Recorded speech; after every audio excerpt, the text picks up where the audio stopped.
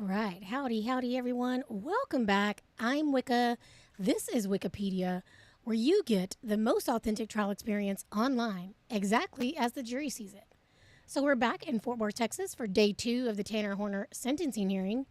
Yesterday, Tanner Horner entered a plea of guilty to aggravated kidnapping and capital murder in the death of 7-year-old Athena Strand. Today, the jury sees video evidence and interrogation footage. No commentary, no breaks, no interruptions. Let's go.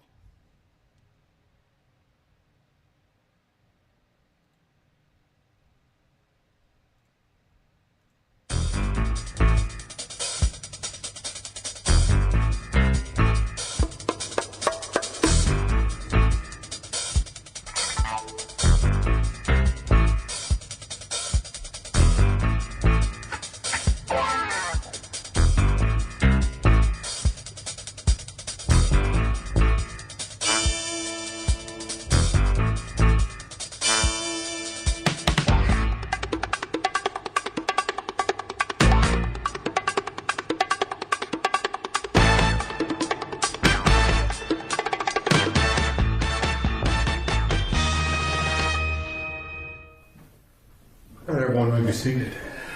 Good morning. We are ready to proceed, ladies and gentlemen. This witness has been previously sworn to testify truthfully. Okay, this is statement. Oh, let's do it. Your Honor.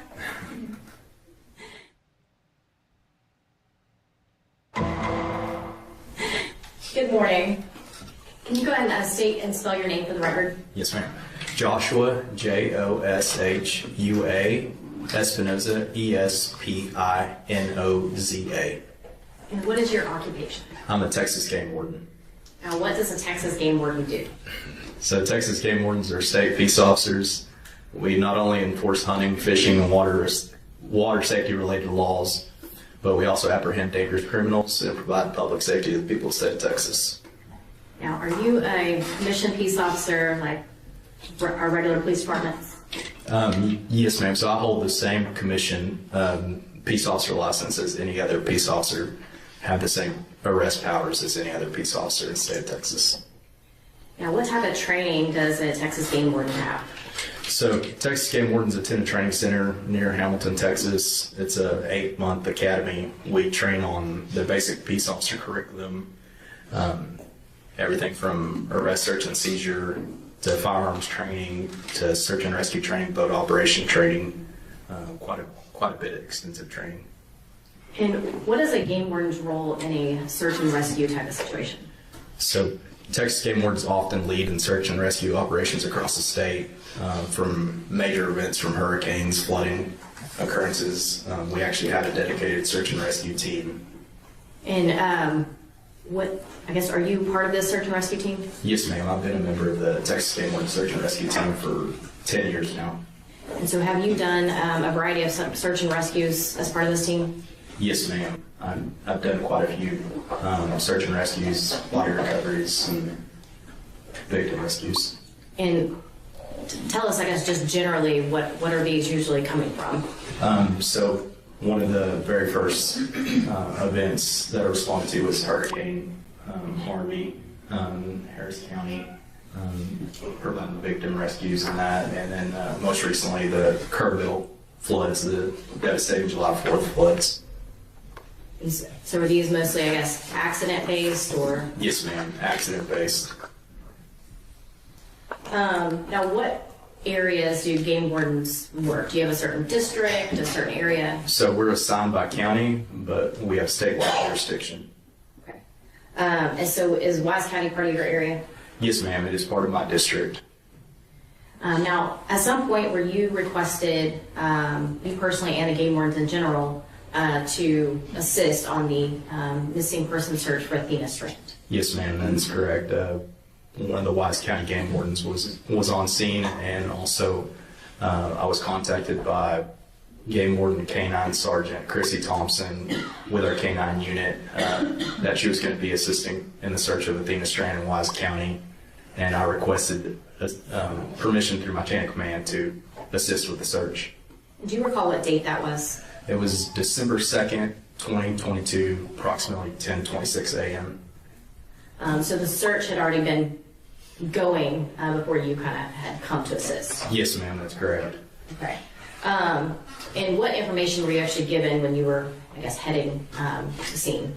That there was a missing child, 7-year-old child, Athena Strand, had been missing from a residence in a rural location in Wise County. And where were you asked to, I guess, report? I was asked to report to Athena's residence, which is, I believe, is 268 County Road 3573 near Paradise, Texas, a rural area. And when you arrived, what did you see?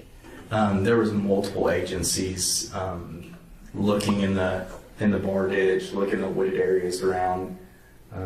I actually ran across 2 Fort Worth police officers and assisted them in searching a heavily wooded area after getting permission from the landowner.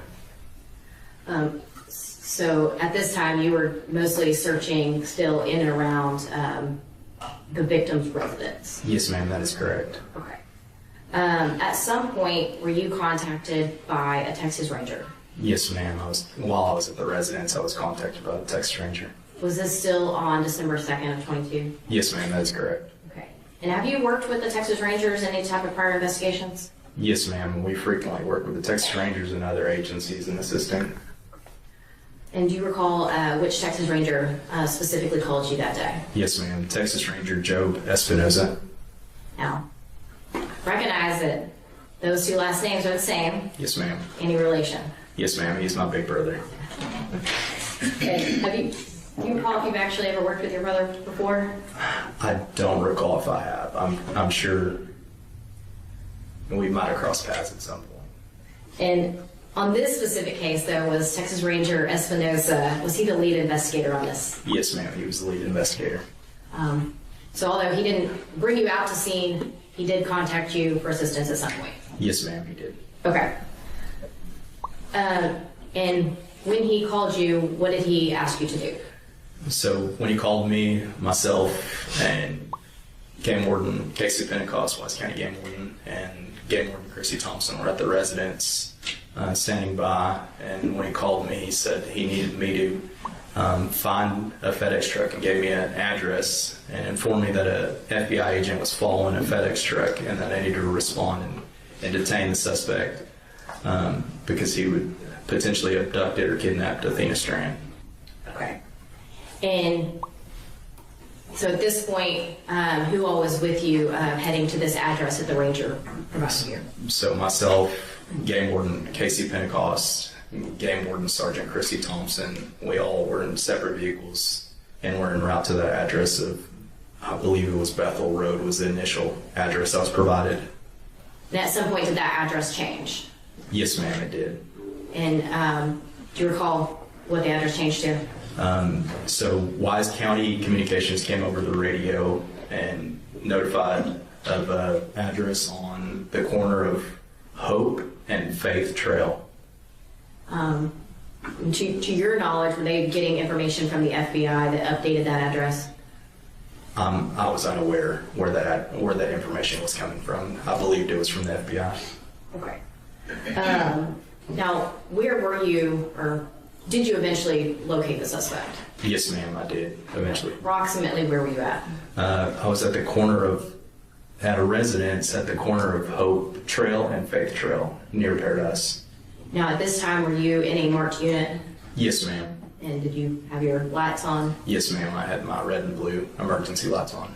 Now, when you saw the FedEx truck, can you just tell the jury what happened? When I saw the FedEx truck exiting the driveway, I pulled my patrol truck in front of the FedEx truck with my lights activated, my red and blues, and I got out and performed a felony stop with my pistol drawn due to the gravity of the situation of it being a kidnapping treated as a felony stop. I ordered the suspect to put his hands up and face away from me and place him in handcuffs. And was there any other law enforcement with you at that time? Yes, ma'am. Wise County Sheriff's Office deputies were on scene as well. Do you see the person in the courtroom today that you detained on December 2nd of 2022? Yes, ma'am, I do. He's sitting right over there wearing blue slacks and blue jean shirt. Your Honor, let the record reflect that the witness did point to the defendant. Record so reflect.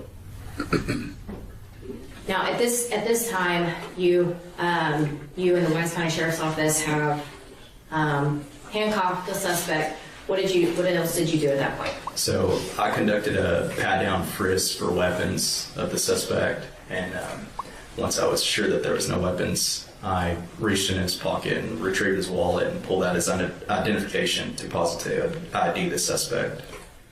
And what did you do with that identification or driver's license? With that driver's license, I radioed it over to Wise County Communications Dispatch that he was detained, that driver's license was the individual that was detained. And why do you guys do that? It's a matter of keeping a log with our dispatch. Once that part is done, at any point did you notify Texas Ranger Espinosa that you had found the suspect? Yes, ma'am. I called Texas Ranger Joe Espinosa via cell phone. And did he arrive on scene? Yes, ma'am. Once Ranger Espinosa and whomever he was with arrived on scene, what did you do at that point? Well, once he arrived on scene, Ranger Espinosa told me that he had left in such a haste and requested that I hand over my body camera because he had forgotten his recording device. So he took his brother's body camera? Yes, ma'am. Okay.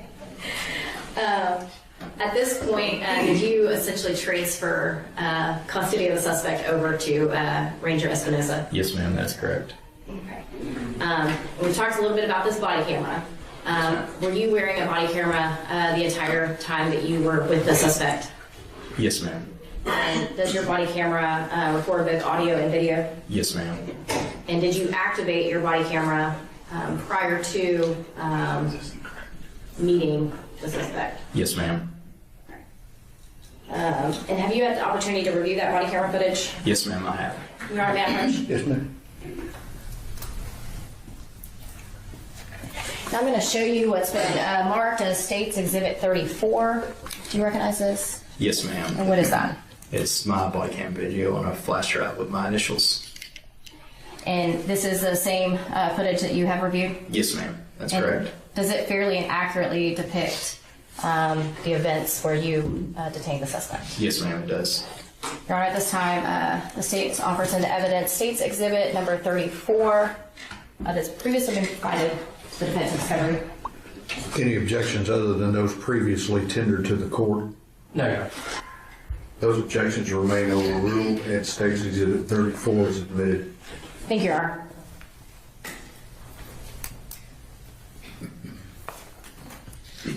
Your Honor, may I publish the video? Yes, ma'am.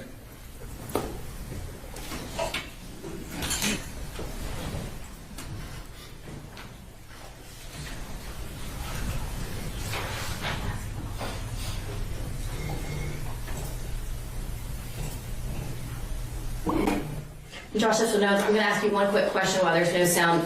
Can you explain why there is no sound right now? So the reason there's no sound is when the body camera is on, it has a 2-minute pre-record where it records only video and no audio, but once you hit record, it actually picks up the audio as well.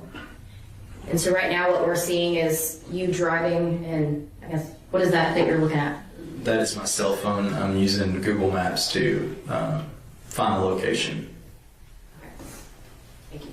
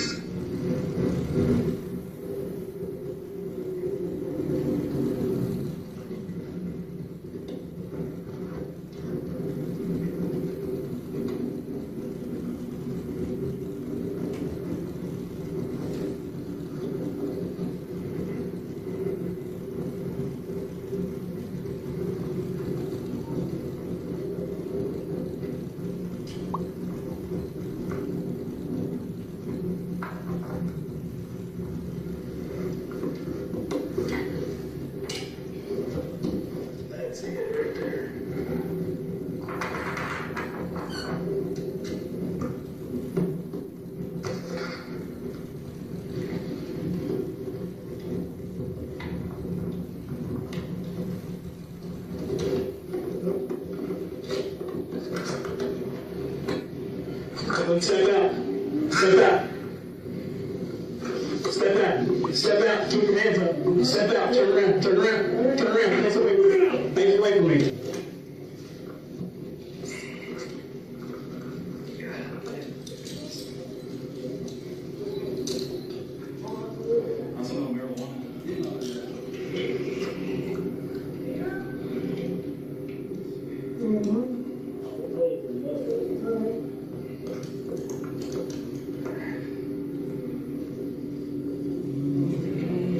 Firearms or anybody?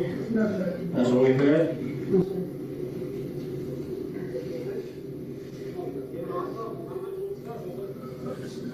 What is this? What you got in your pocket? Keys?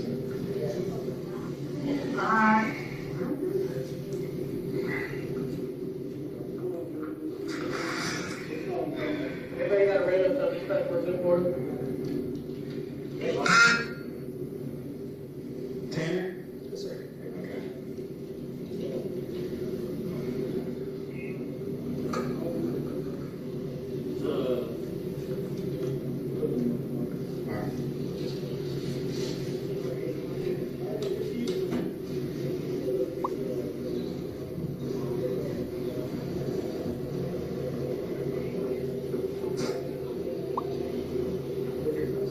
Yes, sir.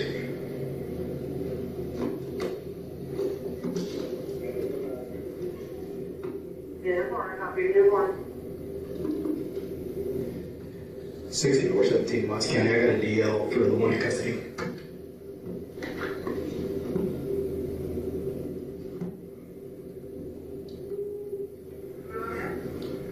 It's going to be Texas deal 26698029. Last name's going to be Horner.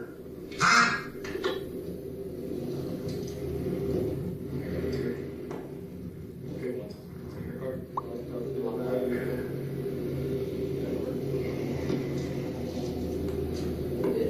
Yeah. It smelled like weed. Strong. Yeah, when you rolled out of the van. I didn't think he was going to stop. My brother said that's all the FedEx tried to take it down. And he's like, take it down. So, let me call him.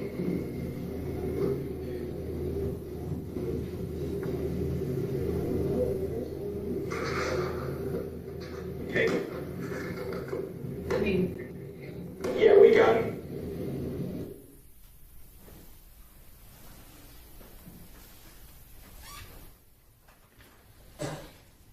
Gabriel Espinosa, in the background, you faintly heard somebody yelling for Athena. Were you able to look in the truck for Athena?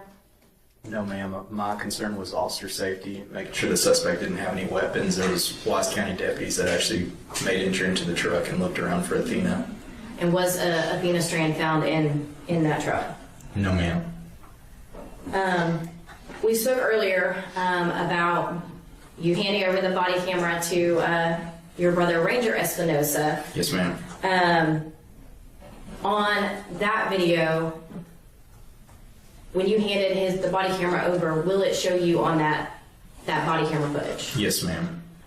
And why is that? Because of the 2-minute pre-record, it catches me taking off the body camera and catches me on video.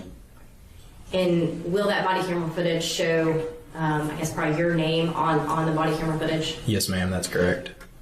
Other than handing the body camera over to Ranger Espinosa, did he have full control over that body camera as soon as you handed it to him? Yes, ma'am, he did. Your Honor, may I approach? Yes, sir. Yes, ma'am.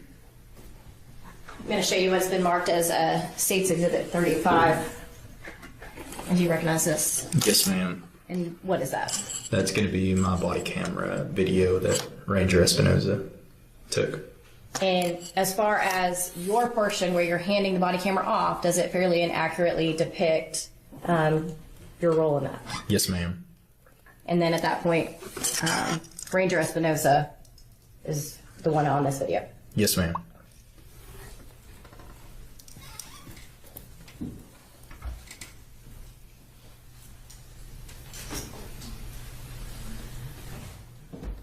Once Ranger Espinosa takes custody of the suspect, Did you have any additional role in the search for Athena Strand? Yes, ma'am. What did you do? Continue to search, was provided with a location of, the best way I could describe it was a bamboo forest. We were tasked with taking the canine to that location to search for Athena, but were unsuccessful in searching that area and locating Athena. So Athena Strand was not found in the bamboo forest? No, ma'am. Okay. Were you sent to a different location at some point? Yes, ma'am. I was provided, I don't recall how I was provided the location, possibly the sheriff's office of Bobo's Crossing on the Trinity River. And we went to that location, but due to the nightfall and traffic conditions, roadside, we decided it was unsafe to run the canine on that location. And you talked about a canine. Was this your canine? It's Texas Parks and Wildlife Department Game Warden canine that's assigned to Texas Game Warden Sergeant Chrissy Thompson. It's her canine. And you were with her on that scene? Yes, ma'am, that's correct. At that time, who all was there with you? And it was just you and the canine unit, and who else? As well as Game Warden Casey Pentecost, Wise County Game Warden, and several other officers from the Wise County Sheriff's Office. At some point, did Ranger Espinosa and anybody else show up? Yes, ma'am. And can you tell us about that? Ranger Espinosa showed up with Mr. Horner, and Mr. Horner was able to inform Ranger Espinosa where he had put Athena. And was Athena Strand found at Bobo's Crossing? Yes, ma'am, she was. And were you there when her body was recovered? Yes, ma'am. You mentioned earlier that you've been a part of many body recoveries. Yes, ma'am. Was this different? It was completely different because this was murder and not just an accident. Thank you.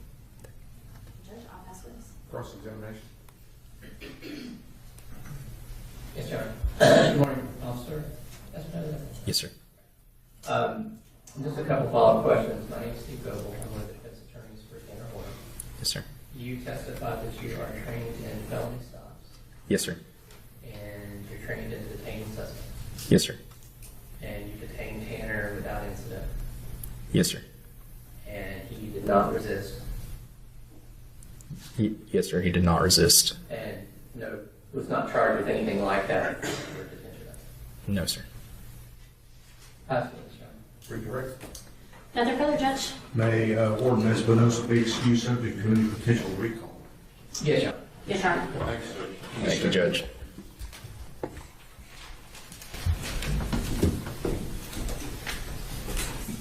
Who do you have next?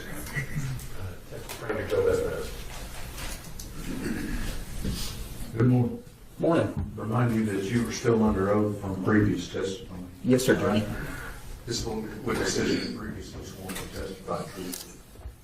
Mr. State. Thank you, Your Honor.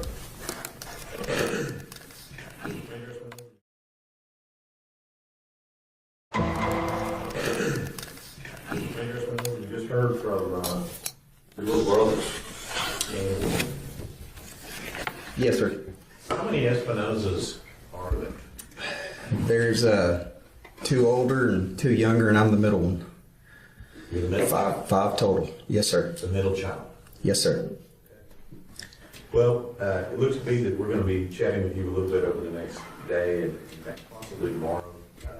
Would you do us a favor and introduce yourself to the jury with your first and last name, and then give us a short summary of your law enforcement training up to today? Good morning, everybody. Joe Espinosa, J-O-B, just like in the good book. I've been in law enforcement for going on 19 years. Started in 2007 with the Grand Police Department. Then worked with the Pelham County Sheriff's Office as a patrol deputy, and then worked on a narcotics and major crimes task force until 2015. Then I was hired by Texas DPS as a state trooper, and I was stationed in Mission, Texas, on the Texas-Mexico border, primarily assigned to Operation Secure Texas for 2 years. I was able to transfer and get back home, and spent the next 2 years in Mineral Wells as a state trooper there. And then in January of 2020, I promoted to the Texas Rangers in Company C, the Panhandle, stationed in Childress with the headquarters in Amarillo. In 2022, I transferred to Wise County, where I stayed until 2024. And I then transferred to Parker, Palo Pinto County, still under Company B. And now here we are. So from DPS Academy to Ranger in 5 years. Right at 4, yes, sir. And when did you say you got promoted and made Ranger? January of 20. COVID Ranger. Yes, sir. Now, you talked a little bit about some of the other cases you worked. You said you worked major crimes, and things of that nature. Have you ever worked any homicide cases prior to the time you made Ranger? Yes, sir, I had. And then since you made Ranger in January 2020, have you similarly worked homicide cases? Yes, I've been involved in major crimes, unfortunately, all over the state of Texas, even in my tenure as patrol officer to a state trooper, and then obviously that our primary function as Texas Rangers is to investigate major crimes, which would be homicides, ag assaults, robberies, bank robberies, kidnappings, sexual assaults. And I've often referred to the Texas Rangers, and I've heard them referred as an assisting agency. Is that an accurate description? Yes, sir, it is. We're here to obviously to serve the great state of Texas and support our local agencies in any form or fashion. We just come in and we are an extension of that office, working for that community or whatever community we get tasked to go to. And for what we're here for today with regard to Athena Strand, was that your capacity at that point, is to come in as an assisting agency with the Wise County Sheriff's Office and the FBI and other agencies? Absolutely. Just there to provide all the resources we could on a missing child. And let me, just to get an idea, you mentioned the word resources. Are there things that that your company and the Texas Rangers can bring that the sheriff's offices in rural America may not be able to bring to bear? Yes, sir. Yeah. Sometimes it's just a matter of funding for investigations, expertise in crime scene, maybe facilitating a trip to another location, out of state, contacting. The famous saying is, if you know one ranger, you know all the rangers, which means we're connected all throughout 254 counties in the great state of Texas. And we also have contacts all over the nation, so we can tap into those resources and contacts for those local agencies we're supporting at the time. Okay, we're in Texas, you gotta slow down. Yes, sir. Did she give me the look and I missed it? You gotta keep the court reporter happy. Also, as a ranger, it sounds like what you're talking about is stuff involving criminal investigations. Do y'all assist in other types of occurrences, for example, major disasters, missing persons, rescue operations, potentially SWAT operations, things like that? Do y'all also help out with that as well? Yes, sir, we do. So we have a special operations group. We also have which is our SRT, special operations group that does most of the felony warrants for local agencies. Like I said before, search and rescue stuff we can tap into, aircraft, and we have dive teams at our disposal. We have a lot of different resources that can supplement our communities. And that's something would you say that most rural sheriff's offices, they don't have helicopters and dive teams and things of that nature? Not too many around this part of the world, no, sir. And that's where you guys come in? Yes, sir. And in this particular case that we're talking about today, what was your role overall in the investigation into the abduction and murder of the Initially, it was just that missing 7-year-old little girl. Hey, let me get out there. Let me provide resources. Let me see if I can't call our partners in Fort Worth first for a helicopter. Let me see if I can get some troopers on scene. Let's find her. It's cold. It's late. That was just the initial response that I had. And then at some point, and I'm just trying to make sure, are you the lead ranger in the entirety of this investigation? Yes, sir, I am. And so in that capacity, would you say that most things that are going on with this investigation are coming through you in some capacity?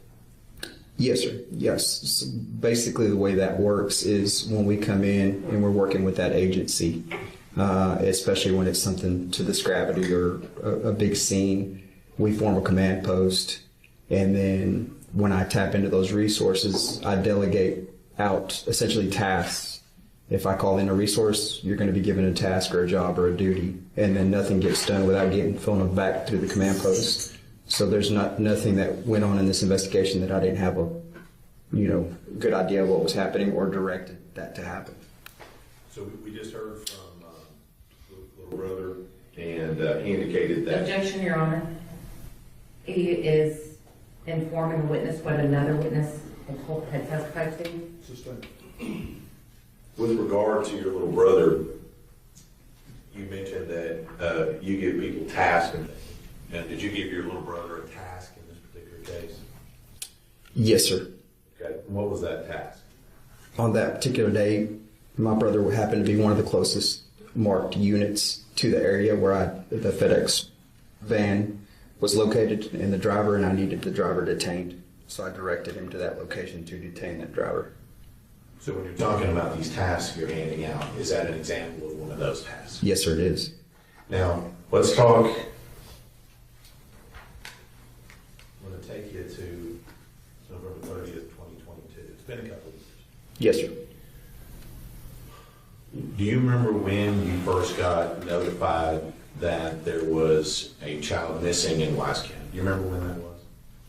Yes, sir, I do. Tell us about it. I just actually got home from a training. It was pretty late at night, and I have, as the ranger for any area, I get notifications on my phone, state phone, which essentially says exigent things going on in the county. The notification on my phone was that there was a missing 7-year-old child. I contacted Wise County Dispatch and say, hey, what's going on with this? It's like, oh, they're saying this little girl wandered off from home. And she's missing. So I then contacted the on-call investigator. I said, hey, what can I do to help? And he said, she's wandered off before. Maybe we can find her quick. I said, well, it's really, really cold tonight. I'm a father, and this is my county. Let's find her quick. I don't want her to be cold. I don't want her to be lost. I'm going to come out, and I'm going to provide resources. And we've talked a little bit about resources that you might have available. So in this particular case, at that particular time, when you first get that call, what resources do you call in at that point to assist in locating little Lynn? So I was advised of the sheriff's office. They had reached out to local fire departments. I tried to contact our helicopter at the time. They were unavailable, so we contacted Fort PD's helicopter. And then I got every trooper that was working in the area to respond, just add more bodies to help look for her. And then contacted and put other rangers on standby just in case it was a prolonged incident, and went to the next day. Did it end up going to the next day? Yes, sir. So I'm going to split this up a little bit so we can stay focused on what happens on each day. Okay, so I'm going to stay on November 30th, 2022. Okay. Yes, sir. So on that day, she went missing. You told us that your role at that point, you were getting additional resources. Yes, sir. Okay. And it would to include helicopter and manpower. Is that right? Yes, sir. Now, let me just ask you, did you yourself go to the scene where Athena went missing? Yes, sir, I did. And once you get there, what do you, I guess, inside, what are you kind of hoping is going to happen when you get on the scene? My initial thought to the response would be that we would quickly locate Athena with the resources provided, and then we would hopefully all go home and get warm. Right.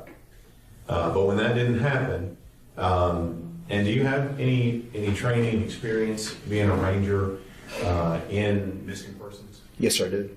And let me just ask you, based on that training and experience, if a child is not located quickly, who are the most likely suspects in that? It's usually family. And is that was your thought in this case when Athena was not found quickly? Yes, sir. Now, this location, do you remember the address? Yes, sir. The exact physical address was in Cottondale. I have to reflect to my report to give you the actual numbers. If I told you it was on County Road 3573, would you agree with that? Yes, sir. 268 County Road 3573. And so you're there, you're on scene. Do you remember what time you got physically on scene? I don't recall. It wasn't too long after she went missing. Okay. And so I'm going to stay on that day there. You're getting resources. When it comes to parents and interviews, what are you doing in that aspect? So my immediate thought is let's go ahead and lock everybody in on a statement and try to corroborate that statement with digital evidence, which would be cell phones, text messages. And my goal is to lock everybody in that night, especially the people that were in close proximity to Athena on that time. So that's what I started doing on scene. And who all did you interview out of the family? I interviewed Ashley Strand. I interviewed Maitland Gandy. I interviewed Jacob Strand. I interviewed Mark Strand. I interviewed Zach Strand. Just interviewed all the immediate people. Zach Strand's wife, I can't recall her name off the top of my head. A lot of folks.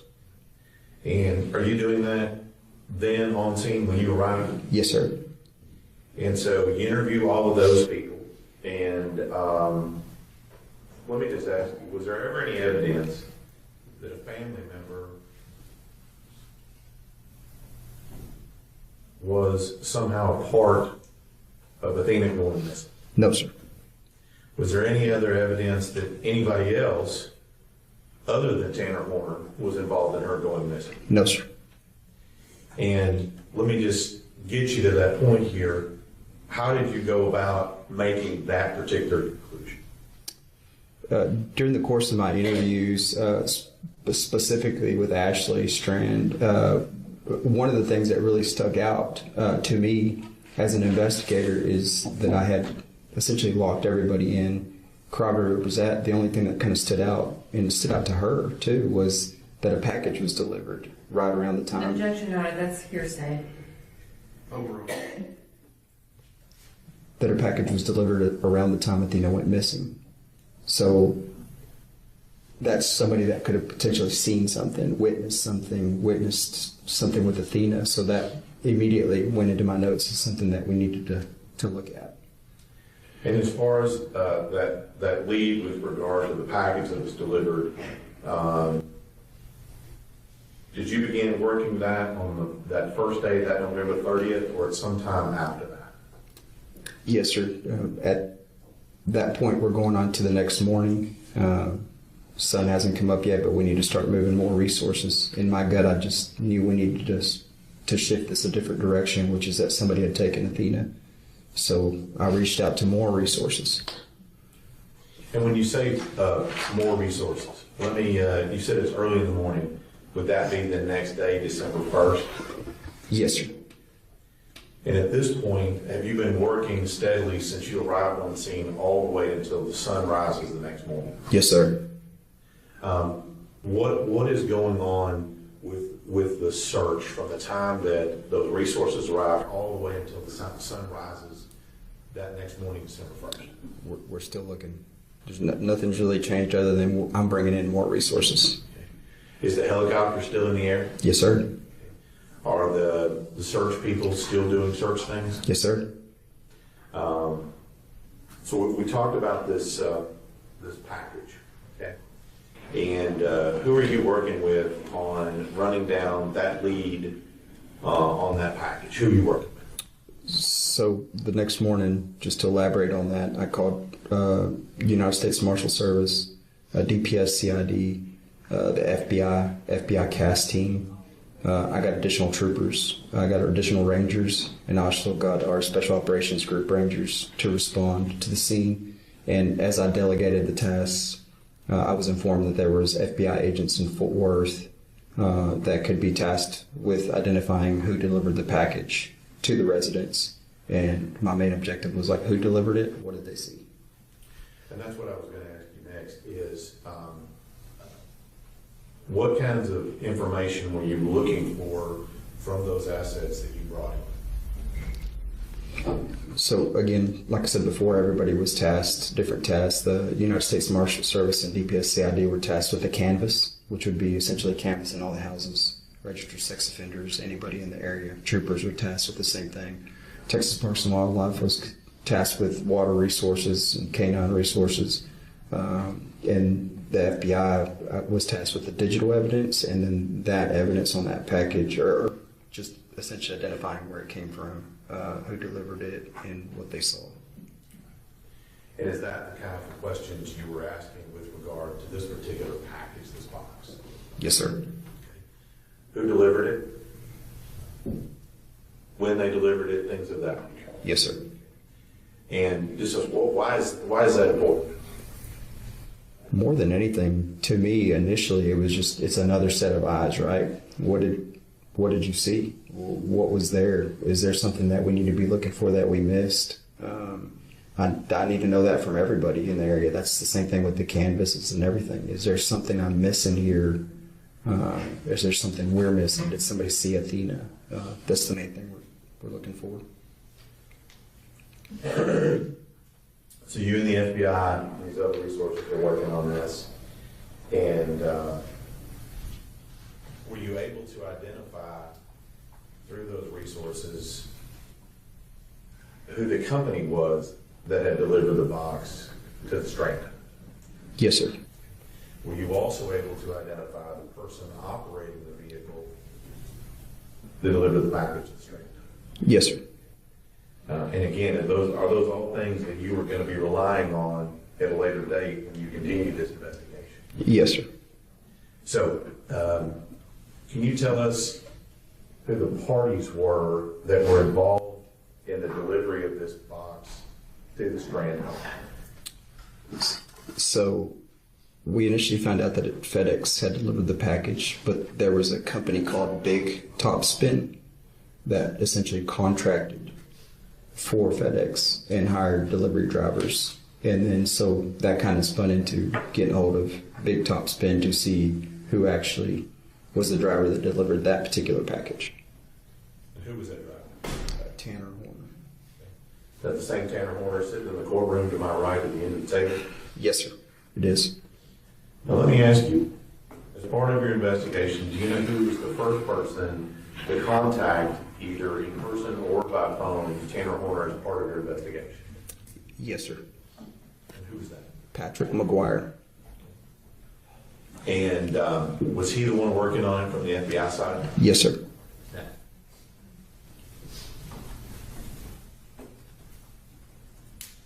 We stop right here. I'm going to ask you, so far, we are now midway through day 2. Yes, sir. You said the search is still ongoing. Yes, sir. So right now, midway through day 2, what has your investigation revealed at this point with regard to Tanner Horner in this case? That he was the delivery driver that delivered. Objection, Your Honor, that is all based on hearsay. Sustained.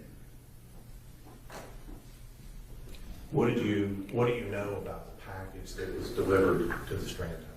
Objection, Your Honor, that's also based on hearsay. That's sustained. So what information are you acting on as part of this investigation to make determinations about the package being delivered to the Strand?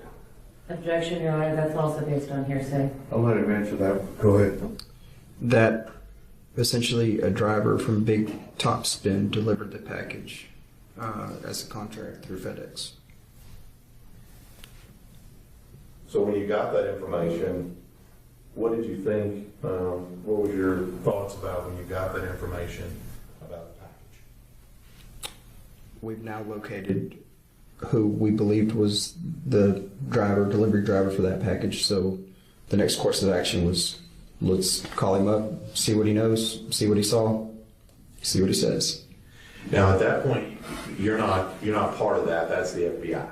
Correct.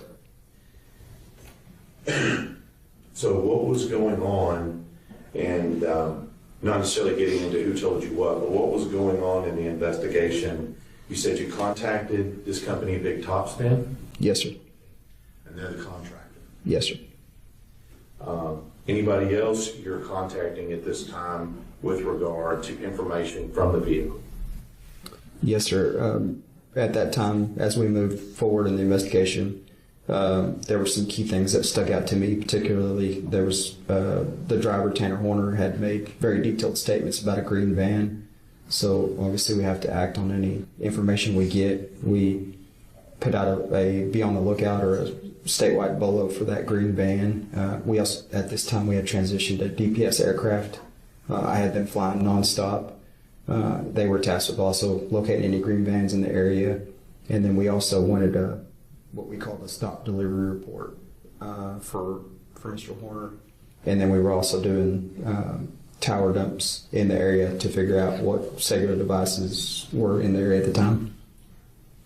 And at some point, did you come to find that there was camera footage possible from the vehicle? Yes, sir. The first reason I asked for the camera footage is because of the green van. He stated a very detailed description of the green van. I'm like, hey, do they have video? Maybe we can see a license plate on the video of the FedEx van. And then I was advised that FedEx contracted with the company. Objection, Your Honor, that's hearsay. Yes, sir. What was the name of the company that runs the camera system in the FedEx truck? Velociter. And do you know where Velociter is located? North Carolina.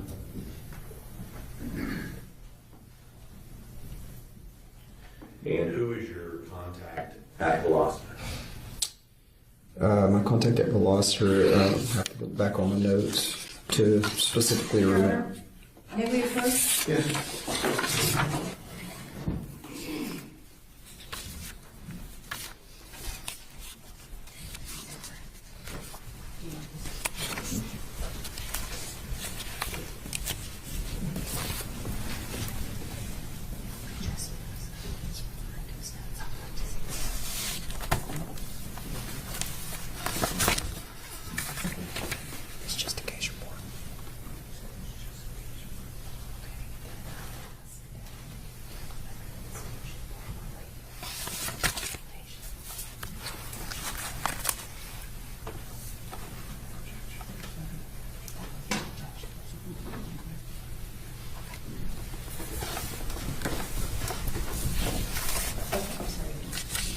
One more. Oh.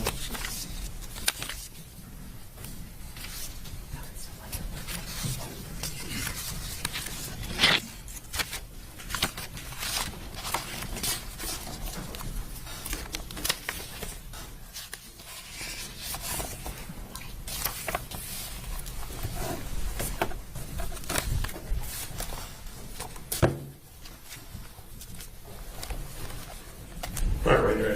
Who's your contact at Velociter? Jim Becker. And again, what is their role in this particular investigation? They essentially provide the camera software for all FedEx trucks.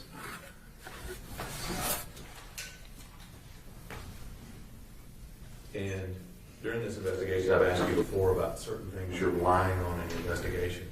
Was Velociter able to provide you anything that you were able to rely on in conducting your investigation? Yes, sir. Jim Becker, with the assistance of the FBI, was able to provide us video from the FedEx truck.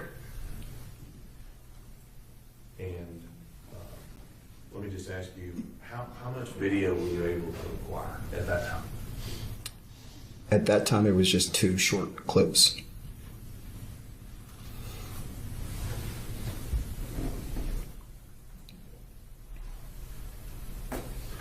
You remember when you got those? Yes, sir. As the investigation had shifted and we were in the process of detaining Mr. Horner, we received those simultaneously. So, and that happened on December 2nd? Correct, yes, sir. So still back on December 1st, you've indicated at this point in time, you've got the FBI working on some things, you're working on some things, trying to get video clips. Is that what we're doing so far? Yes, sir. And you said we have identified Tanner Horner as a driver. Yes, sir. So as the sun sets on December 1st, what's the status of the search at that time? It's continued. We still have every resource available going. Everybody's still looking, and we still have aircraft looking as well. At any point up until the time we're talking about the end of the day, December 1st, has that search ever been discontinued? No, sir. Helicopter still going? Yes, sir. Search team still in the air? Yes, sir. I'm going to move you to day 3. Okay. December 2nd.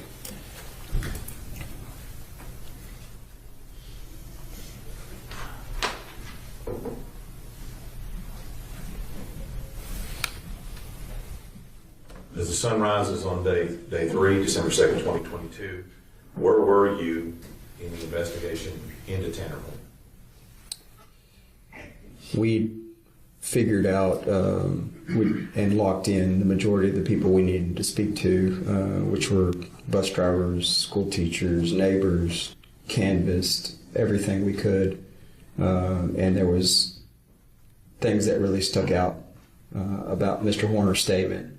So we continued to work on obtaining video, and we continued to obtain more information on his stop delivery report that day and what his route was.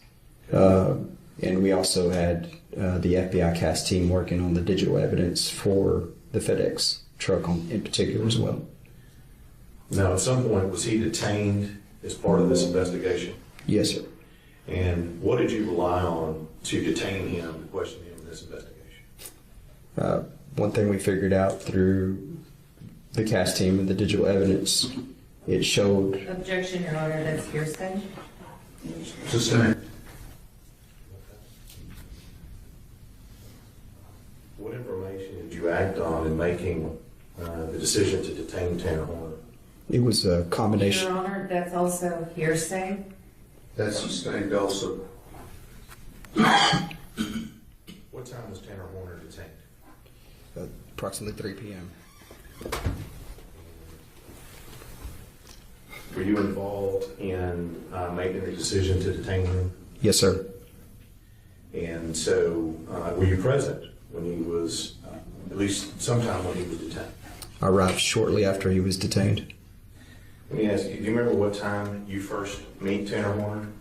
A little after 3 p.m. on December 2nd.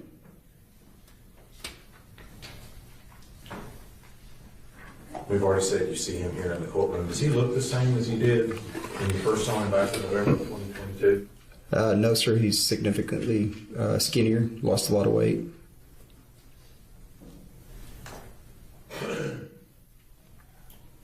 So once you have him detained, what do you do? I talked to him. Okay. You said you had gotten video clips. Yes, sir. What'd you see? I saw that Athena was still alive and that she was placed in that FedEx van by Mr. Horner. And based on what I was seeing, it was exigent. And I felt there's a possibility that Athena was still alive and we needed to bring her home.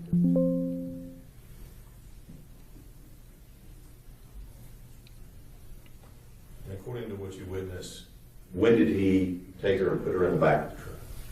On November 30th.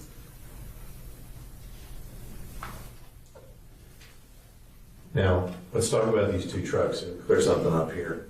The truck that he was detained in on December 2nd, was that the same truck that he put her in on November 3rd? No, sir, it was not. And were we able to acquire and locate the original truck that he was in on November 3rd? Yes, sir. As part of my investigation, we secured the original truck he was driving that day and had it secured at the Wise County Sheriff's Office. Okay. The truck that he was driving that day, are you aware, and I'm just going to do this by license plate, are you aware of the license plate on the truck that he was in on November 30th? Yes, sir. I have it documented as Nora Robert 4995, or that's NNR 4995. And that's the truck that he was in on November 30th? Yes, sir. That's the van that we identified that he was driving on the day that Athena was abducted. So keep this straight now, we have two vehicles at play here. Yes, Is sir. that correct? Yes, sir. And we have the vehicle that she was abducted in on November 30th. And then we have the vehicle that he was detained in on December 2nd. Correct. Yes, sir. And I know you didn't conduct any of the CSI work on any of those vehicles, did you? No, sir. But did you make provisions to ensure that both of those vehicles were taken and placed in such a position that they could be forensically looked at and have CSI look at them at a later date? Yes, sir. I made sure they were secured for processing. And the other vehicle, the one that Athena was taken in, where was that at the time? We had been in contact with Big Topspin, who told us that it was being operated by another driver at the time. So we instructed them that it was important that we get a hold of that vehicle and that it be brought to the Wise County Sheriff's Office. And was that done at that time? Yes, sir, it was. Now, so now we have him being detained. You're making revolutions to get both the vehicles to the sheriff's office, correct? Yes, sir. You did say that you talked to him. We're going to get to that in a second. What else is going on in your investigation at the time that he is detained? Again, at the time, based on the video that I saw, I believed Athena was alive, and under exigent circumstances and public safety, I had our special operations group, SWAT team, essentially, make entry into the Horner residence under exigency simultaneously as Mr. Horner was being detained, and pretty much let me know if she's in there or not. Same thing with the detention of him, is let me know if she's in the truck. You used a term there, exigent circumstances. In law enforcement terms, what does that mean? Exigent circumstances is anything for public safety. It can be even in reference to a weapon, a bomb, or in this case, a kidnapping. If it means preservation of life, it allows us to go in there and make sure that somebody isn't in danger, and that if we can effectively save them, that's what we're going to do. And so does that allow you to detain people in furtherance of preservation of life? Yes, sir. Does it allow you to potentially enter a residence in the interest of preserving life? Yes, sir. And were both of those done in this case? Yes, sir. And with regard to entering a home, during that time, whose home was entered and searched at that time? It was Tanner Horner's family home, where his grandmother and family resided. Where is that located, if you remember? In Fort Worth. And so you said that happened at the same time that he was detained? Yes, sir. That seemed to be something that's important to you, that we do it at the same time. Why is that important? Based on my training experience, especially with kidnapping cases, if you hit something, or by hit, I mean if you make entry into something sooner, and somebody there can give a heads up if she's not there in that house, and then it puts that person in danger. So we have to do it simultaneously, so nobody's forewarned, and we can keep any phone calls from going out, because ultimately it's about preserving life. So in this case, both the detention and the search of his home in Lake Worth, were those both done on that basis? Yes, sir. Now, with regard to the truck, was Athena located in the truck? No, sir. With regard to the Tanner Horner's home in Lake Worth, was Athena located there? No, sir. So at this point, if we press pause right here, we have Tanner Horner detained. We have not located Athena. Yes, sir. So at this point, what are you hoping for at this point if we stop right here? Objection or irrelevance? Overruled. I'm hoping to find Athena alive. Now, you said, as part of this, you arrive on scene and you talk to Tanner Horner. Yes, sir.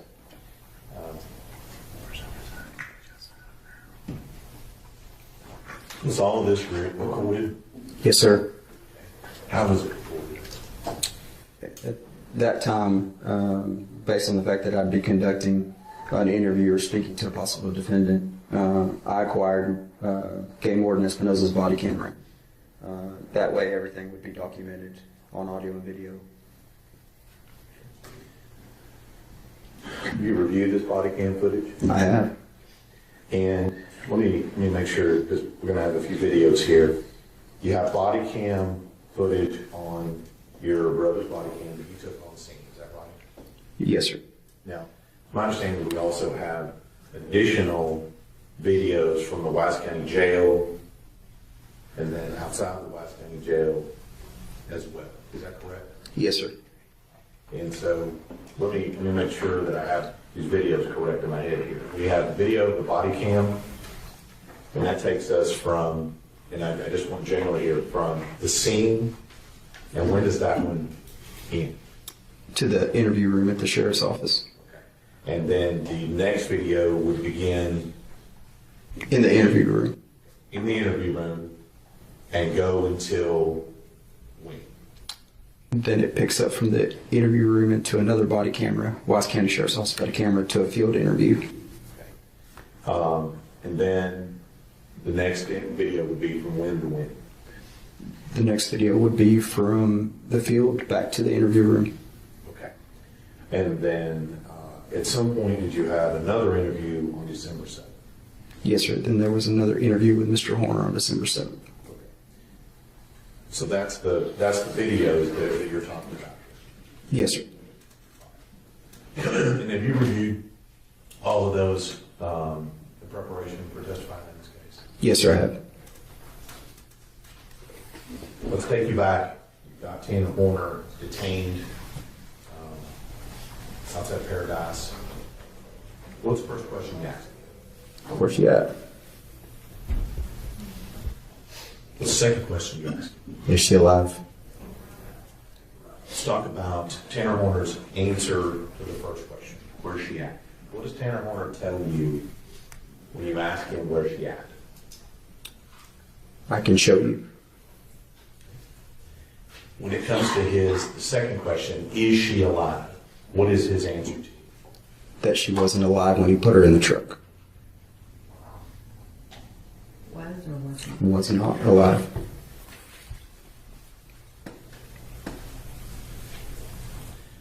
Now, at that point in time, what do you know about the answer to that question, is she alive? I knew that.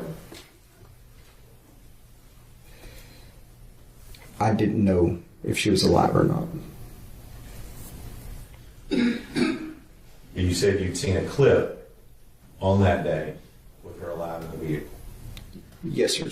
I believed she was alive based on that clip. But when the answer to the question is, she wasn't alive when I put her in the truck, what do you know about the answer that Tanner Horner gave you at that time? I immediately knew that was a lie.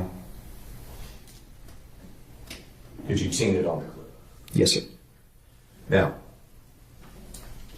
in the first few moments, are you asking him any questions about what happened? No, sir. Why not? That's not part of the public safety exception. The courts have ruled very clearly it's in furtherance of finding and preserving life, not questions on details of the case. At one point, he tries to say details and I stop him. What did Tanner Horner volunteer to you without questioning had happened in that case? Had happened in this case? That she was deceased and that he had transported her to a location with a lot of bamboo. Let me back up a little bit. What, if anything, did Tanner Horner tell you about what caused her to be deceased? That he backed into her with this van. Now, when he says to you that he backed into her with the van, what do you know about that statement as well? I know that's not factual, because based on the two clips that I saw, you can clearly see Mr. Horner putting Athena into the van. But that's just not true. No, sir. So, got Mr. Horner detained, you're on scene, what do you do next? We get in the vehicle along with Investigator Oliver and Ranger Briley, and we in turn have him direct us to the location where he put Athena, or stated he had placed Athena. Now let me ask you a couple of questions about that. Who's driving? Investigator Oliver. Okay. And where are you sitting and where is Mr. Horner sitting? I'm sitting in the back with Mr. Horner. Okay. And you said you end up at a location, you say there's some bamboo there? Yes, sir. Now, who is giving you the directions on how to get from where you are to where this bamboo is? Mr. Horner. And when he's giving you the directions, what level of detail is he able to provide you to guide you from your location where you are to the bamboo? Descriptive turn-by-turn instructions on how to get there. So is he able to tell you what roads to take? Yes, sir. Is he able to tell you what turns to make? Yes, sir. And he's able to tell you where he placed her body? Yes, sir. Now let's talk a little bit about this location. How long does it take you to get from where you detained him until you get to this location where he says he dropped the body? I'd have to guess, but approximately 15 minutes. Didn't take you an hour to drive there? No, sir. Is it still in Wise County? Yes, sir. So this location, and I want you to describe it a little bit, if you will, for the jury, where Tanner Horner took you to this location. When you drive up, what do you see? We drive up, and on what appears to be the north side of the road is a heavily bambooed area, very, very thick with bamboo, and he indicates that that's where he placed Athena. All right. When we say bamboo, are we talking 10 feet tall, 3 feet tall? What are we talking about here? It was 10 feet tall or more. And so you arrive on this location. What has Tanner Horner told you about why this location is important to him? What has he told you? He stated that somewhere where somebody might be able to find her. And so is he able to give you a description of how far in the bamboo, how close to the road? Is he able to describe the exact point at which he placed her body? Yes, sir. And what was that? He stated at this time he's kind of giving us instruction as I'm walking him, and he's pointing out a location in the bamboo, and he's stating that it was not too much further in there. It just essentially giving me an idea of where she was at in the bamboo. So once you're there, what does law enforcement do once you get there? At that time, we'd also been in communication with K-9 additional resources because I wanted to search that entire area. Did you do that? Yes, sir. And at any point in this, when you backtrack that, when you get to this location, what are your impressions of this location? At that time, I felt like I was being lied to again and that she was not there. And based on your observations of this location on this road, why is that? Yeah, just the amount of resources we had, especially with canine resources and everything. It would, in my prior experience, especially if we're being directed to that area, we usually find, unfortunately, human remains or humans with the canine very quickly. Did that happen in this case? No, sir. How far off the road did Tanner Horner tell you he dumped her body? I don't remember an approximate distance. Okay. Did he tell you that she was way in there, close to the road? What was his statements to you as to distance from the road or anything like that? His statements were she was in close proximity to the road, not too far in. Why did he tell you that that was important? He stated that was so somebody could find her. You didn't find her? No, sir. So, when you're out there searching, are you personally out there searching? Yes, sir. And I think you mentioned just a second ago that you had Mr. Horner out of the vehicle and had him pinpointing things to you as well. Is that correct? Yes, sir. And is that when he's telling you where she was, where he put her, so on and so forth? Yes, sir. And again, is all of this still recorded or not? Yes, sir.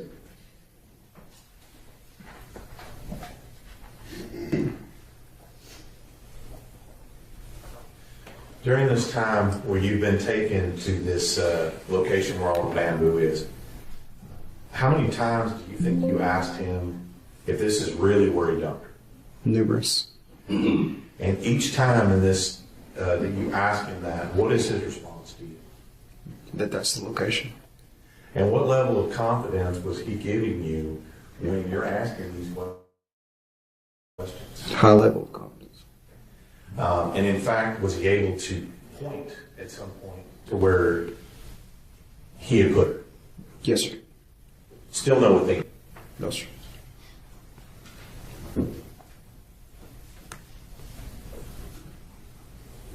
How long do you think you stayed out there on the side of the road looking in this bamboo forest? Us personally, I believe we were out there for about 30, 45 minutes. You said at some point you ended up back at the WYCCAPEDIA jail, is that right? Yes, sir. Why do we go from the bamboo forest back to the WYCCAPEDIA jail? At that time, we exhausted resources as far as checking the home. We checked both vehicles. We checked, keep in mind this is day 3 also that we've been searching. At that time, I felt that he was lying to me and that I needed to take him to a controlled environment and conduct a custodial interview. And was that based on all that you had seen up until that time? Correct, yes, sir. And being out there in the bamboo and looking and not finding anything? Yes, sir. And the canine not finding anything? Yes, sir. And so when you said you're going to do a custodial interview, what do you do differently now when you decide to take him to the WYCCAPEDIA jail? At this time, we're exhausted our public safety and our exigent circumstances. So at this time, I would Mirandize him, make him aware of his rights. Did you do that in this case? Yes, sir, I did. All right, let's stop for a few minutes. We'll take our morning break at this point. We'll come back at 10:35, 15 minutes. Stretch your legs. We'll call you back in just a few minutes. Everyone may be seated.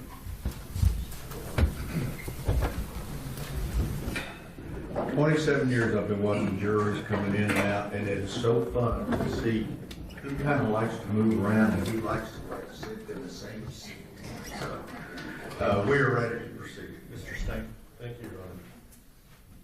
Judge Espinoza, we were talking, I think we ended, you had now Mirandized Mr. Horner, and you're heading back to the jail, is that right? Yes, sir. And is that also recorded on the body cam that we talked about before? Yes, sir, it is. Now, during this time, are you having a conversation with Tanner Horner during this time while he's in the vehicle? Yes, sir. And just to make sure here, when you're coming back to the jail, is it the same parties that are still in the vehicle? Yes, sir, it is. And that would be who still in the vehicle at that time? Be Investigator Joseph Oliver and Ranger Danny Briley, myself, and the defendant, Mr. Horner. And so during this time, what kinds of questions are you asking him on the ride from this location he took you to back to the jail? Just asking if he was sure about the location where Athena was, and just kind of recapping what we talked about previously. At some point, did you ask him any questions about the condition of Athena's body when he dumped it? Yes, sir. And at that time, what did he tell you her condition was when he dumped her body? I believe at that time he stated that she had some bruises on her body. Okay. What about whether or not she had any clothes on or not? I believe he gave a clothing description, but I can't remember any other details other than that. Let me just ask you, when you asked him, did he tell you she was clothed or not clothed when he dumped her? Not clothed.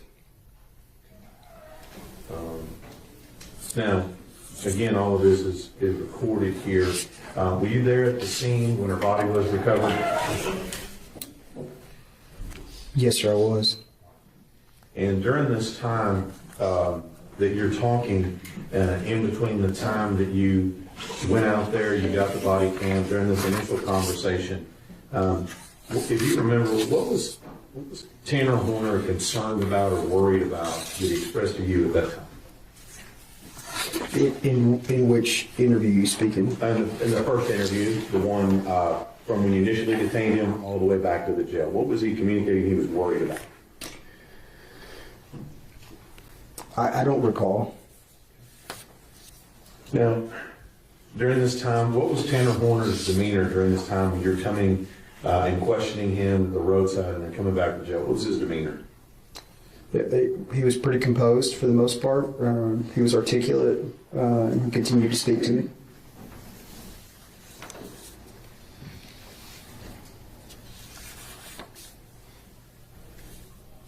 You remember when you, at the point at which that you make the decision that I think you said you're not able to find her, this isn't working out, what does Tanner Horner offer to you as a possibility that something had happened to her? Potentially somebody had picked her up, or and again, looking into the future, where was she when you were interviewing him at this time? she was at Bubbles Crossing in the river. Now, we talked a little bit about whether it was things were audio and video recorded.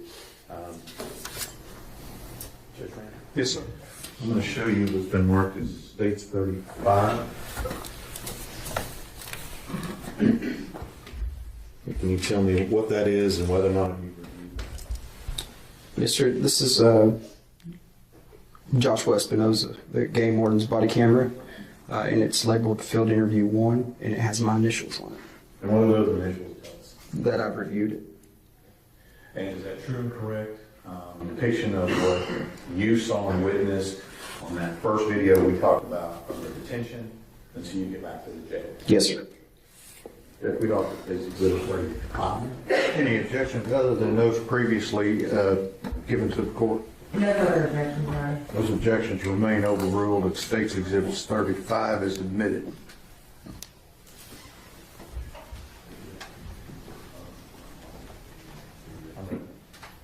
Let me publish, Your Honor? Yes, sir. Thank you.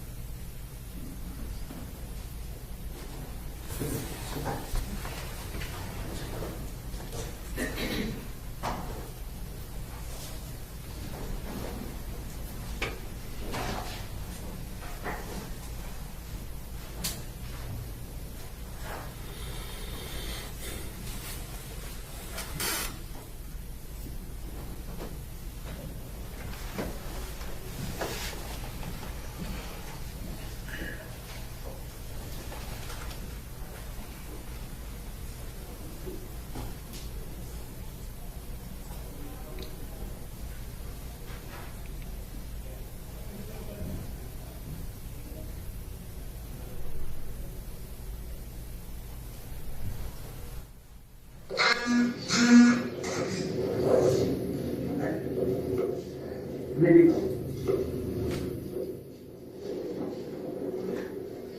Sure, brother. Tanner. Listen, where's she at? Oh, yes, where's she at? That's the most important thing right now. Come on. Where's she at? I can show you, I don't know what the word is called. She alive? Okay. Let's try to get up there. Okay. Let's go home right now.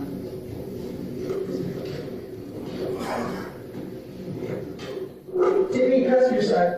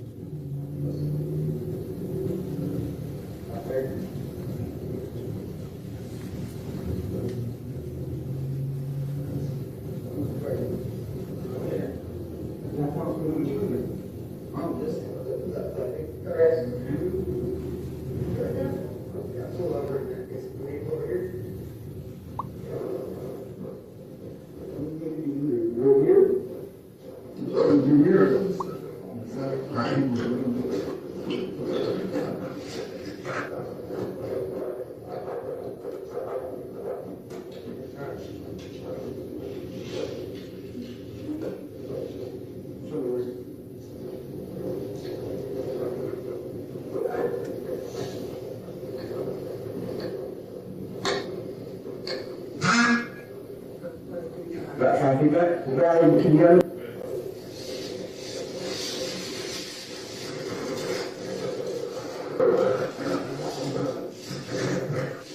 Right here? That's perfect.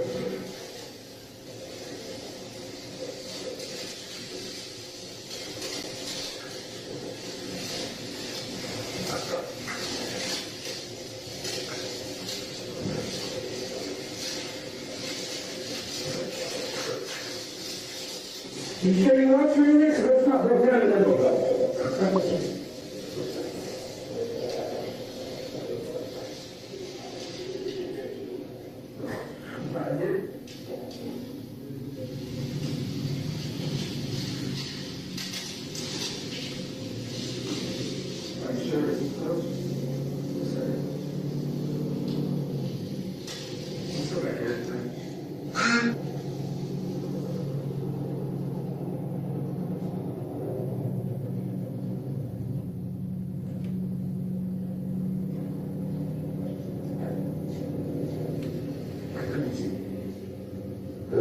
Now that we have a general idea what you said, right? Listen, that's the most important part. We're going to make you where you're at, right? You have rights to any stop and make a mistake. Any mistake you make will be used against you in court. You have rights to an attorney, and you have the right to have an attorney present. You can't afford an attorney when you get appointed to you. Do you understand your rights? Okay, you have the right to terminate this interview at any time. You understand your rights? What's the last part? You have the right to terminate this interview at any time. Okay, listen to me. This was the hard part. We're over the hard part, okay? So now with that, the most important part is make sure we're here. We're good?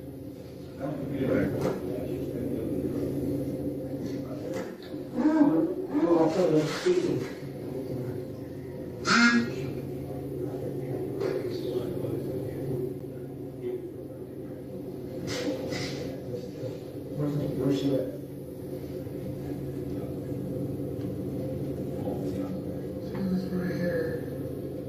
That's right here. Are you sure? Are we dismissing that? You're saying it's right here. Dismiss what? She gave another spot that was just like this? I mean, she could be a little bit further down, but this is where. Well, they're checking here. We're going to drive them.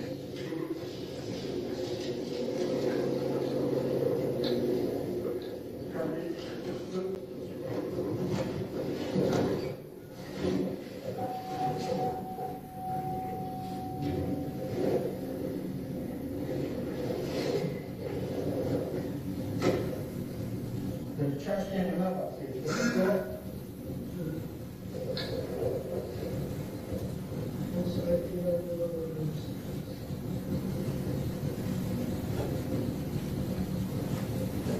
So, you didn't get this one?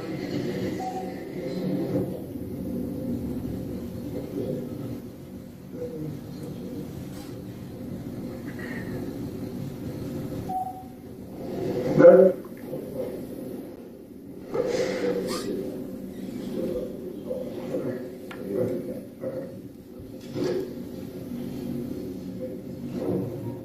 We just want to make sure we find you. If you're allowed to go somewhere, that's even better. This is not.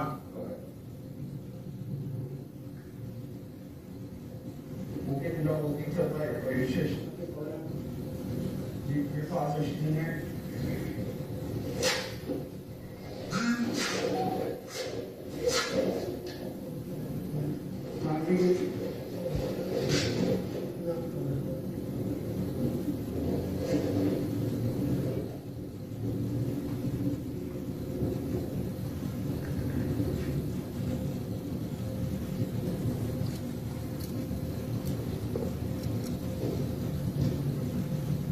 Can you go this far down?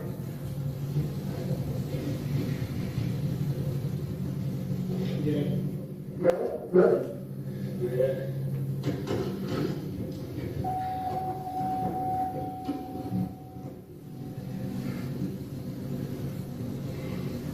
So where did you go in from this side of the road? And would you say you went like right here? You say 9 feet.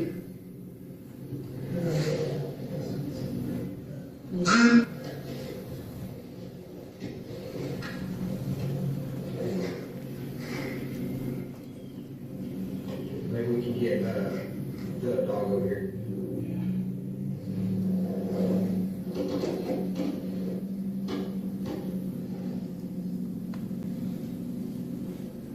Hey, let me get you the location. Can we get you the dog over here? Alright, bye.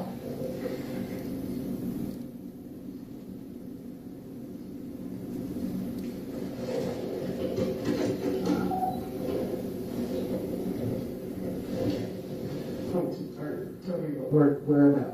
Right there? There's a big bad lemon. Pull up. Pull another one. Stop.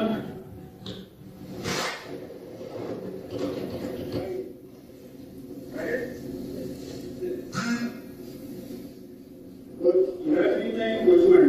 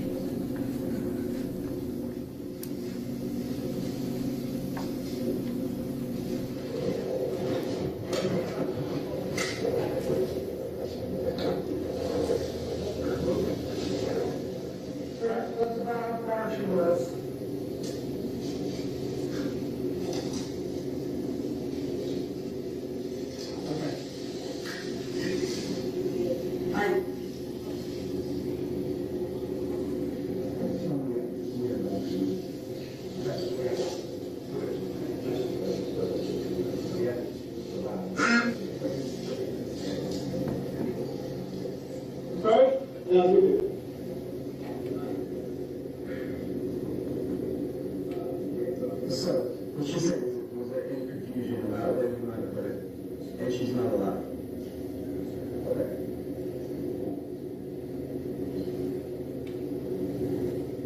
Yeah, let's just go. We're on either side.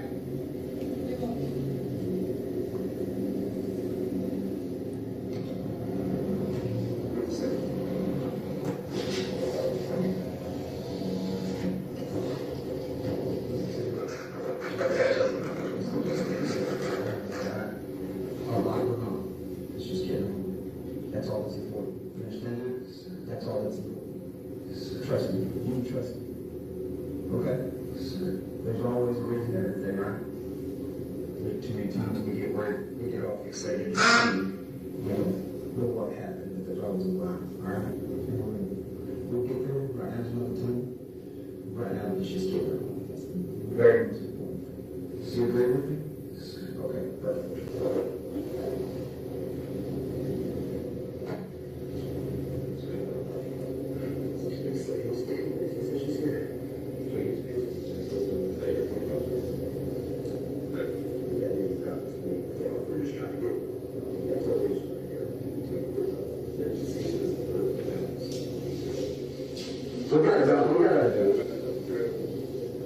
We gotta go.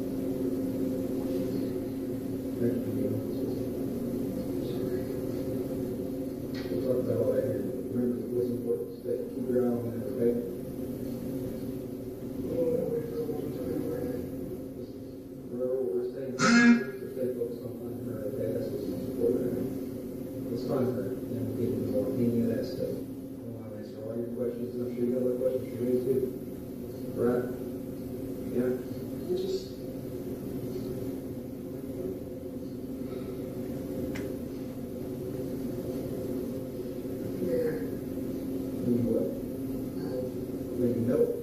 Now, listen, if she's right here, we're gonna find her. If you're being truthful with me, and you're being honest with me, which I hope you are, we're gonna find her. If you're being 100% honest with me, this is where we're gonna find her. Then we'll just find her, and then me and you are gonna sit down and we're gonna talk, okay? Just so we want to get all the details and get into some of that, why, as opposed to the what. And then we're gonna get all that put in front of us, and then we'll resolve all that stuff. Then we'll let you start making some phone calls, whatever you want to do, okay? I promise you that. Yeah, absolutely, yeah, man, that's a small picture, right? That's a small thing. We'll get to that. We'll get you that. Time's on our side, we got everything time. Okay? Just be patient with me. This is priority number one. Okay? Thank you. Thank you for being honest and getting here. Okay? I just wanted that. I just wanted to go. That's it.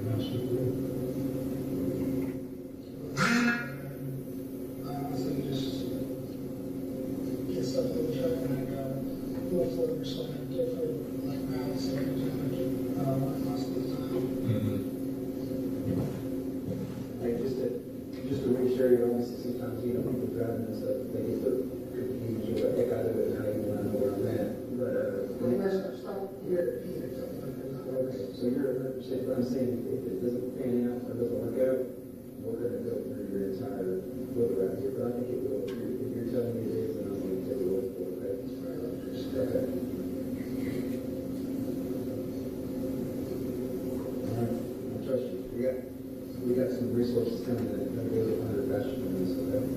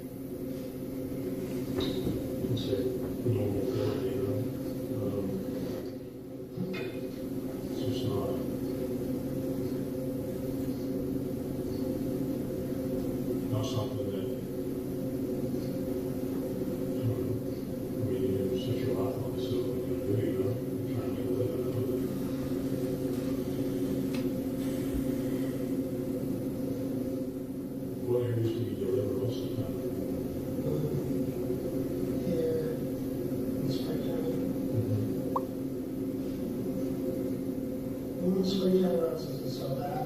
Okay, so that's relatively, I mean, it's not volume, but it's kind of, like, I know it pretty well because I'm painful. But the other one, it's like over the, it's a whole lot. I'm dealing with this stuff and I want to just, then sometimes I'm like, gosh, Harry.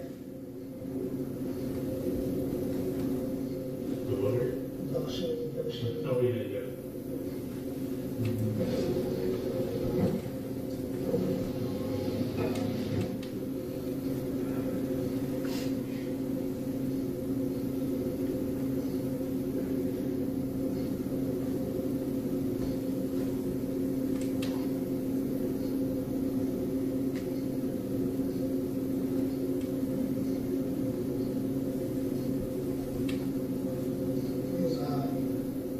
We got a run or? Yeah. I don't even know who that is.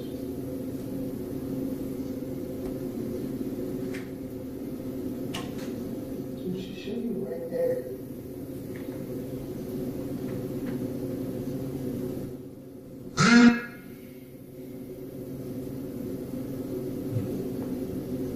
Any other, I'm not from any other castles on this road? I mean, this pretty much just goes from 51 to 114. How far is 114 from here? About a mile back up.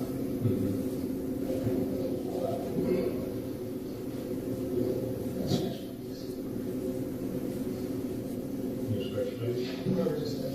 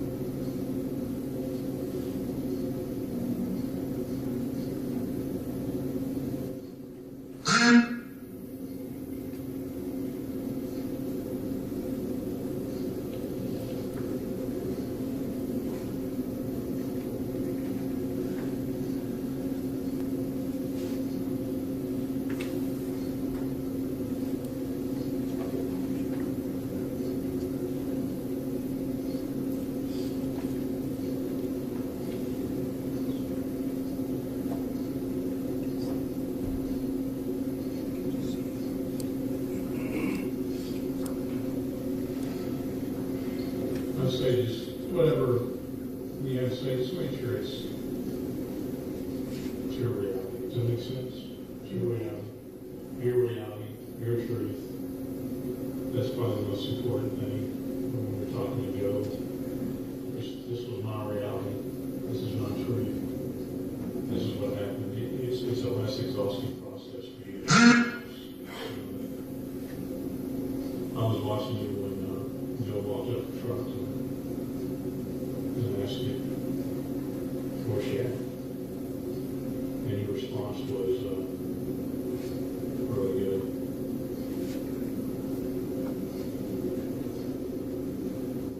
Mm-hmm.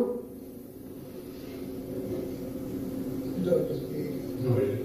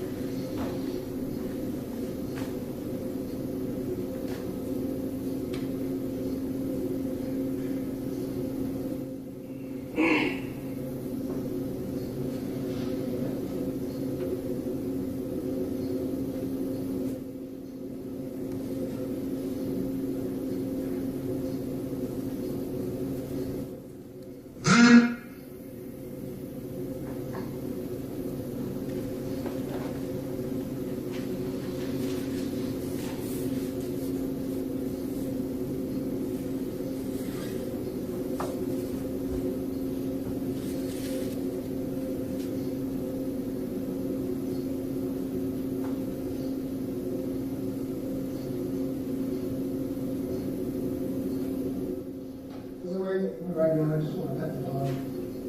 I'm sorry. Sorry, I feel dogs a lot when I'm doing this. Oh, yeah? Yeah.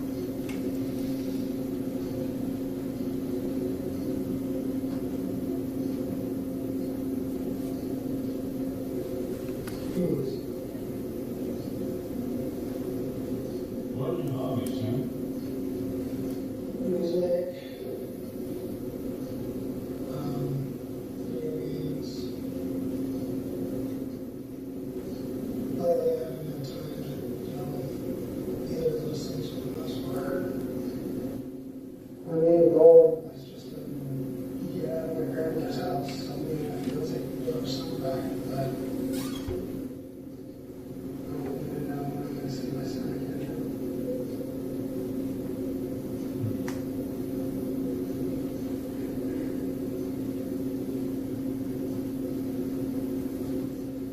we weren't looking at this area, where would we need to go?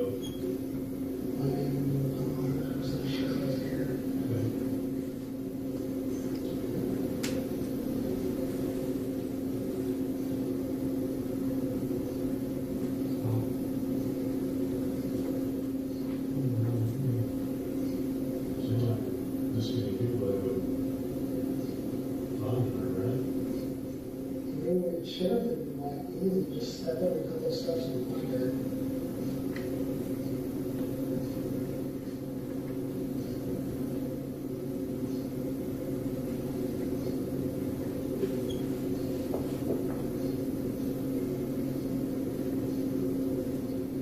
Where do you have back injury? These are God's house, I think they were saying.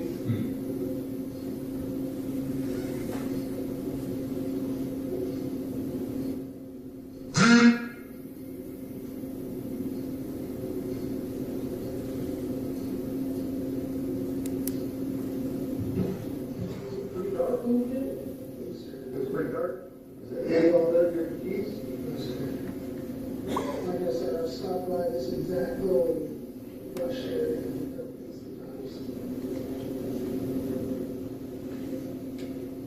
One thing about pulling it out and sudden walking, what do you think? Yeah, man. Will you come this way? So let's just start like right up here. Hang on a second, actually. I'll come with that dumpster, right? Oh, okay.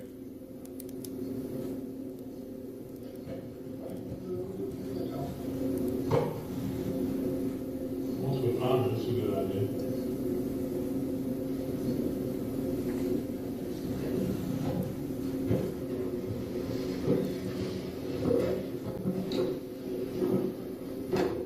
Hang on, I'm going to talking back, let's make confusion. Yeah, no confusion. He's going to 100% on this. Okay. That's fine. It was just stop right here on the side. He's back on this side? Just clear out, and I can just do it just straight up. Okay. How many cars pass by?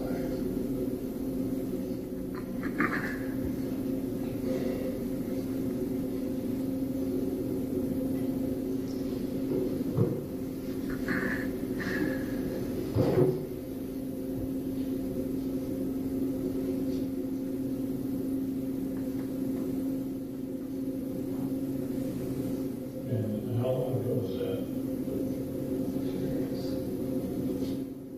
So, as you go to time with that was, that was about the time you were through, so figure out how back it was.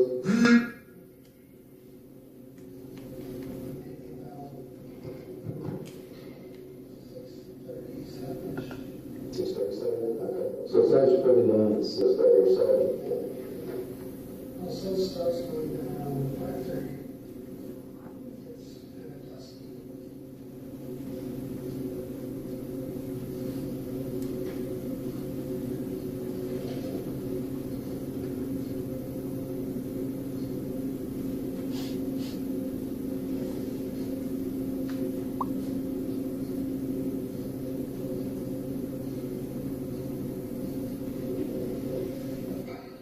You all right? Okay.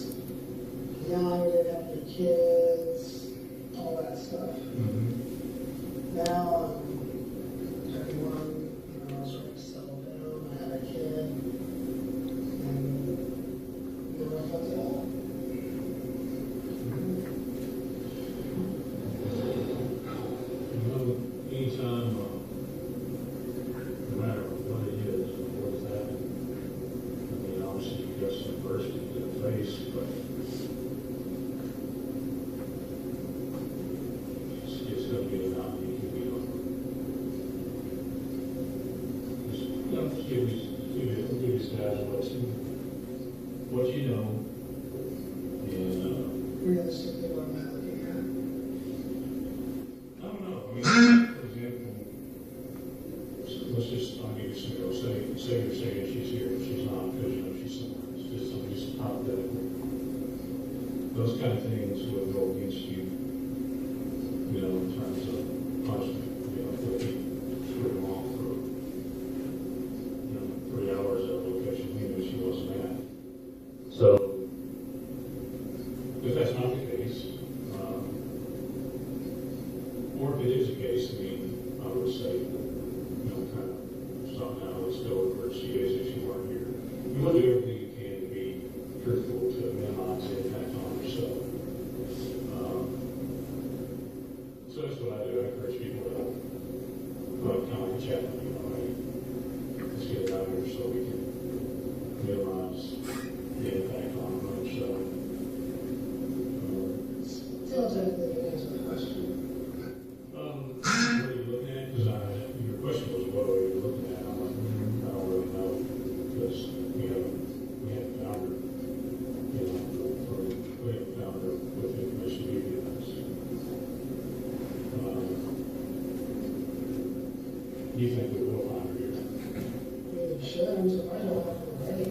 Yeah, she could be right. Like, really just toss her like that. Yeah. Yeah. Well, is there anyone else that would know? Okay, I think we're going to bring the, so we can figure out some detail. Hold on. Hold on my truck real quick, I need something. Go ahead. Go ahead and go do it.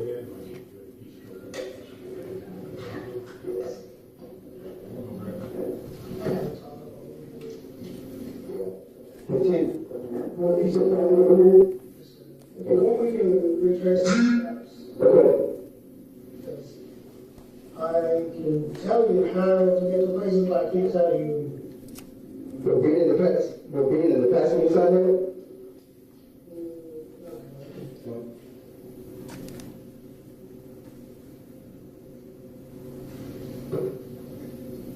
I tossed her right at me. I don't know why I haven't found her yet.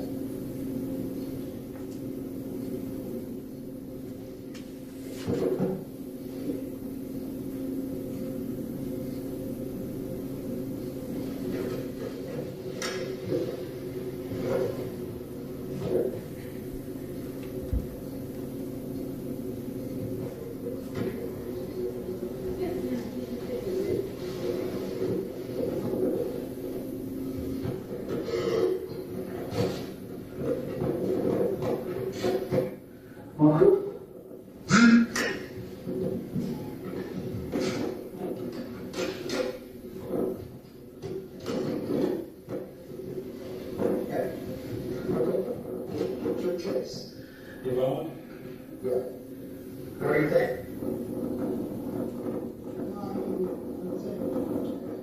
Yeah, okay, but we're going to start, we're just going to go to the end of this road and then come back like when we're done there, okay?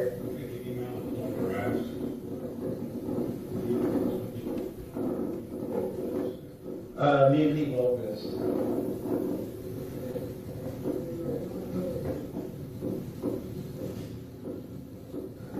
Pass this dumpster for sure.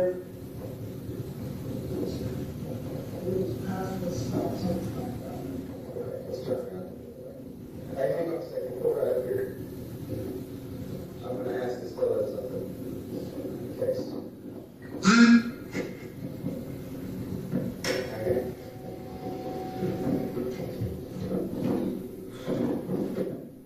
When we ever get cut by any phones or anything? No, sir, I'm just going to toss her out. Toss your head first, feet first, or?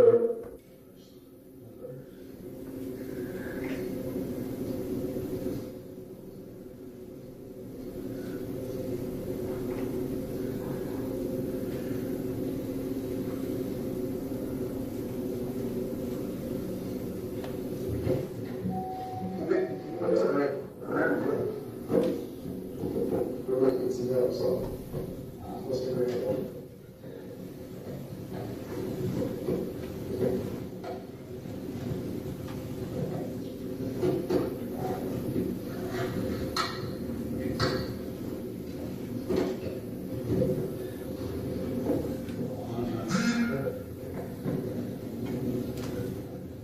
Oil is scratch, right?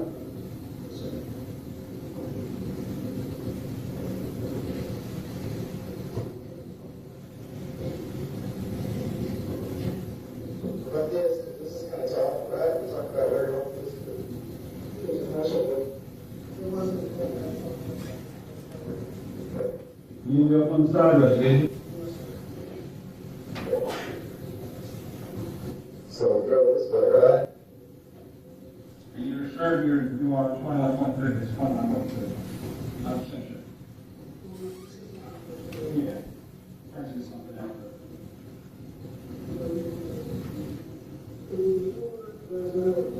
Before the middle post, so right in that area.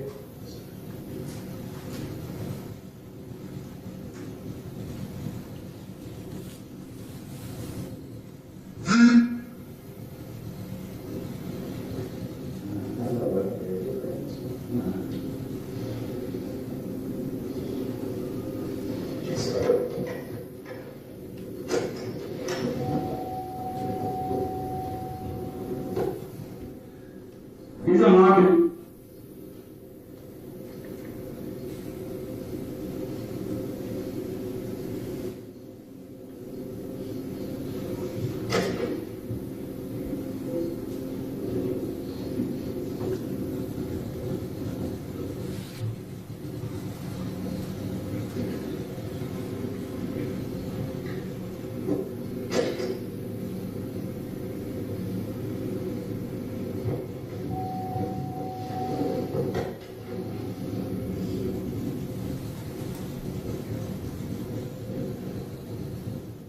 And they look at the living.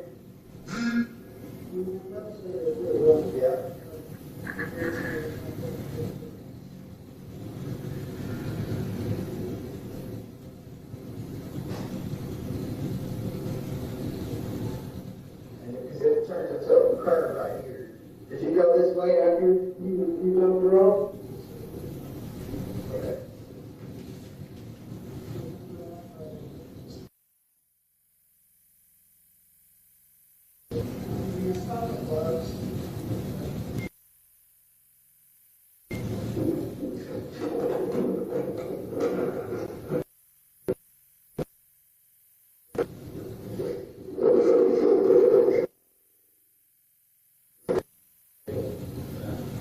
I mean, these drivers.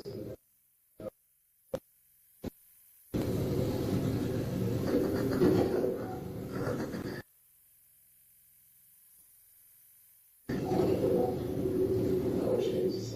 Lord.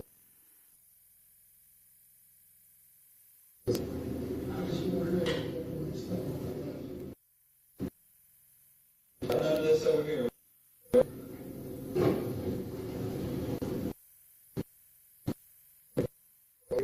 Let's just do that and we can move on to the next step.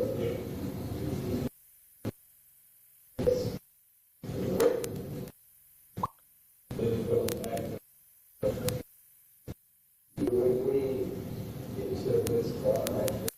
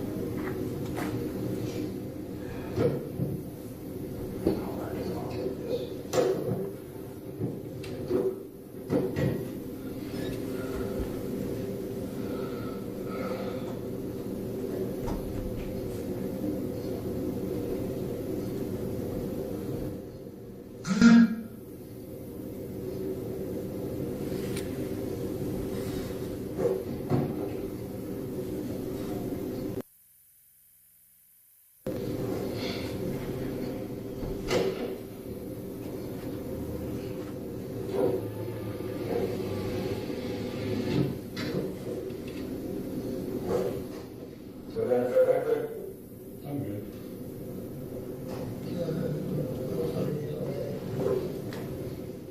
There's after most types of interruption. Now, you're talking about 30 for you the other night. I was thinking of it. Oh. Yeah, I kind of live in the shadow of my parents. That's why I make these sense of it. Okay. You live in the shed, your grandparents? Yes. Where's that at? Am I correct? Where's your son staying?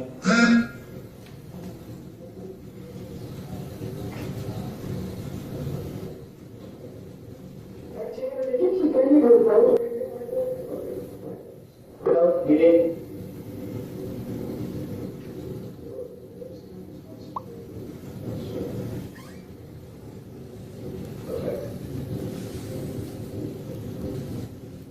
Well, you remember this new house and all that? You got it out of town, right? And you went past this.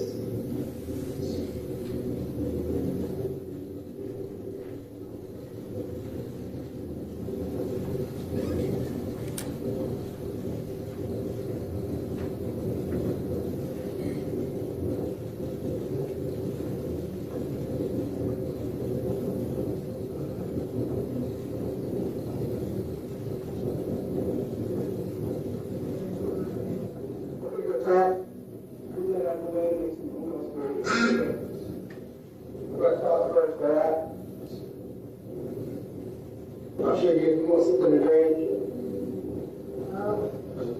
You want thirsty? I'm gonna grab water.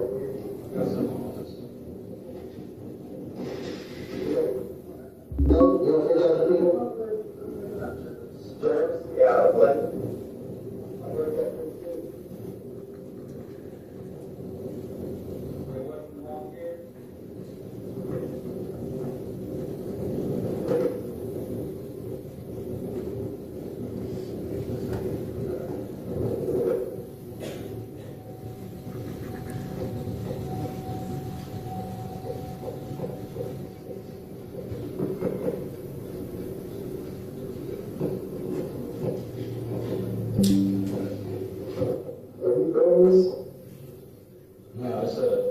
No, it's not a low battery. You gonna turn on that's up. Yeah, that's good.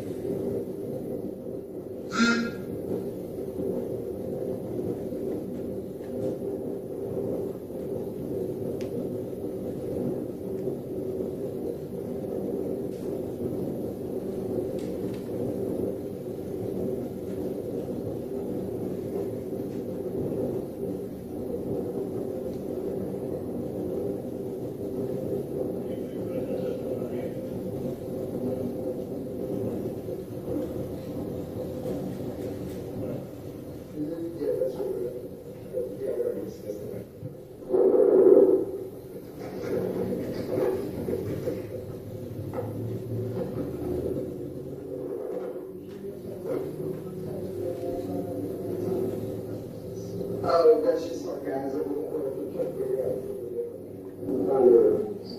I wonder, it's good to you. When you look at that, we're working on one relationship. And that's how we tell each other the truth. We're going to keep things from each other. So that's what we are doing right now, right? You ask me, I'll speak for you, but I'm not even saying.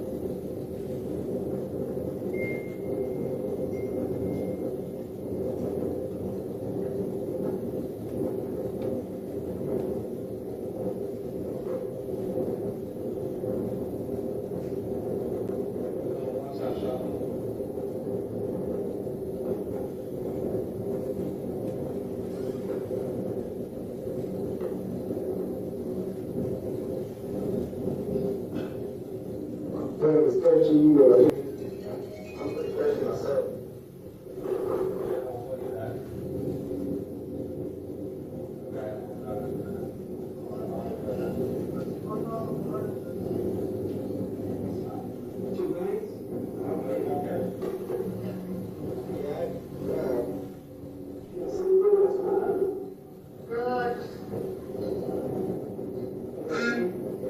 What's your favorite flavor?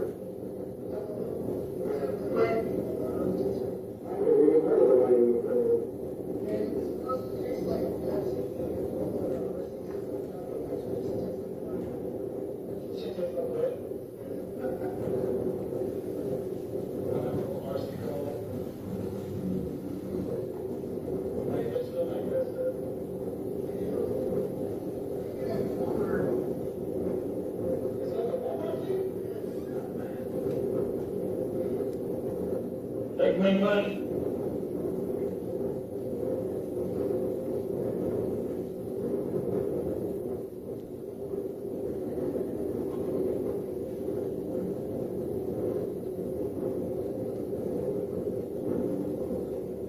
It's a good thing, meters.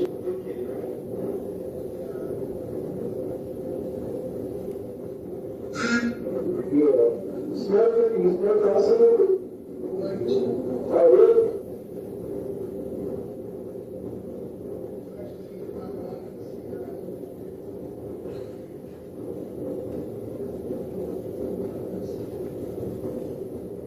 If this feels better, did I do some right move?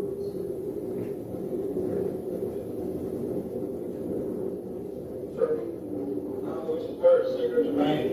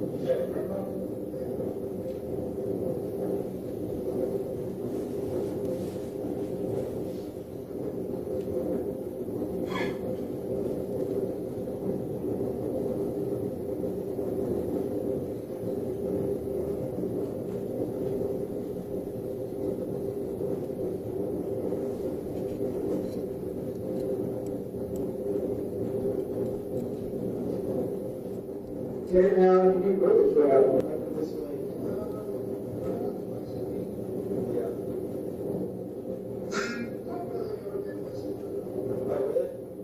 This far, I should say, or just up to the border. We're not dedicated.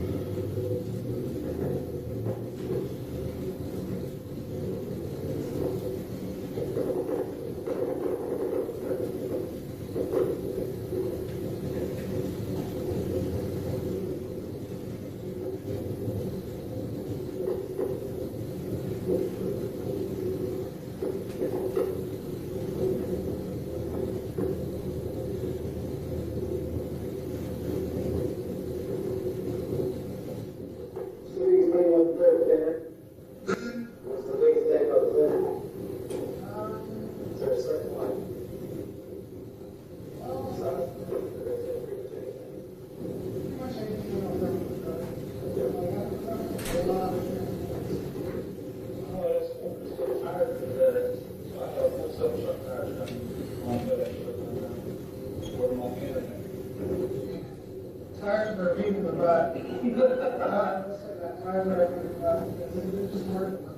Oh, I know, there's a lot of space. Yeah, especially when it's like a full, Yeah, it's there. It's multiple tires. then it's right, so they're a bigger truck and then a half cylinder for all over the space. So four tires, which one is 4 tires will take a lot of room? Yeah, my son's old. I know,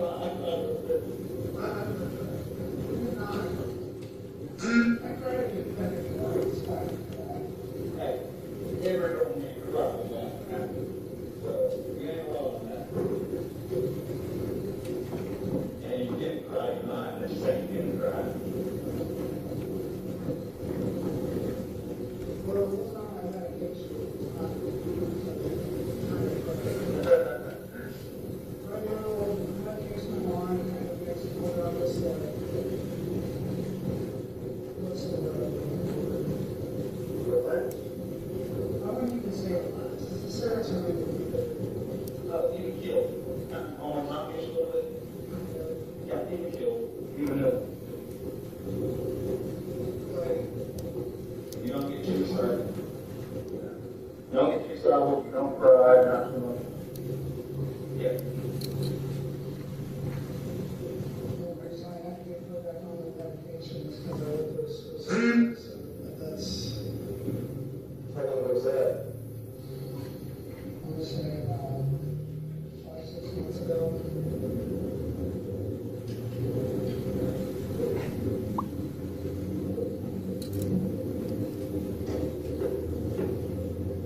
So I'm actually able to talk to them.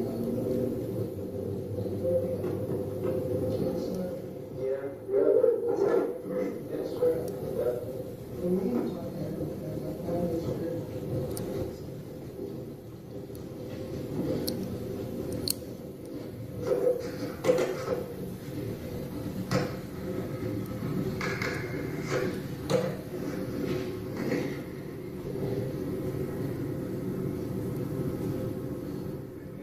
That was all of them. Choose the right out of the book with me.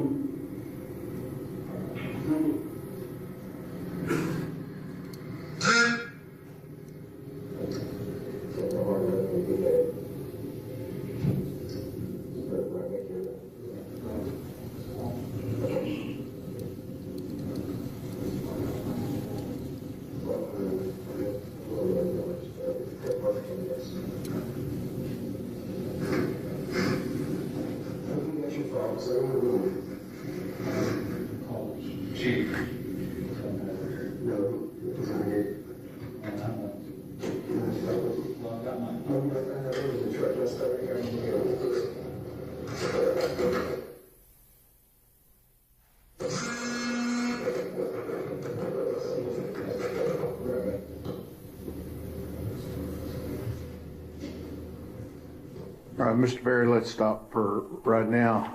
We will take our afternoon, our lunch break. Your lunches are here. We'll start back up at 5 after 1, okay? All right, everyone may be seated. Good afternoon. We are ready to press on, okay? Mr. State. Thank you, Your Honor.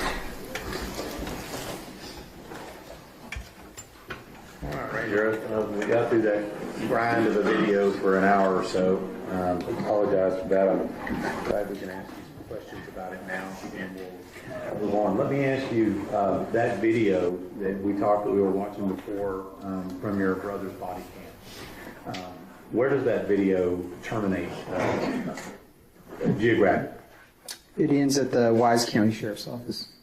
And is that where you told me before that then the video from the Wise County Sheriff's Office then takes over? Is that correct? Yes, sir, that's correct. All right.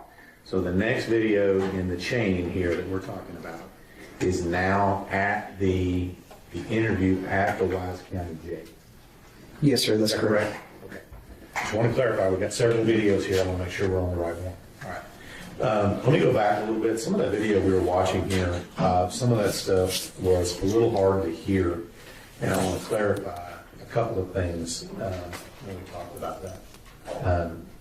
Let's talk about the discussion about Athena's clothes. From that video, what was Tanner Horner's first statements to you about whether she was clothed or not? In that incident, he said she was clothed. Okay. And then what did he then later on in the video tell you about her clothes? That she was wearing a t-shirt and jeans. And what did he tell you he had done with it? If you remember. In that particular video, he didn't say anything, that he'd done anything with the clothing. All right. So let's talk a little bit about the story that Tanner Horner told you about the incident that led to him killing Athena Strand. What was his story throughout this first video about what he had done to her and how she ended up in the truck? The initial story was that he had hit her with his FedEx vehicle and ended up taking her because of that. So what do you know about the statement to you from Tanner Horner that he backed into with the truck? What do you know about that statement? I knew that to be a lie. With regard to his statement to you that she was deceased when he put her in the truck, what do you know about that statement? I also knew that to be a lie as well, based on the video. How long did this wild goose chase in the bamboo go on? I believe almost 2 hours, close to 2 hours. All right. And so we heard on the video there was a lot of discussion about, I think I heard you ask several times, is she in here? Is she in here? Right? Yes, sir. And is that what you were describing before in the first part of your testimony, that you guys were all out there on the road looking and then having conversations with Tanner Horner as you're looking? Is that what's going on? Yes, sir. Some of it was hard to see, in and out of the truck. Okay. So when you're out there and you're searching, do you take any resources that are looking for Athena and bring them to this bamboo area? Yes, sir. At that point, we had other resources in other places, K-9, additional officers, and I went ahead and concentrated those into that area since that's where he was telling me she was at. I felt obviously we needed to check it and confirm that she was or wasn't there. So during this entire hour, I noticed on the video that you guys drove up and down the road several times. Is that right? Yes, sir. And you guys, it appeared to me, and I couldn't see it all, that either you or some other people went into this bamboo area multiple times. Yes, sir. Several officers went in and out of the bamboo, including myself, including Investigator Oliver, several Wise County deputies, game wardens, agents. Everybody was in there trying to find her. And is it correct that Tanner Horner's story to you was that he just kind of barely put her in there a little ways and you should have found her? Is that right? Yes, sir, correct. And what was the word that he used multiple times with regard to what he had done with her body? Do you remember the word that he used? Tossed. Tossed.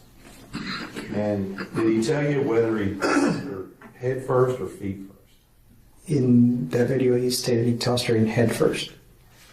Now, I noticed on some part of this, there's some discussion, Tanner Horner, about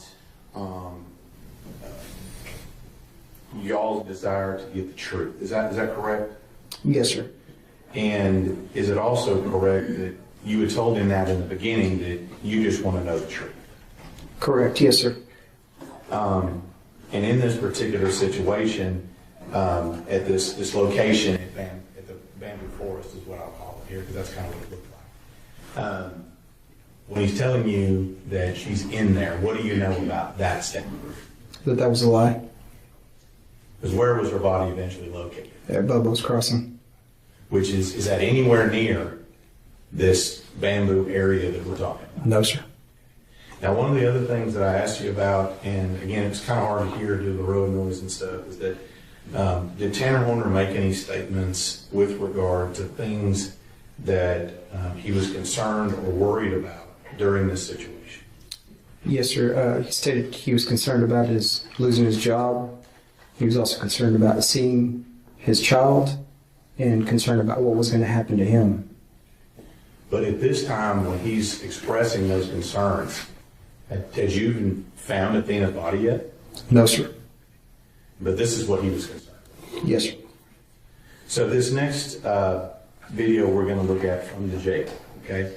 Is this a continuation of your interview from before? Yes, sir. Okay.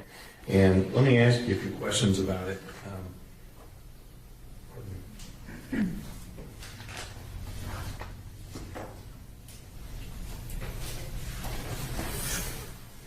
So this particular interview at the jail, who is participating in this interview?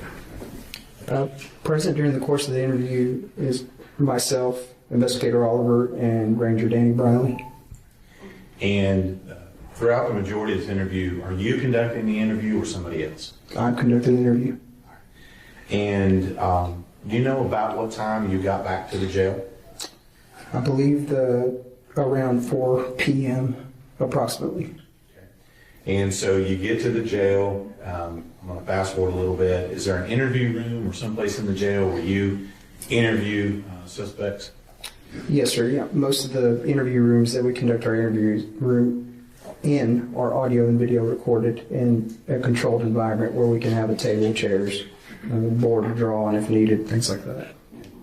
And so when you get to the jail, are y'all in that interview? Is that where this interview room? Is that where this takes place? Yes, sir. And so when you get in the interview, what's the first thing you do when you get in the interview? Go ahead and advise Mr. Horner of his rights. Again? Yes, sir. And this is in addition to what you told me when you were on the roadside? Correct, yes, sir. So you're in there and you conducted this interview. About how long do you think that interview was in the jail? Almost 2 hours. Now, if help me, correct me if I'm wrong here. We had the interview in the jail, right? And when that's finished, or at least a stopping point, where do you go next? We go back out into the field to try to locate Athena again. Back to the bamboo again? Yes, sir. So we have an interview at the jail. That goes on for some time. And then you elect, we're going to go back out on scene. Is that the progression of events? Yes, sir. So let's go to the jail interview, and I'm going to hit a couple of things in here. In the jail interview, once you get him in there and start talking to him, what was Tanner's story as to why he was at Athena Strand's home on the river? Why was he there? To deliver a package. And what was his story to you with regard to his contact with Athena Strand? That he was there to deliver the package. He hit her with his vehicle. He panicked and he took her with him, asked her to get in the vehicle. Okay. So I'm going to break that apart a little bit here. He said he hit her with the vehicle. Said he panicked. And then you said he asked her to get in the vehicle. That's what he told you. Yes, sir. Now, we know you testified before, that one of the very first things you asked him was, what? Is she alive? Is she alive? And what did he tell you then? That she was not. But now, what's he telling you now? That she was alive. And that you're saying, he says, I'm going to get this correct here, that he asked her to get in the truck. Is that right? Yes, sir, to the best of my recollection. Now, with regard to whether or not he asked her to get in the back of the truck, what do you know about that statement? That's a lie. Now, with regard to Athena's physical status, whether or not she was injured or not, what did Tanner Horner initially tell you in the interview that we're fixing to watch here about what her physical status was at that time? I believe he stated a few bumps and bruises. Okay. But not dead like you said before? No, sir. Now, with regard to any communication between Tanner Horner and Athena there at the Strand home, what did he tell you with regard to whether or not they had any communication at that time? When I asked him if he communicated with her, he stated that he did, and she told him her name and also asked him if he was a kidnapper. That's coming from Tanner Horner. Yes, sir. Now, let's talk a little bit. When you're talking to him and you are asking him, does Tanner Horner blame anyone for all of this happening? At one point, he tries to say that the van didn't have a backup camera or a sensor, so he believed that contributed to this happening. Anybody else? Not that I can recall. Okay. Now, I'm going to ask you I'm going to try to make this as detailed as possible here. At some point, do you ask Tanner what he did to kill Athena? Yes, sir. And to the best of your recollection, what did he tell you he did to kill her? During the course of that interview, he stated that he first attempted to break her neck, and then he strangled her with 2 hands.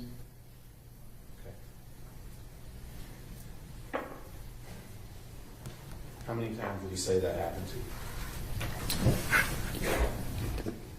I can't remember the exact amount, but it was numerous times that he stated during that interview. That he had done that? Yes, sir. So he says that he attempted to break her neck, didn't work, and so that he used his hands. Yes, sir, correct. And he said 1 hand or 2 hands? I asked him whether he used 1 hand or 2 hands, and he stated he used 2 hands. 2 hands. So, and I just want to make sure, so now we're in the second interview. What is he now telling you that he did with her body once he killed her? He stated that he had her in the back of the van for a short period of time and then took her to the bamboo. Now, during this interview, what are you trying to do during this interview? I'm just trying to find Athena. It's just trying to figure out where she's at. Now, as far as after he, according to him, after he dumps her body in the bamboo, we've talked a lot about that. Where does he say that he went next after that? He stated during the course of that interview that he went to the Loves to get some cleaning supplies for the truck, and then he went back to the station. So just for those of us that don't know, is it Love's a convenience store? Yes, sir. Is it also a truck stop? Yes, sir. And is there a Love's in fairly close vicinity to where that would have been happening? Yes, sir. Do you know where that one's located? I can't remember the approximate address or location, but we had investigators follow up with that location as soon as we found that information. So Love's truck stop, that's what he said, clean up the truck. What did he tell you that he was cleaning up? He stated that he was cleaning up the vomit and feces. Whose vomit? His vomit. Whose feces? Athena's.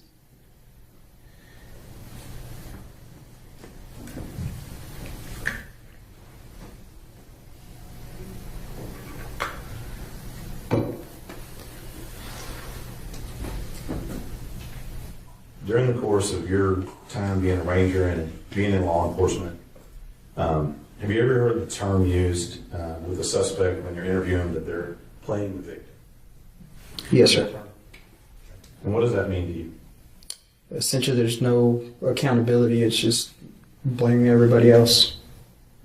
But then? Correct, yes, sir. And in this case, when we were talking about Tanner Horner in his interview, does he take on that role during that part of that interview? Playing the victim? Yes, sir, he does. And just give us a general, we're going to be able to listen to it, but give us a general overview of what he does from your recollection to play the victim, so to speak. Just never any accountability as far as what transpired. Obviously, I knew a lot of the facts in reference to this investigation, including some facts that I was collecting during the course of that interview. So throughout the course of that interview, I know he's continuously lying to me and it's very self-serving because he knows if he tells me the truth. Objection, Your Honor, that calls for speculation as to what Mr. Horner may or may not have known. Sustained.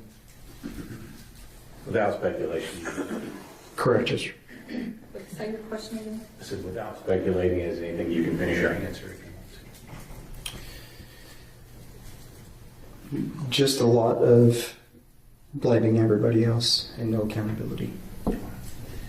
And as part of this, when you say that he's blaming other people, you said that he blamed possibly FedEx for not having a working backup camera, right? Yes, sir. Which, from what you're telling me, would have led to him backing into her, right? Presumably is what he was implying. Right. Which you've already said that's a lie. Yes, sir. And so, with regard to any other place where he laid blame for being responsible for Athena's kidnapping and murder, Yes, sir. was there any other person, place, or business that he laid blame for causing her murder? Not that I can recall, other than him blaming his long hours and his work and some of the things going on in his life. All right. So I'm going to ask you to tell me about Zero.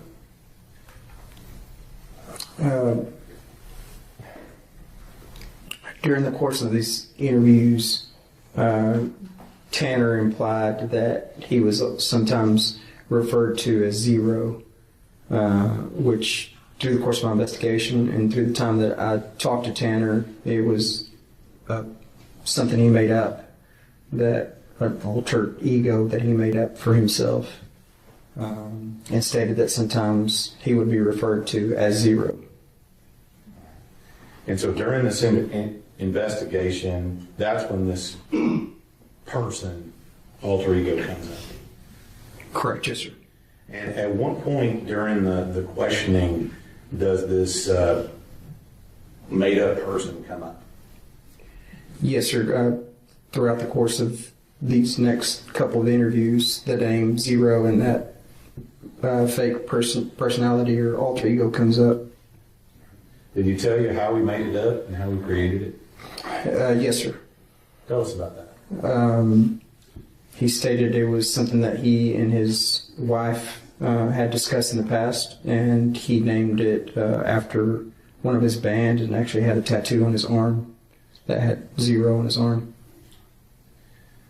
So he created it and he named it? Correct, yes, sir. He made it up? Yes, sir, to the best of my knowledge, yes, sir. Okay. And so during any of this, when we're going to hear this, how does Zero come up in the course of your investigation? At one point during the course of this interview, he writes something on the board. When I step out of the room, I asked him what that was about, and he stated it wasn't him, it was Zero. We talked briefly about it, and then throughout further course of the investigation, when I was hitting roadblocks, again, all I'm trying to do is find Athena. I played his game, and I spoke to Zero.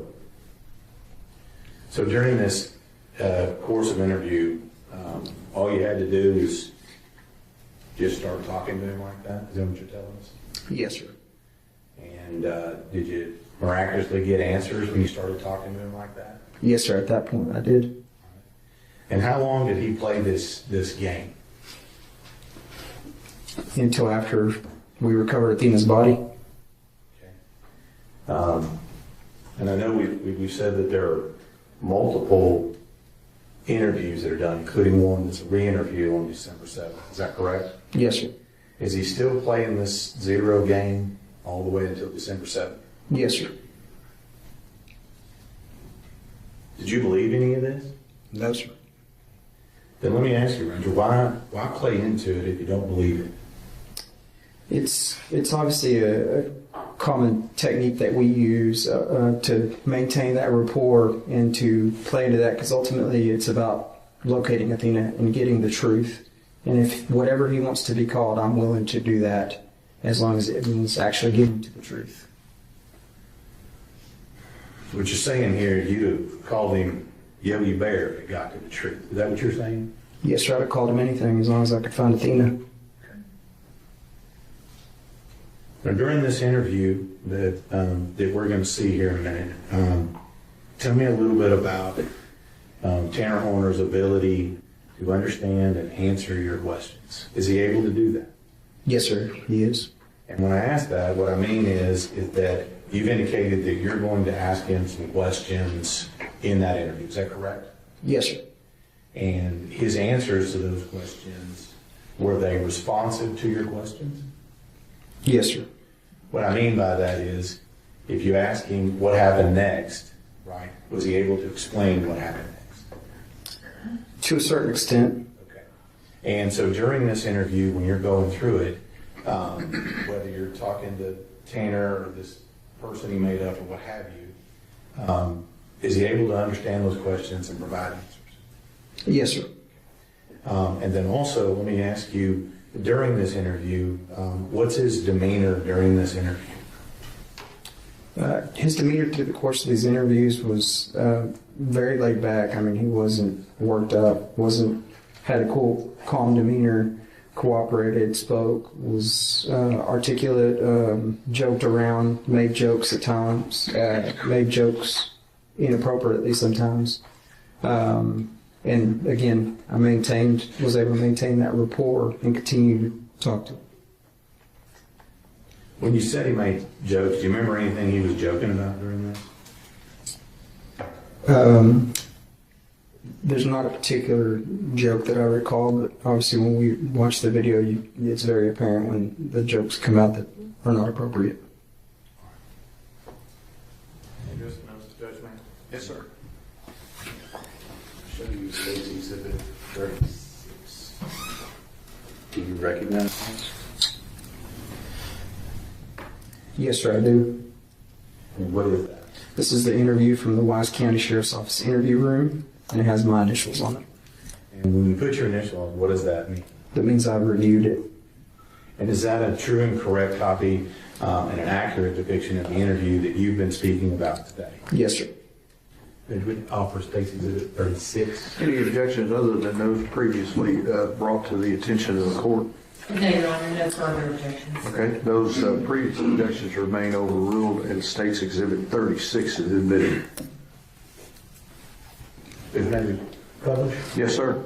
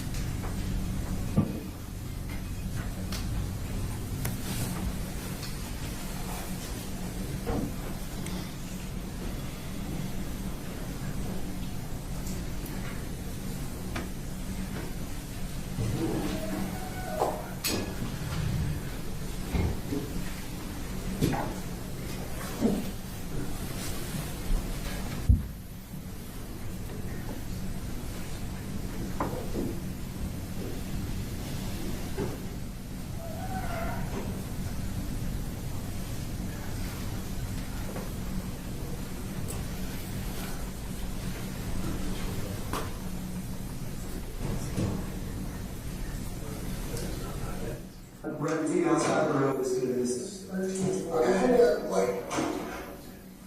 All right, Tanner? Let's get those handcuffs on you. Or at least position. No, we're gonna get him off. Wait. Get this. No, we're gonna get him off. So what was the hey, Romans 13, 12? I'm gonna get that here in a second, all right? Now, let me make sure where you're at before we started. I read to you on the side of the road is doing the same thing, okay? So, you have the right to remain silent, not making any statement. Anything second will be used against you or you have the right to have an attorney present to value prior to any question. Can the board attorney will be appointed to you?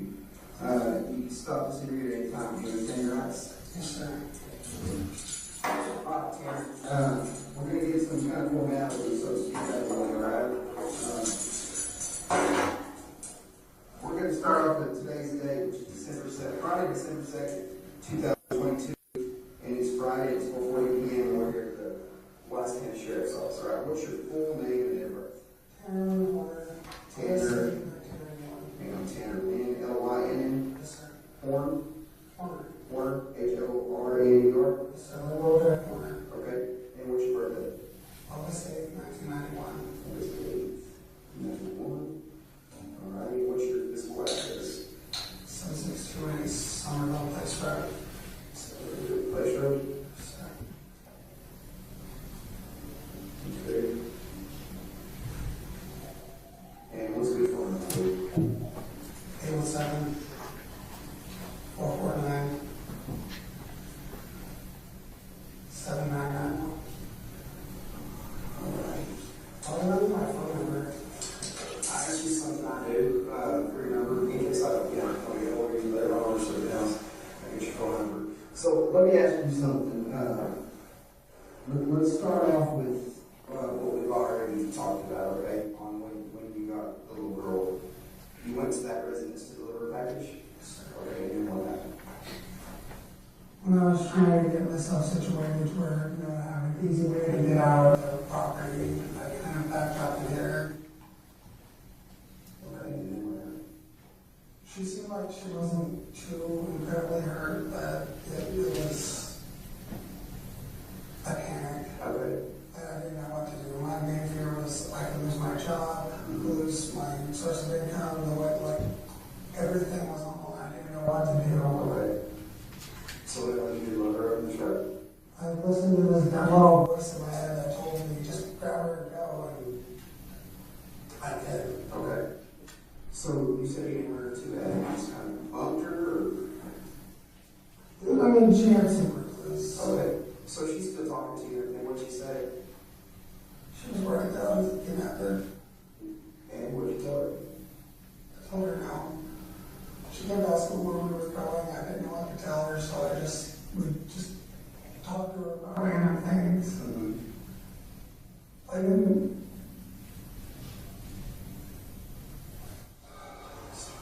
It's okay. You didn't what? She was a sweet kid. Okay, so you were in fear of, hey, I'm going to get in trouble for hitting her with my truck. That was your biggest fear. Okay, then what? I was driving around for a bit just trying to figure out what I was going to do about the situation. And what'd she do? Asking questions, we're just talking at this point. Yeah, is she sitting down? Is she standing up? Is she in the passenger seat? Where's she at? She's standing up and she's in the back. Okay. What's she asking? Just random things. Like, I just had her talking. It was, I don't know. And then where'd you go?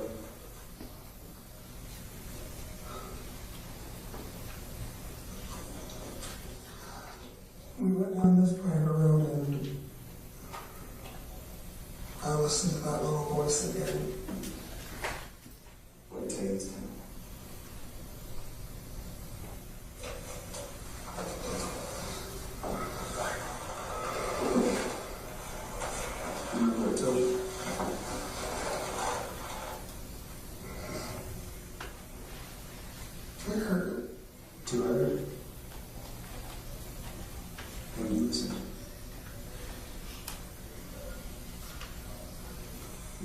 how'd you heard it?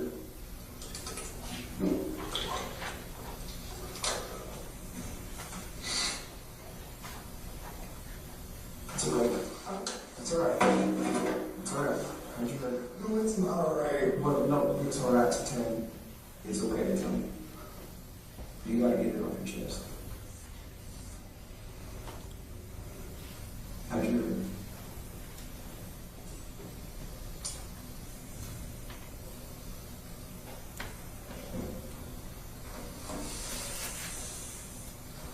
Sorry. You gotta get it off your chest, okay? Listen. Okay. If you don't want to talk about how you heard it in detail, just write it down. And then let's talk about how she ended up after you heard her. Where did you take her? I sat in the private road trying to figure out what I was going to do from that point. I didn't know what I was going to do. So I just started heading back to the station. And then when I was driving back to the station, I saw the bamboo and tossed somebody in there. Okay. Obviously, if you tossed her there, we're going to find her. So she fully clothed. And, you said, you mentioned she didn't have any shoes on. No, she didn't have shoes. All right. Wearing socks, barefooted?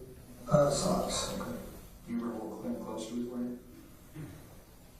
I mean, I think like shorts or jeans or something. Okay. There was a lot going on in my head at the time, but I didn't. Is there any voices telling you anything at that time? After you, just to get her out of the truck or anything like that? Or was that just kind of a decision you made? I just tossed her in. I couldn't just keep running around with a kid in the back like that. I just tossed her in the bush or whatever you want to call it. And you sure she was not alive at that time? I was relatively sure. Okay. I mean, I didn't check her heartbeat or anything, but I'm relatively sure that she wasn't alive. Okay. So, let's backtrack a little bit, okay? To that private road that you went down.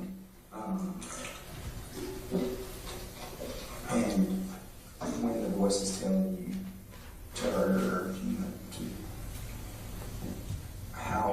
how did it start?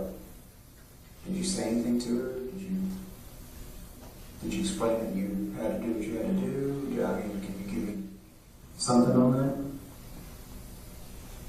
I just told her to turn around and You motioned, you choked her? One hand or two hands? Two. What? Was she facing away from you while you were choking her? and start off, I tried to. Oh, you tried to break her neck? I tried to break her neck, make it as quick and painless as possible, but it didn't work. She started crying. I'm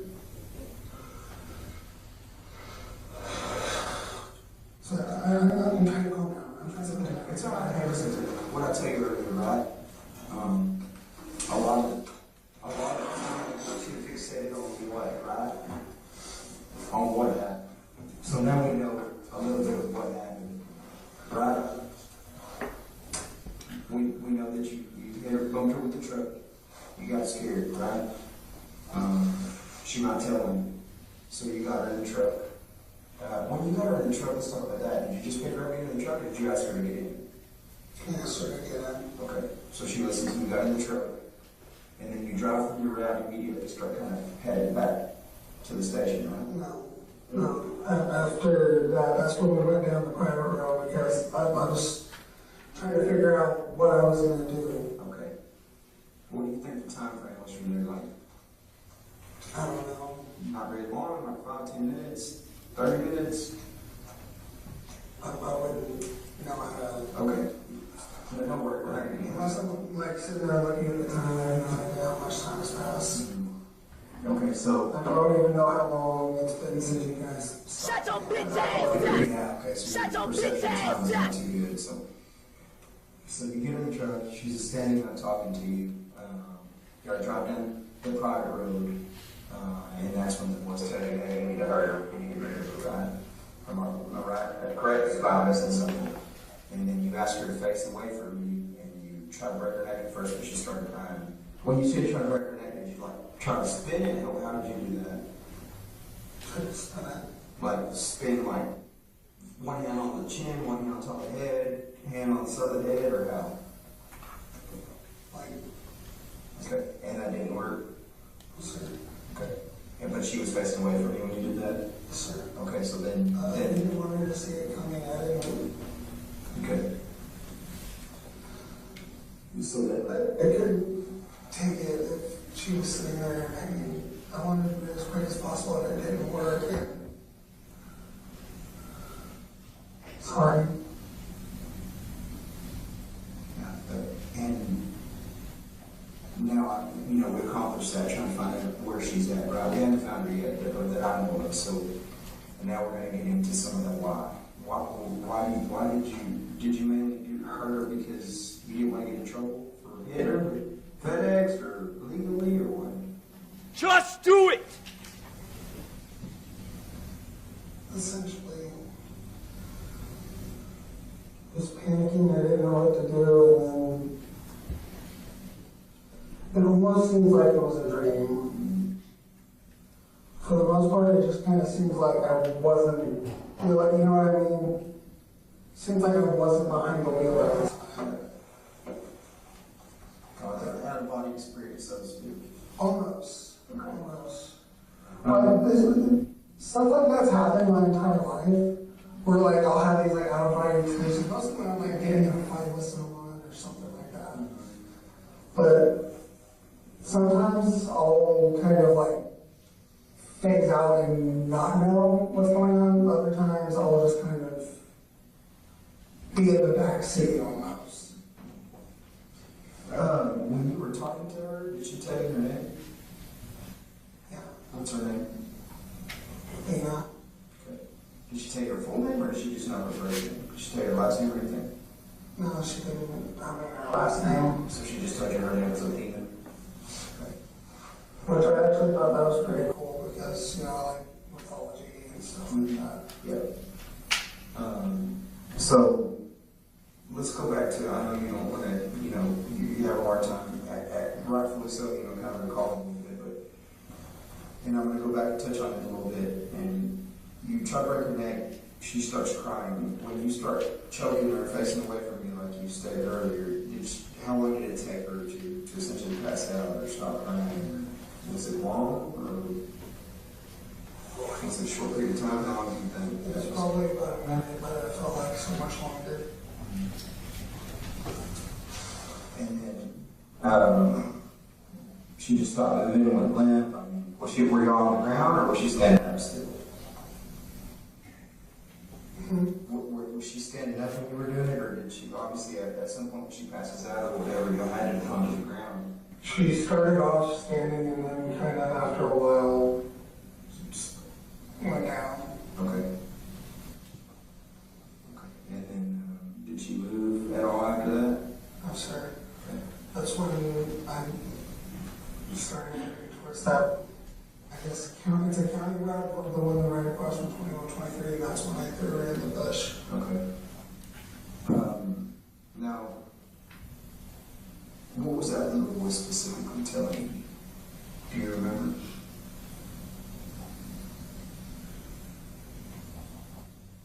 That we needed to stop her from pretty much telling me anybody. Okay. So that was the main concern. That's the whole reason why. Everything was at risk.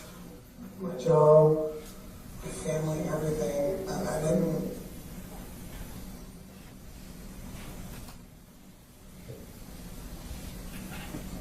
You didn't know what to do. You panicked. Right? So, Tanner, again, we'll get, we're not going to get jammed up on what happened. Obviously, the why is always more important. But there are some details that we need to know. Obviously, let me explain it to you, because you're a smart guy, you know how things work. Just talking to you a little bit of time I have, you're obviously into mythology, you're into superhero movies, you know how things work here. You're not, so to speak, a recluse. You know the things around that go on. So I mean, it used to be a really bad recluse, but that's a long time ago. I mean, but so by that saying, you're exposed to things and you know how things work. So obviously, when we work this type of investigation, right, medical examiner's body looks at the body, right, to determine how this person passed away. So we're going to know some of the what, right? We're going to be able to essentially corroborate what you're telling us now, right? So is there anything else we're going to know? Because I don't want you to lie to me now. So I'm going to shoot you straight, just like I want you to shoot you straight, all right? But you're saying my boots, so don't lie to me, because you know how it is. You like being lied to? No, sir. Okay. So I think I know what you're about to ask me. No, I didn't. what am I going to ask? You're going to ask if I sexually assaulted her, and I did not. You didn't sexually assault her? No, sir. So everything's going to tell me that you didn't sexually assault her? With my medication, I don't even really have much of a libido. Okay. Like my fiance, I'll even tell you that it kind of pisses her off most of the time. Okay. So whenever the doctors or whatever is in her body, they're going to tell me that she wasn't sexually assaulted? Yes, sir. Okay.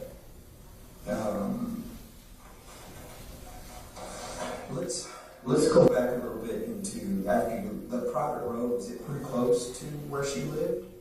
Relatively, it's like, okay, so hang on, let's go right here. You got a more? Yeah. Okay.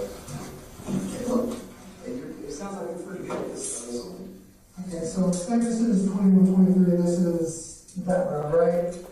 Then when it's like, this is what? 21.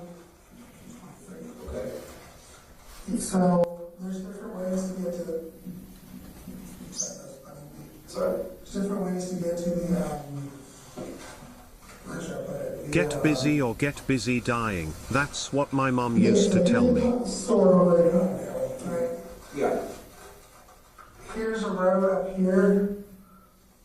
Then it goes to Spring Valley, which you know, being the road that's easy for you. You know that road, 35, 55. So 35, 55 right here.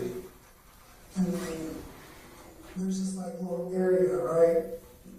I went up through here, through 2123, and came down, and the private road is over here. And there's like multiple houses back there. It's actually a pain in the butt to deliver to. And they're older or newer houses? Definitely older. There's like a couple different private roads on that private road. But, yeah. So, hang on. Now let's get into. Okay, so where's her house at in proximity to this? Okay, so that's 3573. 3573, so put 3573 there. Okay. Also, this is bugging me, this is a lot closer to. Oh, yeah, the road. Yeah, I know what you're talking about, it cuts back. So let me do this. So her home has kind of like a long drive, right? Do you remember that? Yeah, my phone's doing your map. Okay. So we got that long road here, and then this is the home. So when you come in to deliver your package, you come in this way, you turn in, and then you take a right here into your house, right? Property. And then there's a house in front. That's where you left the package, so we remember it. So you get out, you drop the package, right? Walk me through that part of it. Okay. So you get out, you're out of the truck now. You don't necessarily have to draw it, you can just kind of tell me. Yeah, I kind of, so I went in through here, pulled that way, and then that's when I backed up and I hit her. Okay, so you're backing up? Yeah, I went this way, backed up, and I hit her. So I grabbed the package, first I thought I had a dog. But then I saw this girl, and... What'd she say when you hit her? Was she crying or anything? Okay. What'd she say? She was just crying, I was trying to calm her down. Okay.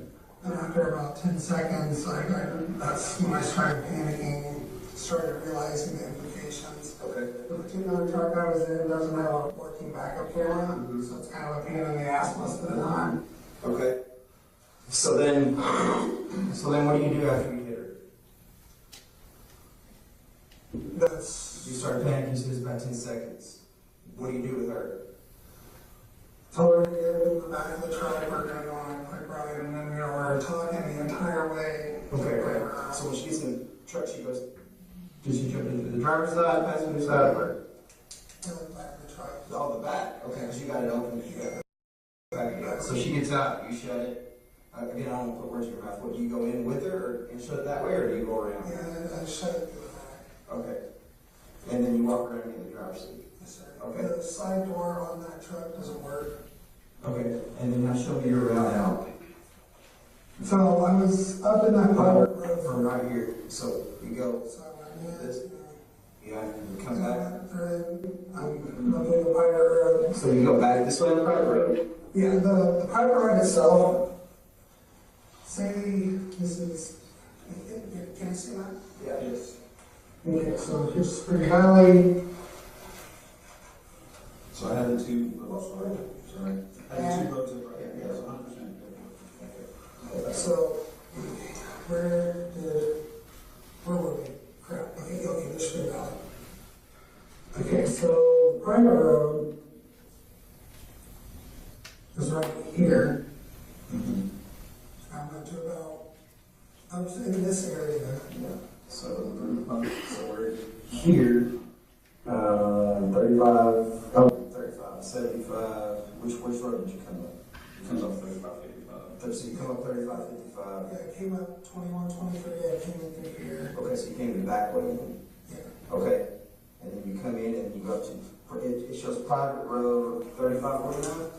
Yep. So EBT, what is that, 3539?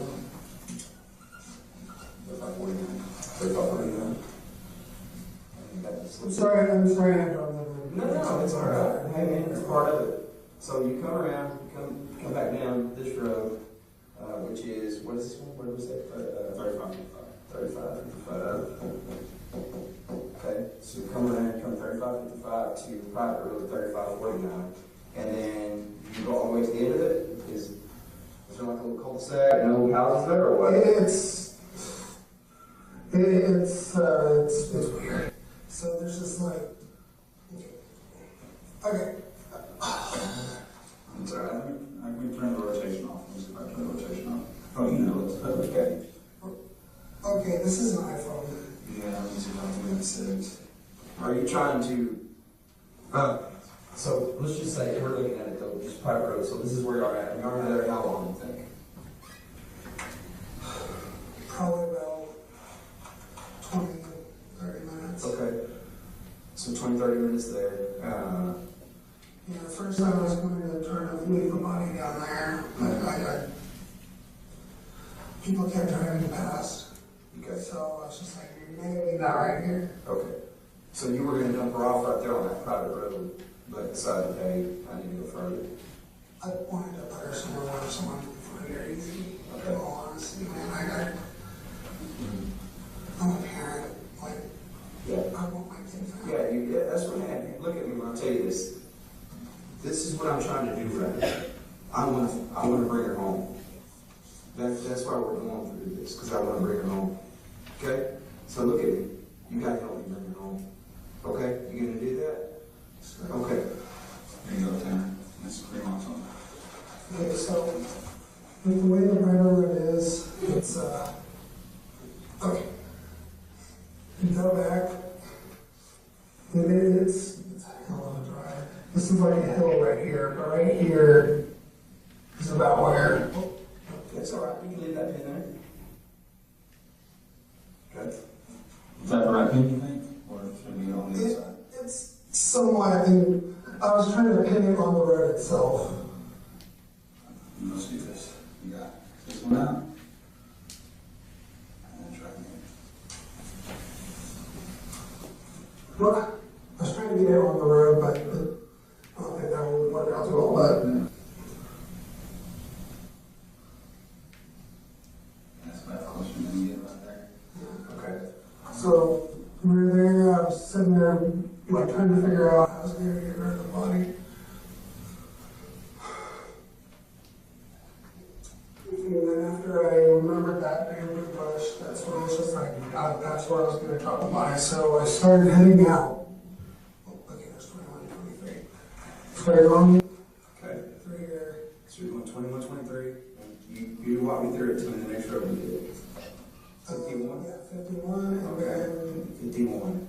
And then you go right over to 51, right? Mm-hmm. Okay. So this is 51. And obviously it's not to scale here, so you jump it here. Okay. So that's where the bamboo brush is. Okay, so the bamboo brush is right here. And where'd you park your truck? Like right on the road, on the side of the road? So you're on the road here. Okay.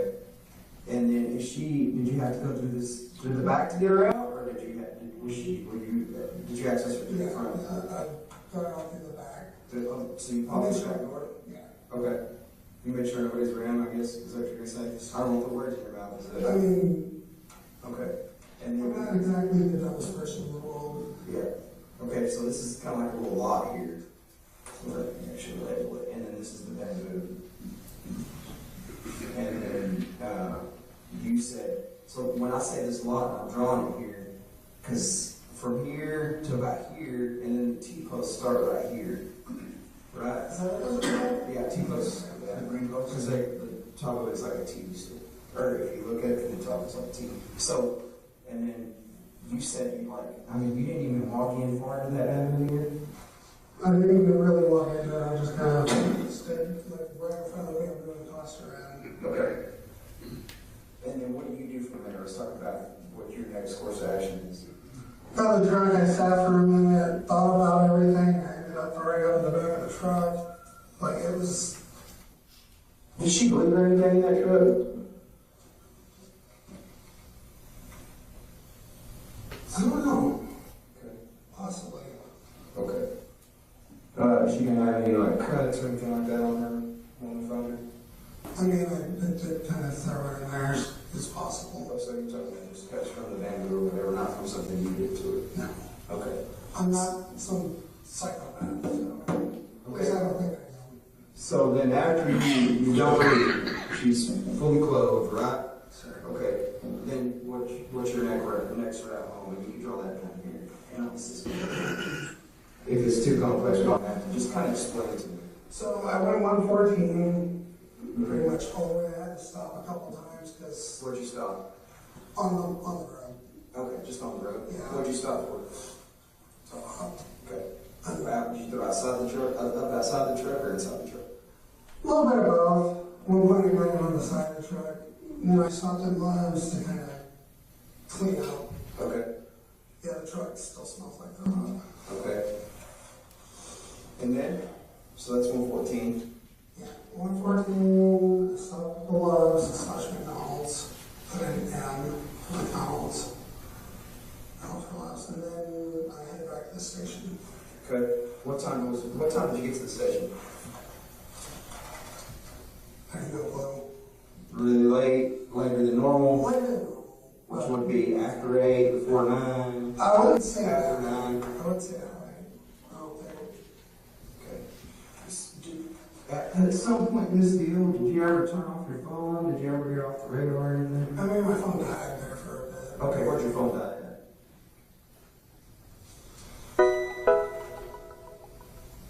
I don't. At some point during this, your phone died. Just do it! After you got her, after you picked her up?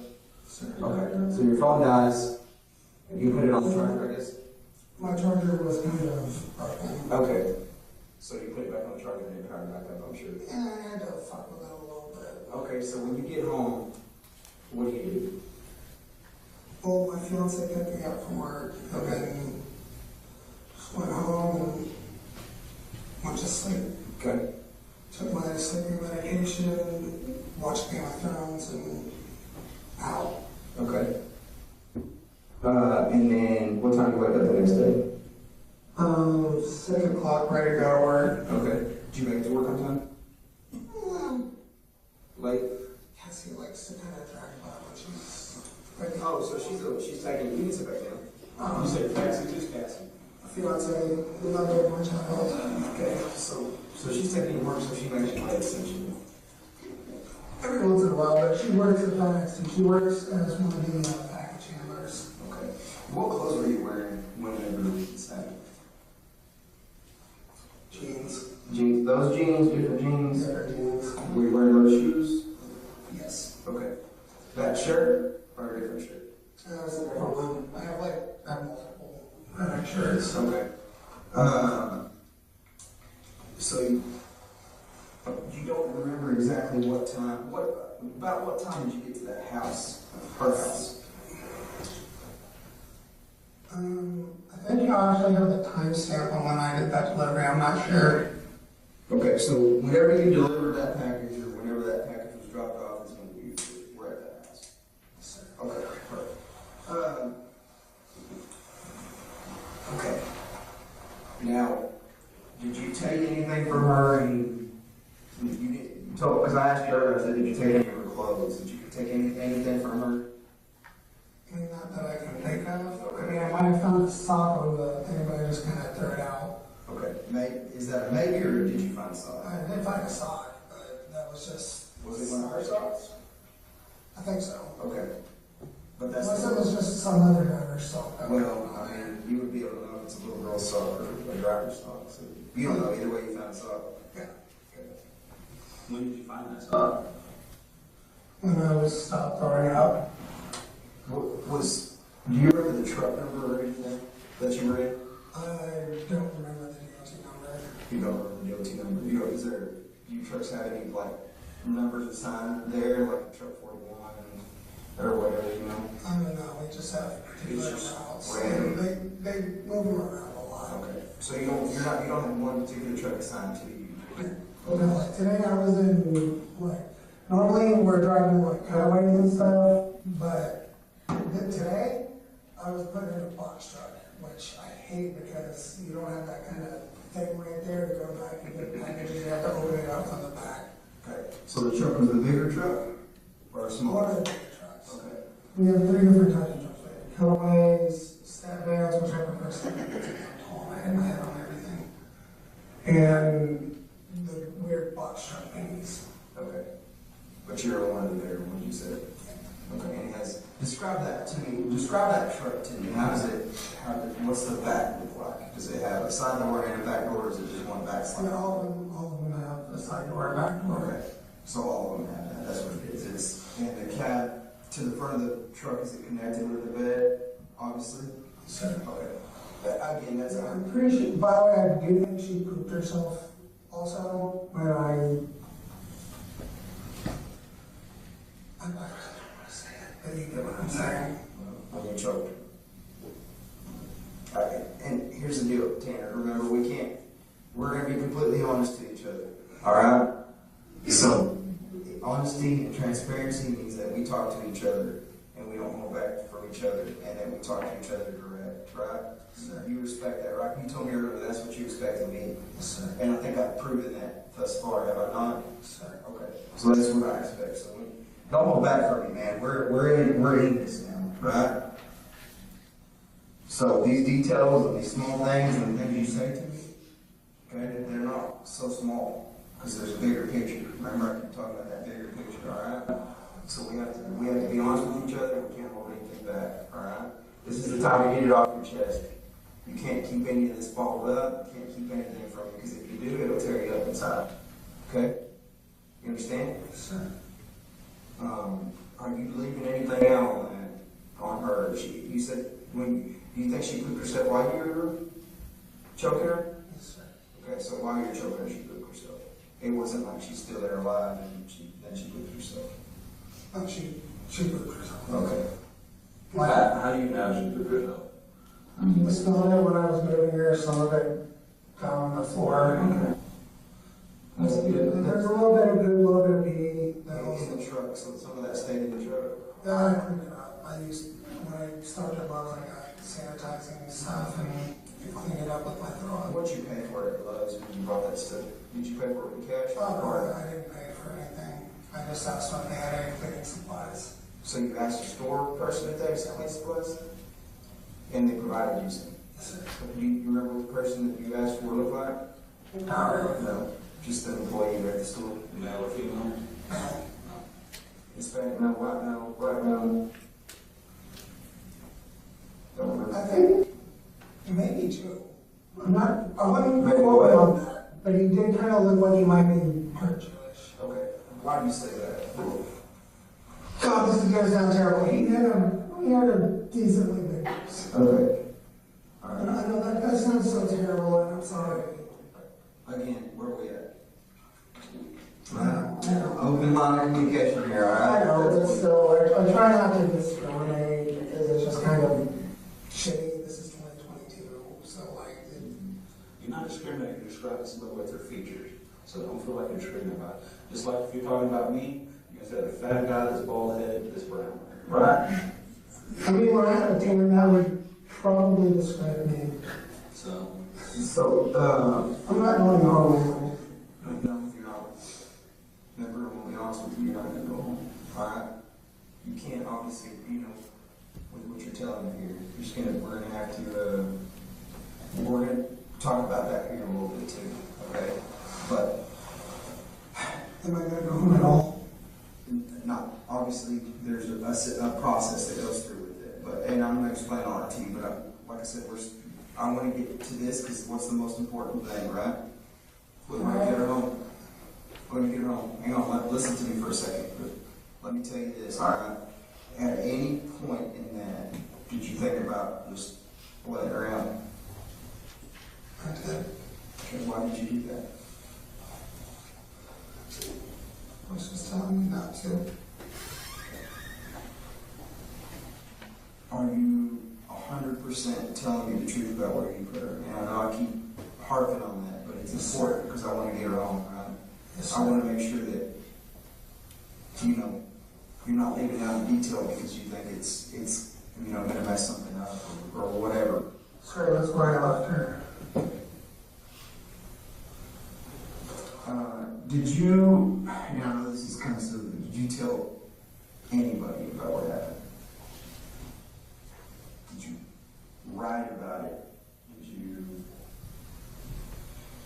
Did you do anything to kind of get it off your chest? No, sir. No? You just kind of kept it inside? This just kind of been fucking with me a lot. Can I?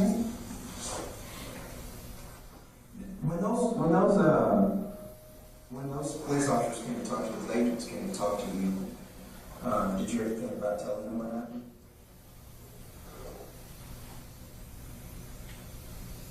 You did. I was told you got emotional. Tell me about that. Can I hurt a kid? It's a fucking child.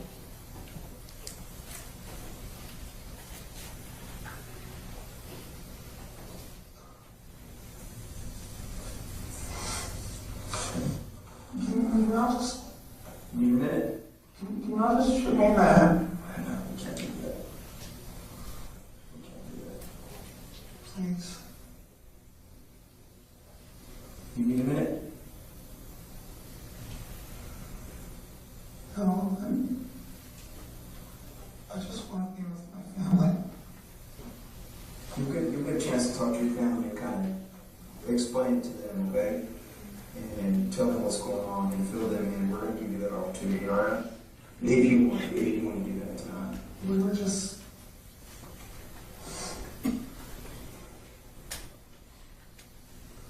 We're finally getting our shit together. Where are you staying at now? You live Grandmother. Who's all the fucking loser? Who's all in the house? My mom, my little brother, and my grandmother. And me and Cassie. Which is your And several annoying dogs. What kind of dogs? Itty bitty little ankle biters. What's Cassie's full name? Cassie Marie Wade, W-A-Y-T. Okay, and what's her birthday? February 17th, 2001. Is Cassie C-A-S-E-Y?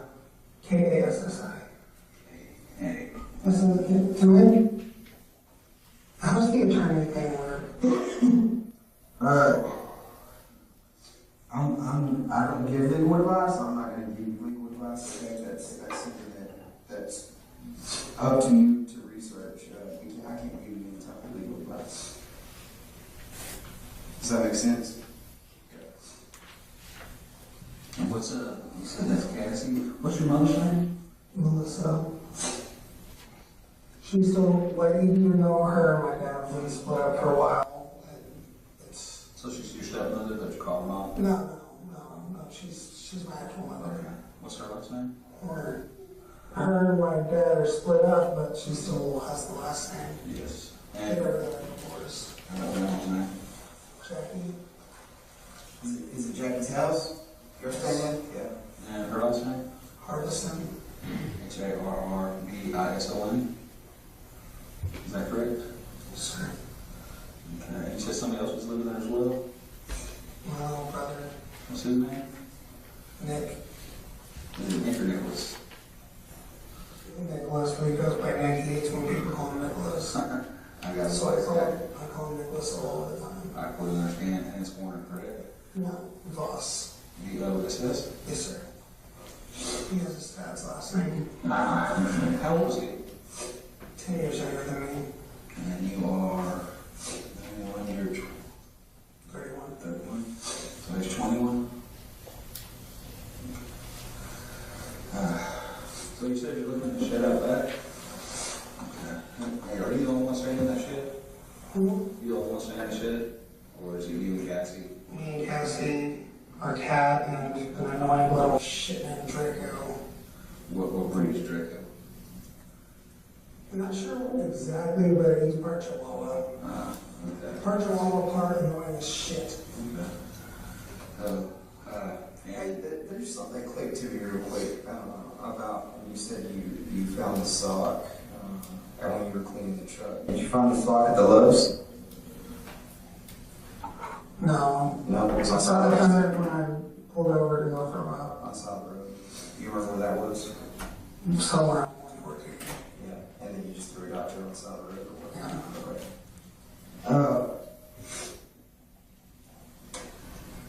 I tell you what, this is a lot for you, and I can tell because you kind of probably didn't catch your thoughts for a minute. So give us just a second. I can do anything. Nicotine? I'll tell you, I can do that. Let me get you a cigarette or something. Cigarette or tobacco? Chewing tobacco? What do you like? Cigarette, for sure. Let me get you a cigarette, and then we'll talk a little bit more, okay? Hang tight. Obviously, you can't go anywhere, so stay here for me, okay? Did you grab my stuff out of the Yeah, I got it. Yeah. And I'll get your phone and all that good stuff, okay?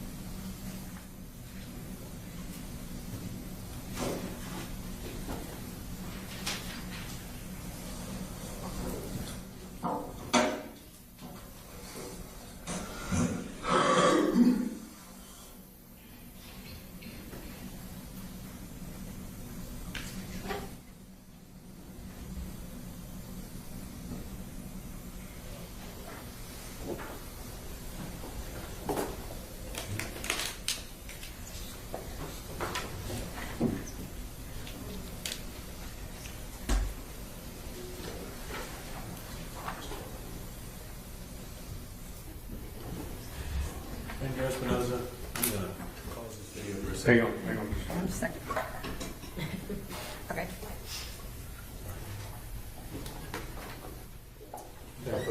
Yes.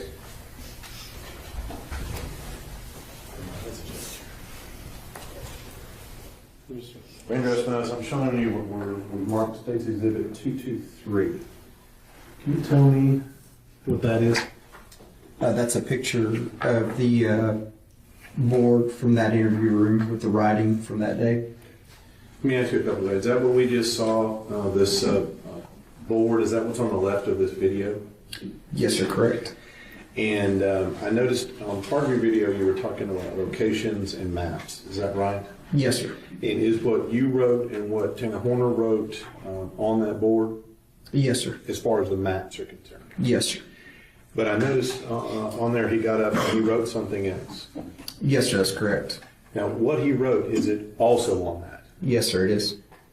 And is that a true and accurate depiction of what you saw when you're in that room just now as we watched? Yes, sir, it is. Judge would ask to admit States 223.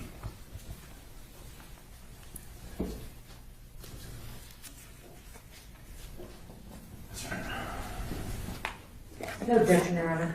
States Exhibit 223 is admitted. Major Espinoza, would you read what Tanner Horner wrote on that board?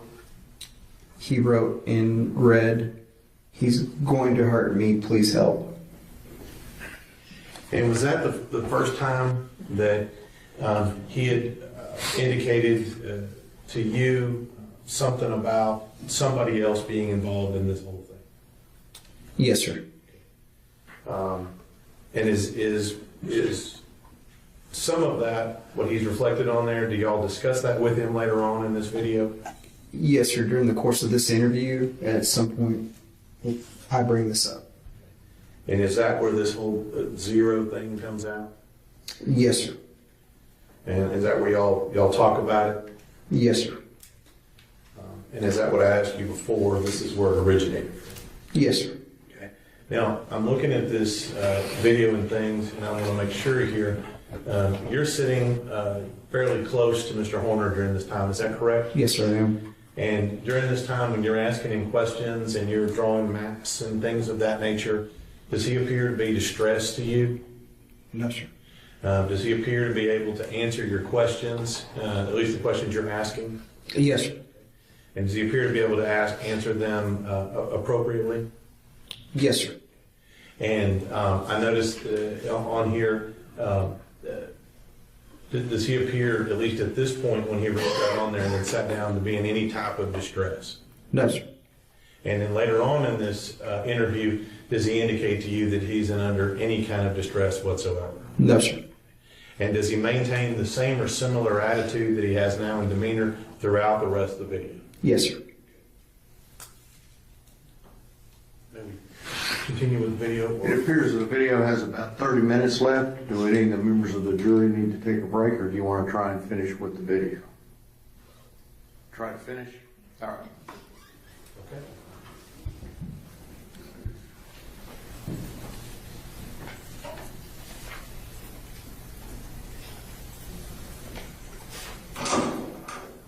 All right, Tanner, I got working on the smoke for you. You heard Danny Riley, he's also with the Rangers. Obviously, he's been helping me out on this deal, okay? So, and he had a couple of questions for you. Obviously, we're trying to remember, like we've been talking to you on the side of the road, and here we were trying to just clear up a few things. Yeah. You know, you've been from the get-go, just like straight up, you know, you're cooperating. We don't want this to be a long one. We want to let you know what's going to happen here. You want to know what's going to happen here. We want to go ahead and take her back home, like they were saying, right? I mean, that's not go right. All of us, I think. Let's think about anything we've left out that's kind of holding this process up. Just think about that for a minute. What is that? What would be holding it up in your mind? No. Okay. Something. You feel feel like there's something that's getting in the way of this? I don't think so, sir. Why would you not think so? Some of them were very casual details of everything that happened. I don't know what else there is. Okay. So the details you're providing, I wasn't really right, so I don't want to say that. Sure. I don't want to go on and on, but you took us down a road earlier, right? We crossed over, we were on 21, 23, we crossed over 51. We know your phone was turned off. Can you explain that? Like, turned off? Okay. Then my charger was messed up. I couldn't get it back home for a bit. Okay. How long was that? Probably about 30, 40 minutes. Yes. Yeah, is that at the time of when? What's happening when your phone is not on? What do you mean? Like, what are you doing at the time that your phone is not on? I want you to be truthful about that. Body. Okay. And just because you and I will both be truthful with each other, I want to give you everything I got. I want you to give me everything you got. I want to test your truth, okay, for a moment. The phone was turned off because you're high in the body. That's what I would do. That's what you did. Correct? I'm more receiving information right now. Okay. So receive that, okay? And as careful as you can, I want you to tell me why you're doing that.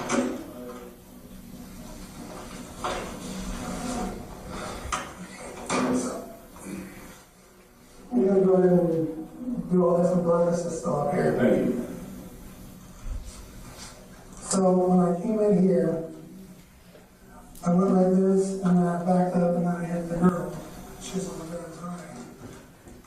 I felt bad about her, tried calming her down. This voice in my head told me to give her to get in trouble. I had to do something with her, so I told her to get in the truck. And for a long time I was trying to figure out what the hell I was doing. I didn't know what my next step was. Was I just gonna go somewhere? I don't know. I went to this private road and I parked for a bit, was talking to her on the way there and all this other stuff.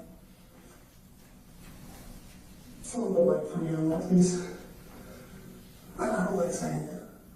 But You don't have to say it very descriptively. You say what you did to her, though. I killed her.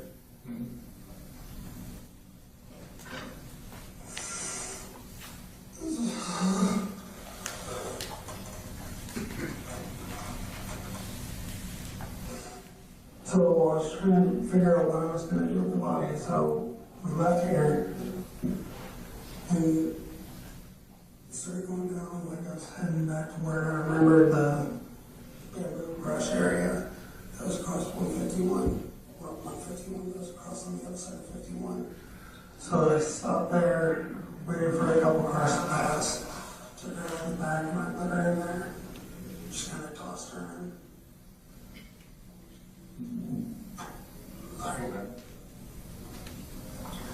And the phone was turned off where?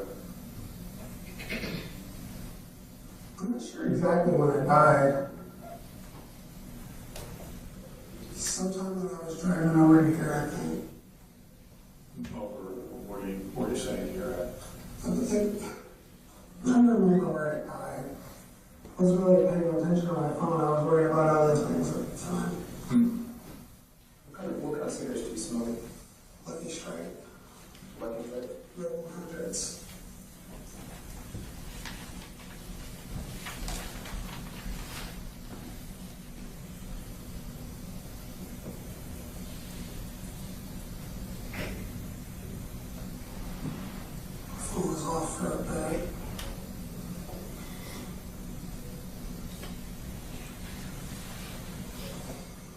But the phone was off because you were hiding the body.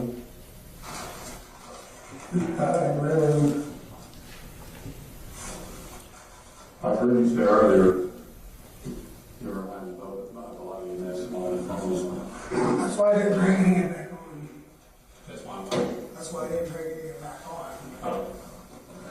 So one thing my phone dies, I'm just like, oh shit, my phone's dead, and I try to bring it back really quick, but I wasn't too worried about getting the phone on as soon as I could.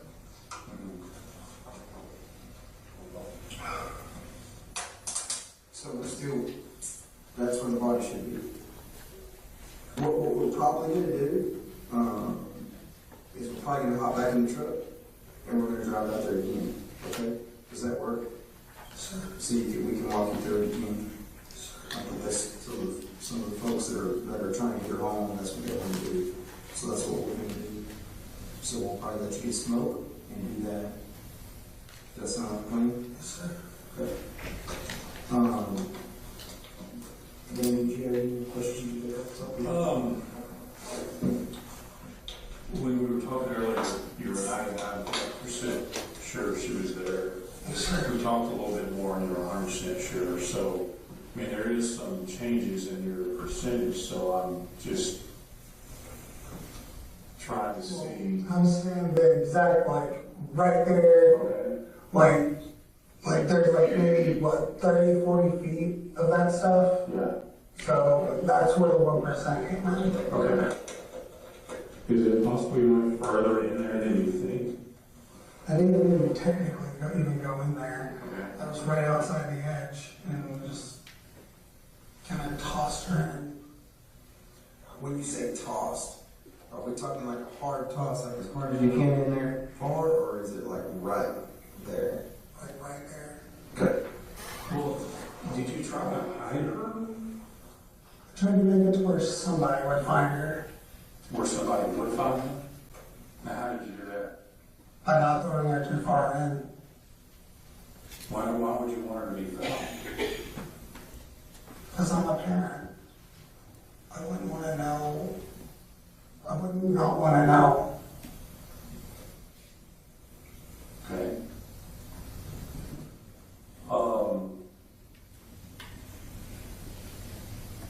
During the next couple of days, you didn't return? Sir. Why? You're a parent. I didn't want to know. I didn't want to know. I was hearing updates about this constantly. I was just going to ask you that. Did you see it on social media? Did you see it on the news? My grandmother, she sent me stuff about it at one point. Then, I was passing that road yesterday, and I saw a bunch of people down the road. So I kind of already knew what was going on. Well, you met with FBI the other day and you didn't tell them you're a parent. And you didn't tell them the truth. Right? They were looking for her then and you're a parent and you didn't tell them. That wasn't So, that wasn't you. What do you mean? That wasn't me. What do you mean that wasn't you? They didn't talk to you? They talked to me, but they didn't talk to me. Okay. Interpret that for me. Would you write that for on the board? When we stepped out, you wrote that.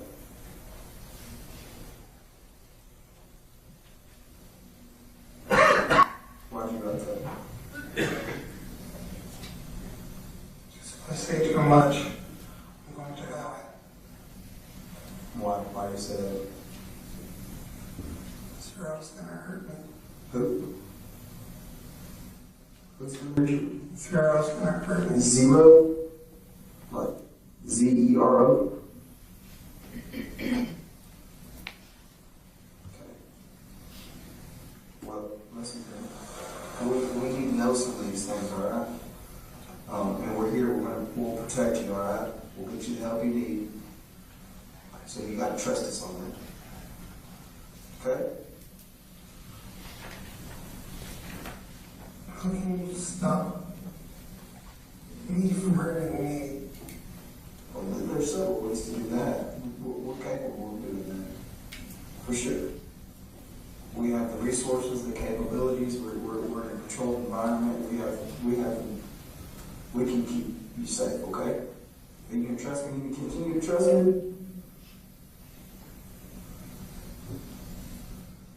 Trust me. Okay. I want you. Okay, listen to me. I want you and Zero to trust me. He's telling me this is all a trap. There's no trap. There's no trap. We're gonna get you some cigarettes, and we're gonna find her. Well, in order for me and you to keep this trust and this open line of communication, and for me to be able to get you anything, for me to be able to let you talk to your family, to do anything, move forward, smoke a cigarette, we're gonna have to keep on the same page. Okay? You agree with that? You need another water or anything? You do? Okay. We'll get you another water in a second, alright? But what we're going to do is we're going to try to get you back out there and look at this location, alright? You good with that?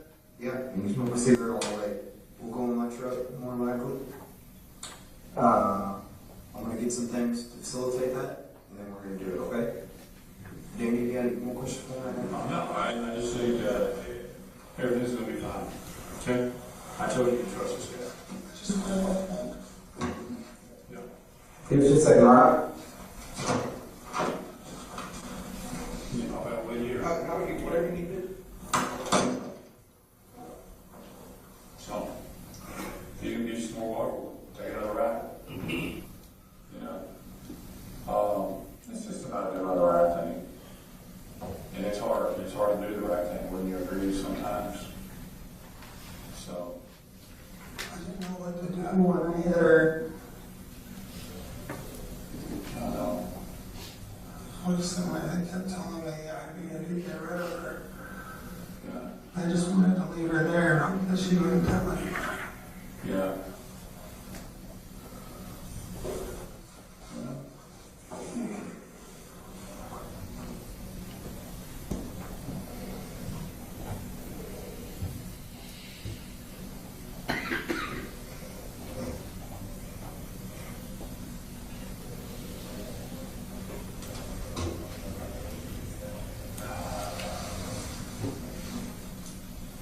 I want to find her, not what. You shoot me? Oh no, man, this is something that can be overcome. This is something. I'm gonna miss out on the best parts of my child's fucking life. Okay? I can't. Well, I don't know how to say that. I mean, This is one of those probation things. This is one of those I'm going away for a long time things, and I'm gonna miss out all of my fucking son's life. I would rather die. it is, this is a hard thing. It is a hard thing, but I'll tell you this, Tanner, you're gonna be okay. No, I'm not. Why do you think that? I'm gonna miss out on all my son's Christmases, his birthdays, him growing up. I'm gonna miss out on everything. All because I listened to some stupid voice that isn't probably even there. A lot of people have done that. You're not alone. You're not alone in that. But you're not simply disagreeing that I'm gonna be away for a long time. Really someone.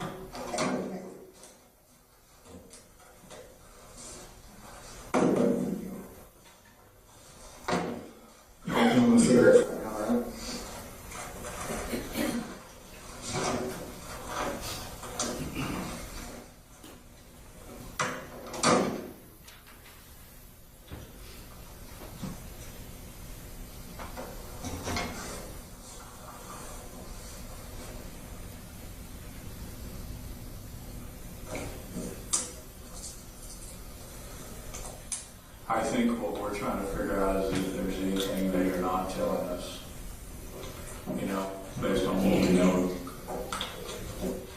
See what I'm saying? I think we're trying to help you, and then we're trying to figure out how much you're trying to help yourself. Thanks for that.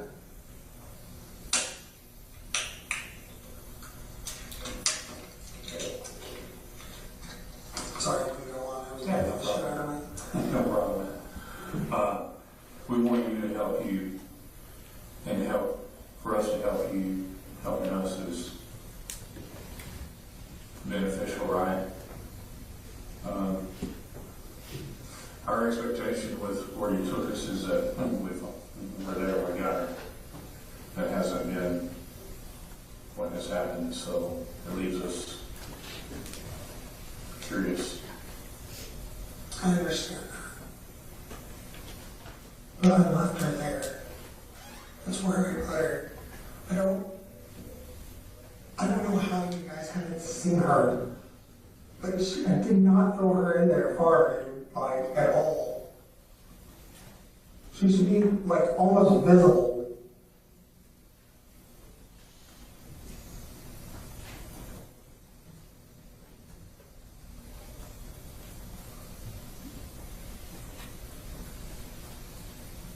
You thinking something maybe not visible?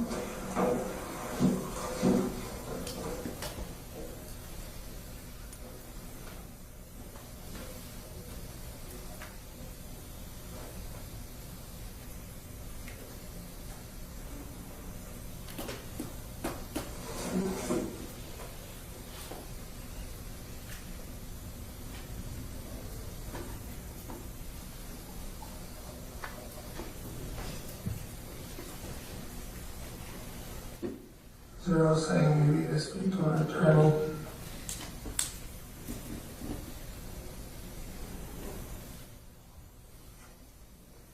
I don't know the implications of that. Yeah. Well, we'll, Also, I need to pee. okay. I think they're trying to get your cigarettes.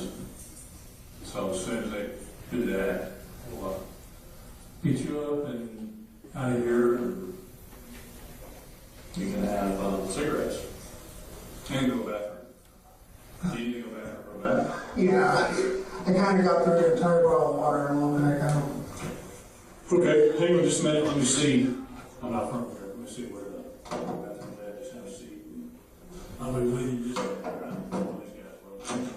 Bathroom? Holy shit, that was quick. So there's a process here, okay? Whoa! This is that one? Okay. That was terrible. This is more of a comfort thing, okay? So what we're gonna do first is we're gonna put this one on. So turn around, guess that way. Okay.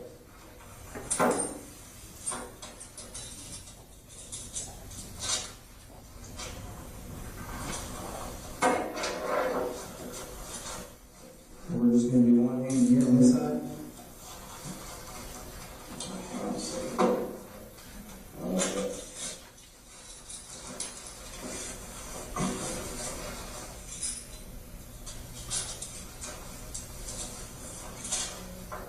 Is that too tight?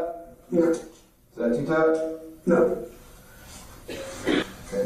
We're gonna go up here like this. Okay, but you gotta pee, so what we're gonna do for now is just let it through there, just hold it like that. So just hold, do that. I don't know, just keep on in. Oh, because you gotta pee, all right? Right? Did you say you had to pee? You can't exactly pee. Okay. Oh, there's an angle. You just walking around with those. Right. What you want, right? Hang on a second, actually. Evie? Give me right top right here for a second.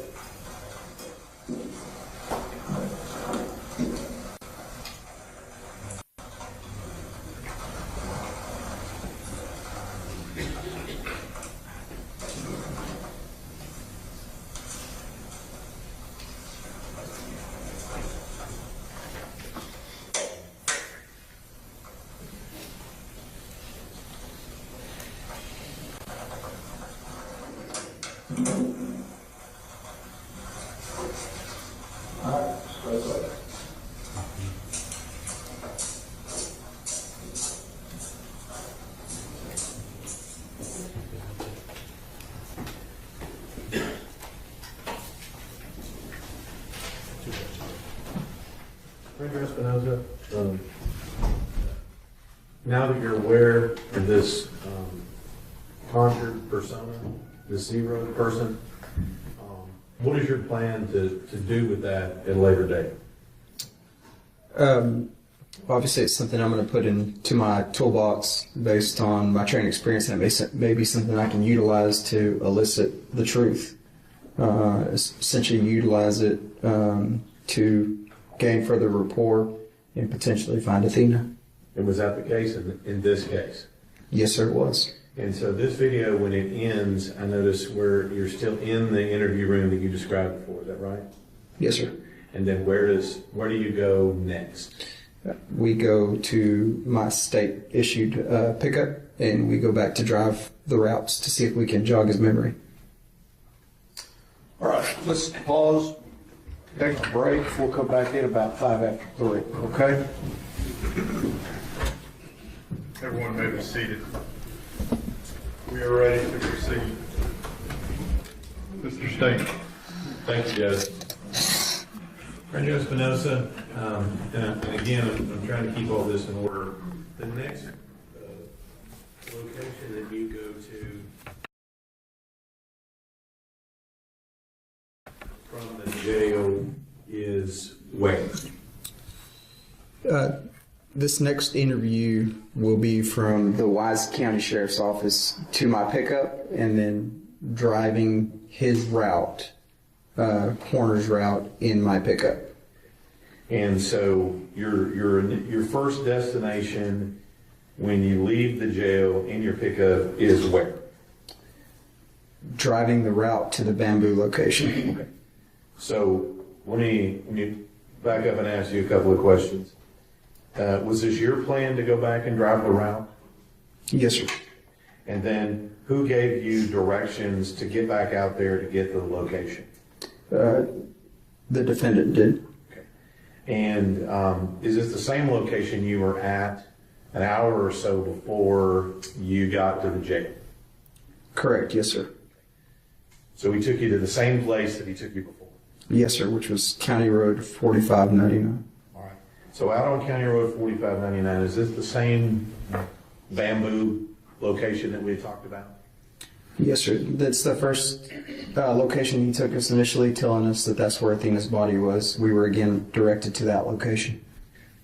So he's telling you the same story as he told you before and took you to the same location? Correct, yes, sir. Now, during this time, you go back out to the bamboo.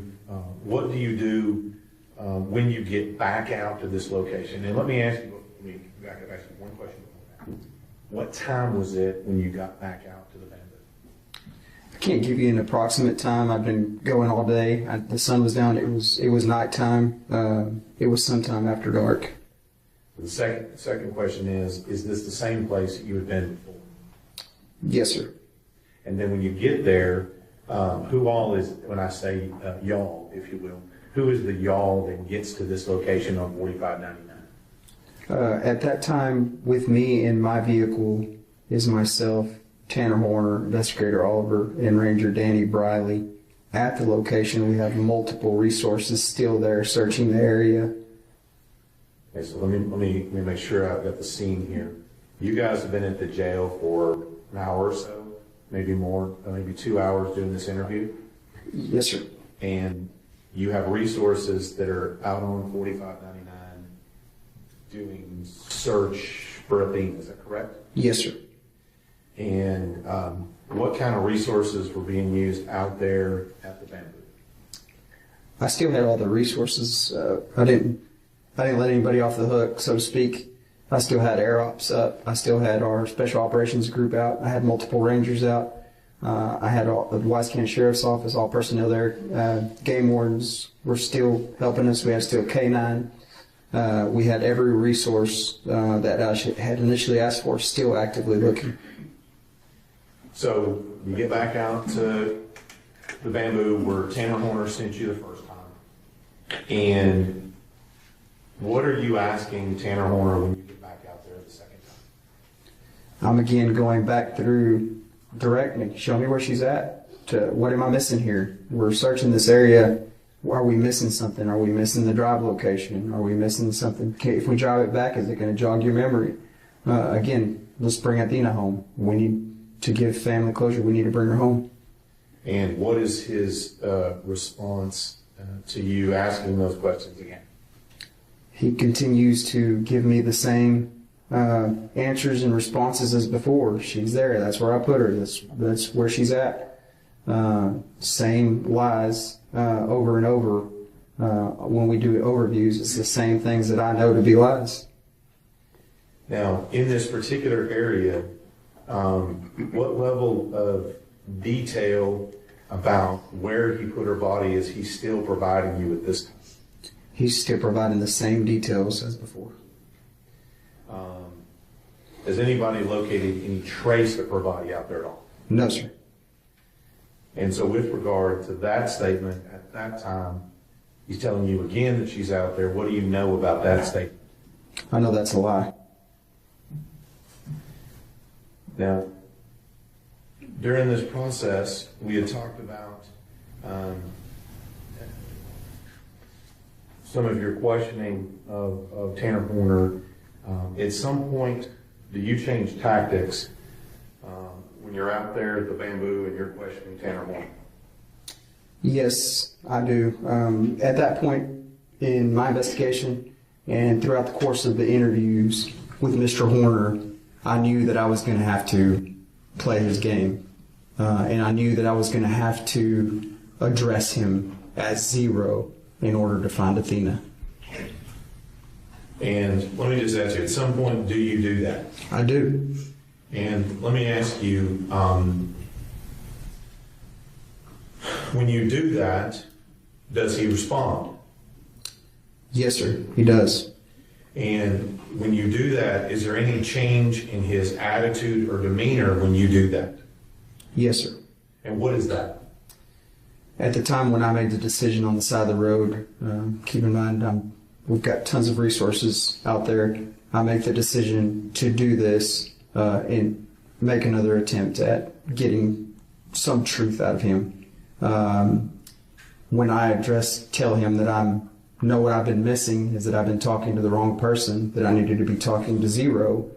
His physical demeanor changes. His head goes into a sideways motion. His eyes roll into the back of the head, and he pretends to turn into zero. All right there in front of your eyes? Yes, sir. Like magic? Yes, sir. All you had to do was ask? Yes, sir. So this goes on. He has this change in body language and everything else. Where do you go from there? At that point, I ask him to take me to Athena, and he says that he will, and we get into my pickup, and he directs me to Bobo's Crossing. So after 2+ hours, at least or more, of him telling you a story that she was in this location with significant detail, now he's telling you, oh yeah, I know where she is now. Is that correct? Yes, sir. It was more like a combination of 4+ hours. Okay. And so once this goes on, you go directly to where her body is located. Is that right? Yes, sir. He then directs me directly to her body. And the location, what's it commonly called? Bobo's Crossing. And do you know the actual county road that it's on? Are you familiar with that? Yes, sir. And how long does it take you to get from the bamboo scene over to the Bobo Crossing location? If I recall correctly, I was driving pretty fast to get there. I think it didn't take me long, maybe 15 minutes, maybe less. So at this point in time, what are you hoping for at this time? To find Athena and bring her home. So you get there to, and I'm just going to say Bobo Crossing, okay? Does that work for you? Yes, sir. You get there, and you get on scene. Is Tanner Horner able to tell you the various details about how he went about dumping her body there? Yes, sir, he is. Let me, Judge, if I may. Yes.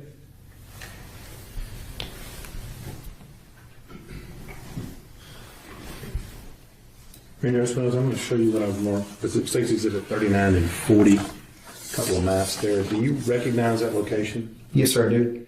And is one of those kind of a 1,000-foot view, and then one of them's a little more zoomed in? Yes, sir. Okay.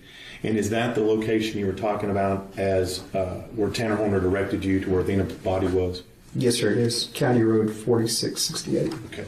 And by looking at that, are you going to be able to explain and tell the jury where he parked, where he dumped the body, and things of that nature? Absolutely. Judge Wiedhofer states 39 and 40.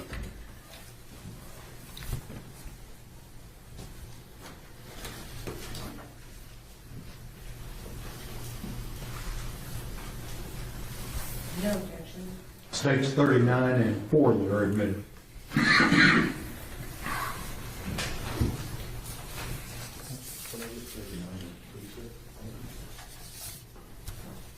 Well, Mr. Berry's working on it. I'm going to ask you a couple more questions. This location we're talking about, Bobo Crossing, what is the closest main thoroughfare to this location? As far as what the highway, FM, what's the closest one to it? I think it's the road that goes back up north. I think that's still 51, I believe, back to the west. Okay.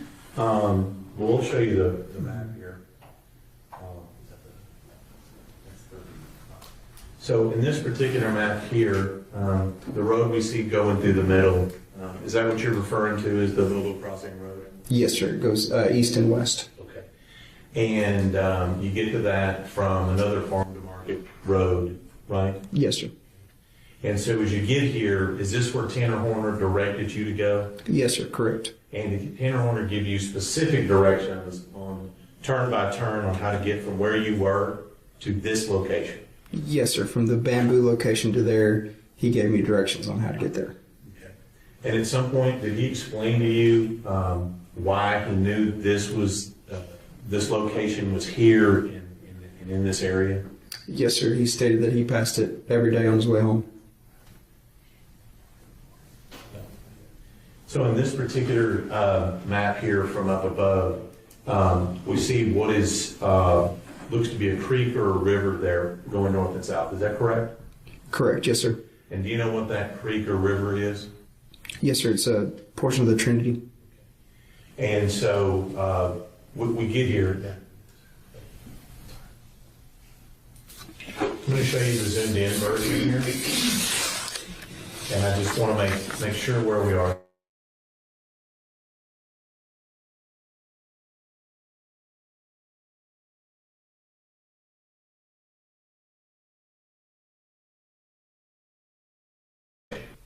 If you look at your first 4668 marker there, if you go up, there's a rail that goes across. You can't hardly see it too much from the picture as it depicts, but there's a guardrail that goes essentially north and south. He told me he backed his truck there, and then from there he took Athena to the edge and put her in the river. Let me slow you down a little bit and ask you a couple of questions. Okay. The little dirt spot we see just on the north side of the highway, that's what you're talking about, right? Yes, sir. Correct. And then as we see, and if we were to walk down through there, and I think we'll see a little bit of it on your video, but as we walk down through there, you said there's some form of barrier that one would have to cross to get from the dark parking spot there to the actual river. Is that correct? Correct. It's like a guardrail to keep vehicles from going further down. Makes sense. And so at this point, did Tanner Horner say that he pulled in straight towards that guardrail or backed in, or how did he say that he parked his vehicle? I believe the initial statement was that he backed in.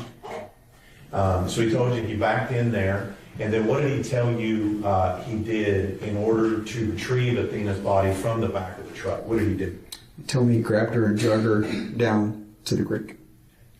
And let me ask you a couple of questions. This vehicle on the back of it, does it have a door that we would open? Like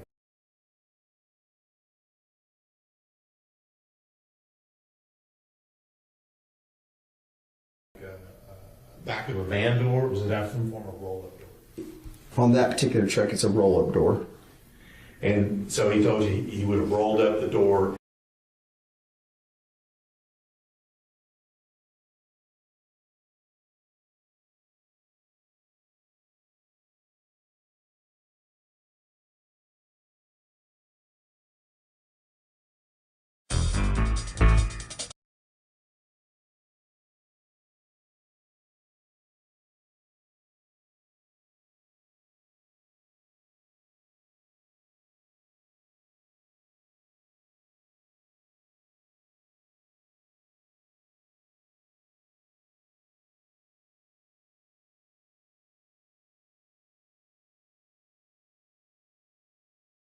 And so at this point, did Tanner Horner say that he pulled in straight towards that guardrail or backed in, or how did he say that he parked his vehicle? I believe the initial statement was that he backed in. So he told you he backed in there, and then what did he tell you he did in order to retrieve Athena's body from the back of the truck? What did he do? He told me he grabbed her and dragged her down to the creek. And let me ask you a couple of questions. This vehicle on the back of it, does it have a door that we would open, like a back of a van door, or does it have some form of roll-up door? On that particular truck, it's a roll-up door. And so he told you he would have rolled up the door and removed her body from the back of the truck. Is that correct? Yes, sir. Now let's talk about what he told you about how he got her specifically from that area over to where the water is. I think you used the term drag. Is that correct? Yes, sir. How did he tell you that he drug her body from the back of the truck over to where the water was? The exact statement that he made, obviously we're going to see here in a little bit, but it was in fact that he drug her body to the creek. Now, let me ask you just a little bit here. I notice on this, there appears to be a little clearing here on the other side of the guardrail towards the water. Is that correct? Yes, sir. And it looks to be there's a couple of trails and other things that go around that. Yes, sir. Where did Tanner say that he went to put her body in the water? To the left of that flat white spot that you see there on the north side of the road, right off the river, right to the left side of that, there's a drop down into the river. And this is what I would believe, I guess people would fish from there or something else. Is that right? Correct, yeah. You could just access it by walking down, which would make the river accessible to you for whatever recreation you were taking part in. So the distance between where he started dragging her body on one side of that barrier, all the way down the trail, down the side, and down to the water, how far is that? I can't give you an exact measurement, but it's got to be at least 30 yards or more. Okay. So 100 feet or more? Yes, sir. And then down to the water? Yes, sir. Okay. And this terrain that's there, is it smooth and flat like a sidewalk? No, sir. It's rocky, rough. As you're walking in, it was muddy at that particular time. So it was not easily accessible, especially not at night. And so his statement is that did he tell you if he drug her by her feet or by her arms, or how did he drag her? I don't remember the exact statement. I'd have to reflect back to the video. Okay. And then we get down to the water. He's now drugged her down to the water, and what does he tell you that he did once he got her to the edge of the water? He told me he dropped her right there over the edge. Let me ask you, so you get there, you're there in your truck now. Mm-hmm. Ranger Briley is there with you. Investigator Oliver is there with you. Tanner Horner is there with you. Correct. Does he give you directions to go down where it was? Do you go with him? What is the process by which you got down to where he dumped her body? We get to that location at Bubbles Crossing, to the guardrail portion of that location, and I pull him out of the truck, and he physically directs me down to where he put her body. So he takes you all the way down to there? Yes, sir. When you get down there, tell me a little bit about the water conditions and the depth of the water when you get down there. Obviously, that portion of the creek, the water goes approximately 1 foot and gradually increases to the middle of the creek. So it goes from shallow to deep. The water's very murky. At that time it was stagnant, so it was hard to see. And let me ask you, when you got down there, Ranger Espinoza, did you find Athena? Did. Tell me about, was she in the water? Yes, sir. How deep was the water that she was in? I'd say approximately 3 feet where she was at. Were you able to see her clearly walking up on him? Yeah. I wasn't initially, so when I first walked up to the edge of the creek, he told me she's right there. That's where I put her.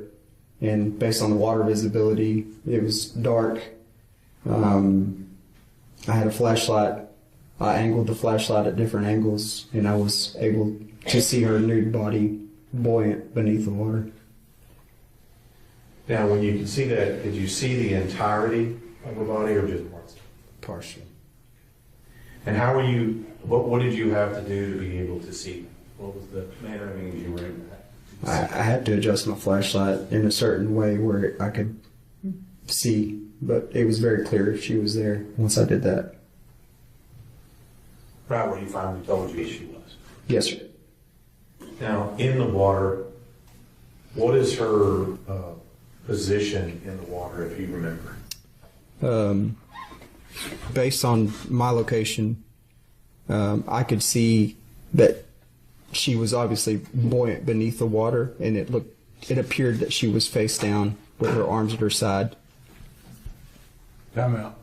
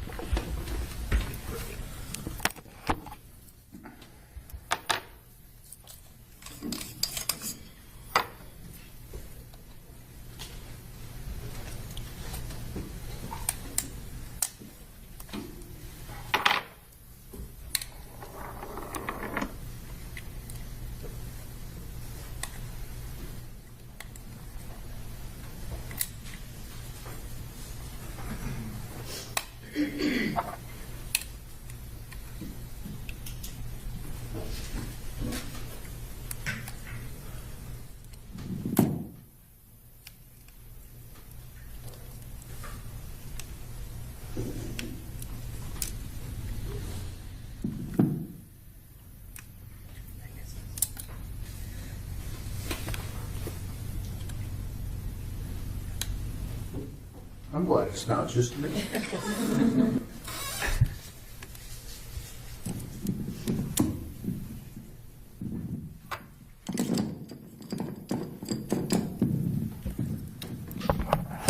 Thank you, sir. Go ahead. Thank you, Judge. So now you've located her in the water. You've now used your flashlight. You've spotted her. You said that her body had no clothes. No, sir. Talk just a little bit of that and take a short detour here. At some point during this, you had told me before in your testimony today, you had a conversation with Tanner Horner about her clothes and whether or not she had clothes on. Is that correct? Yes, sir. And at some point, did he tell you that she had her clothes on? Yes, sir. Is that true? No, sir. Now, at some point after this, after you located her body and after you've done what we'll talk about in just a second, do you have another conversation with him about her clothes? Yes, sir. And what does Tanner Horner tell you he did with those clothes? He eventually ends up telling me he kept her clothes, and she was in fact nude. Now, about how long is this video from when you leave until you've now found her body? I would say maybe 45 minutes. And once you find her body, what do you do in response to locating her body? There's obviously everybody following me because they're wondering where the heck I'm going. So I'm able to maintain everybody up top and immediately maintain the scene integrity, which was everybody get the heck out of here, shut it down, hold it, let's secure the scene, and let's get crime scene here to process the scene. So at that point, you secured the scene, and so your role as far as the scene is concerned, you're done. You're going to bring CSI in and whoever else is to handle that part. Correct. Yeah, it's part of some of the resources I already had on standby, which was the Texas Rangers crime scene team, Wise County crime scene, and FBI ERT, which is their crime scene team. And I guess what I'm saying is, for questions with regard to CSI actual recovery of Athena's body, those are those people we would be talking to. Is that right? Correct. Yes, sir. So you've got the scene secure. You still have Mr. Horner with you. What do you do next? I load him back up in the truck, and I take him back to the Wise County Sheriff's Office, continuing to get, some more details, some more facts.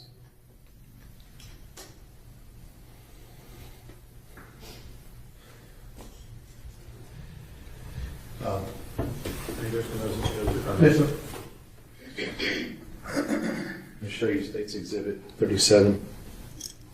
Similar to before, have you reviewed that?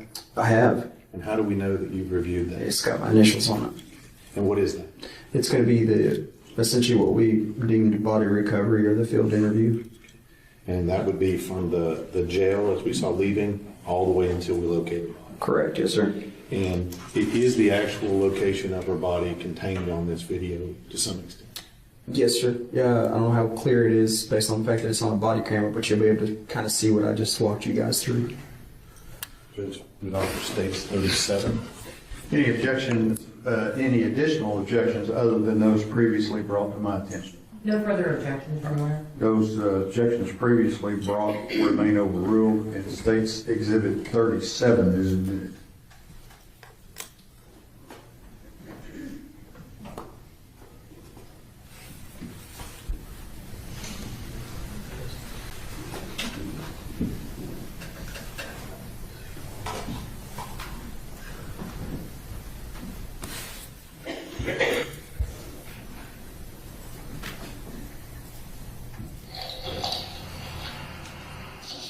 Getting the spot?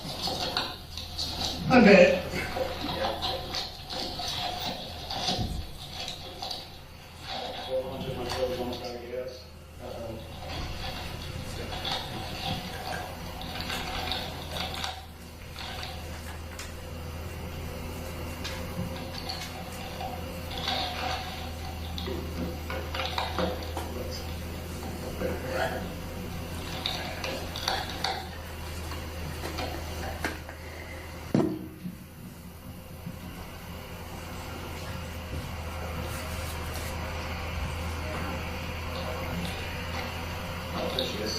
Huh?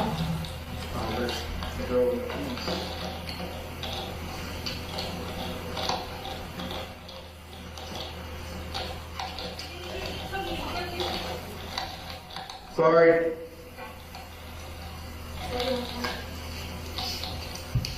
Oh, thank you. You're welcome. Take care. Well, smoking the FedEx, you have to get out and do it.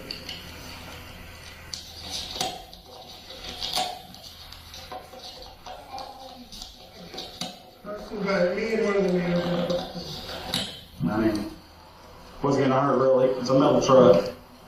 I mean, is these fabric or are they vinyl?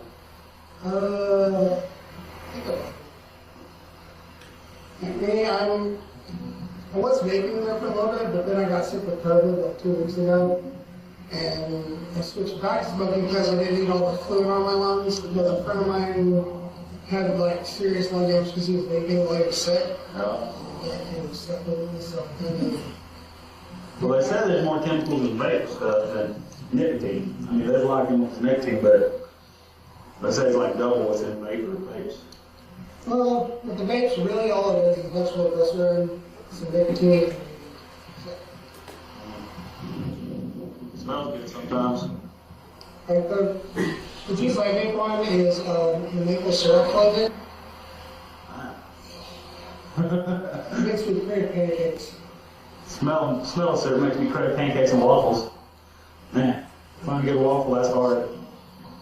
Well, I got in a city one. Waffle House is always They're chocolate chip pancake waffles. They don't overdo the chocolate chips. So I used to get like a grilled chicken sandwich and a chocolate chip pancake waffle. That was good stuff right there. See, I get the chocolate chip pancake waffle, but I also get an omelet and like 2 sides of hash browns. Woo! I knew cheesy hash browns, greatest thing. Oh, cheese and with onions, and sometimes cash. Little muffin. I can only have the onions if they're like caramelized. Otherwise, I'm like. Too much freshness. Or I got you. Yeah, kind of. I didn't used to eat onions until I got about 30 years old. And I started realizing I don't like the taste of onions, especially purple onions. Surprisingly though, they're actually not called purple onions, it's called red onions. Isn't that weird? Yeah, I know. It's definitely... I still call them by what I see. I'm just that way. Yeah, talking about Waffle House making me hungry. I'm a big boy. Somebody was talking about a patty melt earlier, and I'm like... Whataburger? Oh. Yeah, Whataburger patty melt. I was like, what? Whataburger patty melt, some fries, and that strawberry steak. Have you tried the Dr. Pepper shake? Not too much of a fan, honestly. I like Dr. Pepper. Yeah. See, I don't like regular Dr. Pepper, but I will drink the Dr. Pepper shake. I mean, I like Dr. Pepper, but that shake just doesn't seem quite right to me for some reason. So, I don't know if it's just me or what. Oh, man. I'm just thanking the Lord it's not 30 degrees right now. It's crazy, though. Goes from 28 degrees to... My conversations with God right now will look different. I do understand. This is not a great situation. I appreciate you being honest with us. So, what happens if I get an attorney now? You get an attorney right now? I mean, that's your choice. It's your legal right. But you're still going to go through the process of going to jail. You're still going to do all that. So, I'd like you to be honest with us and finish this out.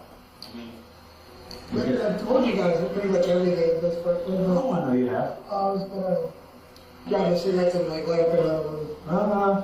You know. Did he stick it in his pocket? You sure did. That dirty dog. I'm sorry. That dirty dog. He's not down here. Oh, you get it. We got trustees that you can toss it down and stop it out. Because we got trustees that come out here and clean up, and they'll find it and they'll take care of it. Because it still doesn't feel right. I understand. So,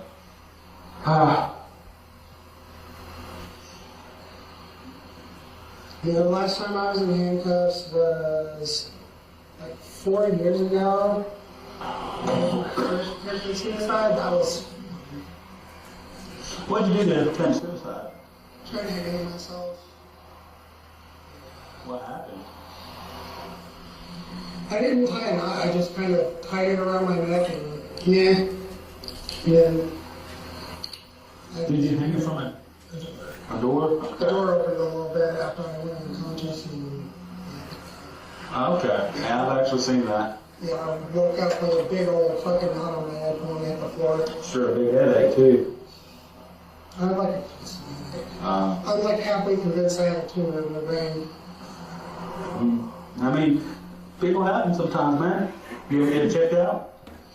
No, I'm the kind of person where I don't go to the hospital until the very last second, which, you know, that's probably the best thing in the world. Like, I have, like, random heart palpitations and stuff because I drink a lot of energy drinks. Like, I even have a mild heart attack, like, a year ago. Like, that's...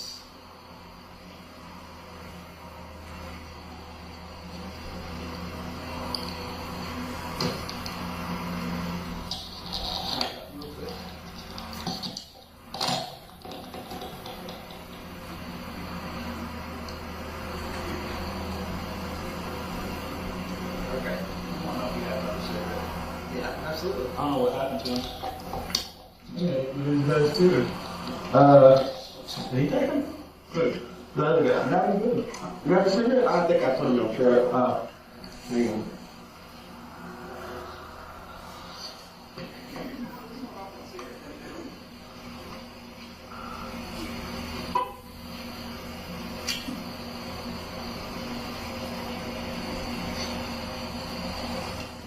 Hey, Jim, taking your truck out? Don't mind, want to the camera mount? Sure. Oh, never mind, I'm not in my truck.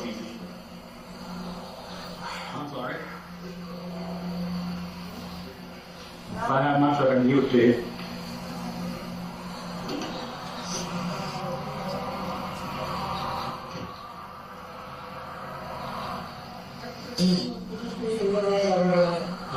Yeah. 5-star review, remember that. 5-star review. I had 60. If I can move my 6 stars up. Free. How was my driving? Not as bad as the cops report. Come on in. What do you take that, man?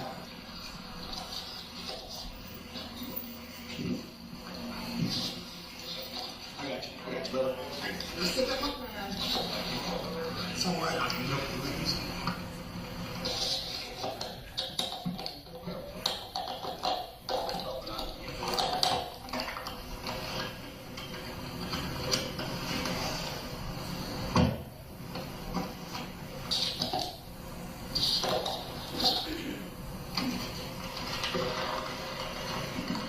Nice truck. No, it's all right. I can get from point A to point B. I got plenty of room.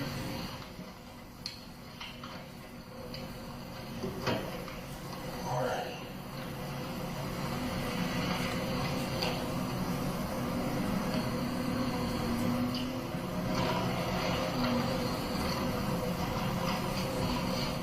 I forgot I got to push the button.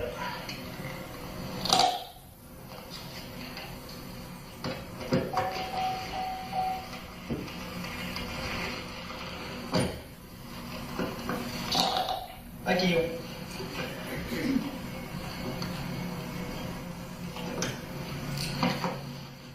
Can you let the guys that are out there looking, let them know we're coming back out? Yep. I'll let them know. Or I'll let.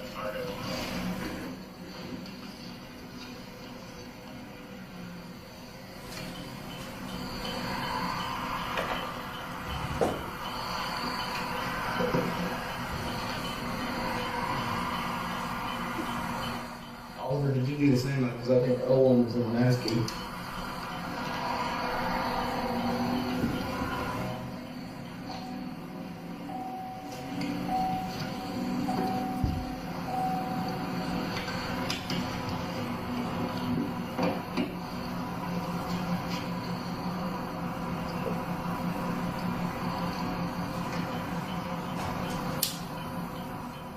Guess I'm not going to be able to make it into work on Sunday.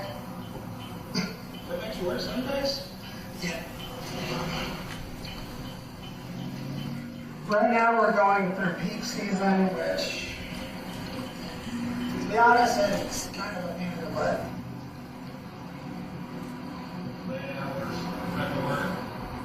Oh yeah.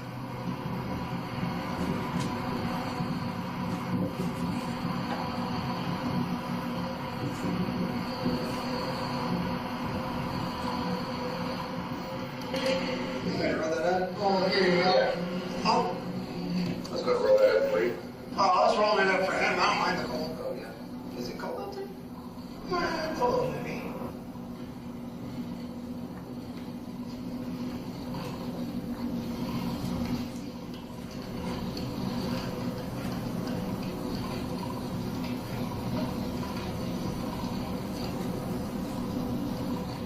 Cassie is waiting on my call that can come from work. Yeah, what's the latest you usually call? About an hour ago. Okay. Well, let's just get this kind of thing behind us and then we'll go from there, okay?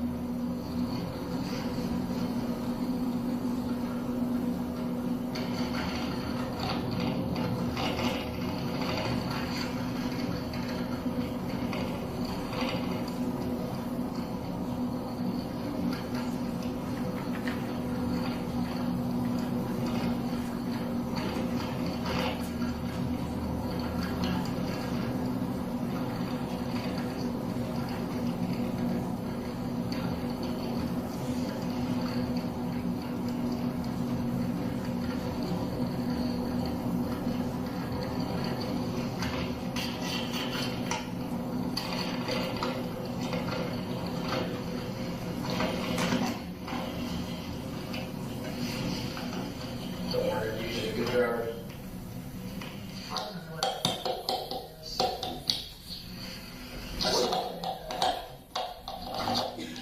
Yeah, I'm still employed with him. So was that your money? Yeah, I just didn't like the whole being a 1099 thing.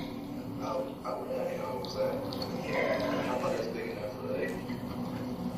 I get paid right. These years, they're still doing the whole 1099 thing, which I think is ridiculous.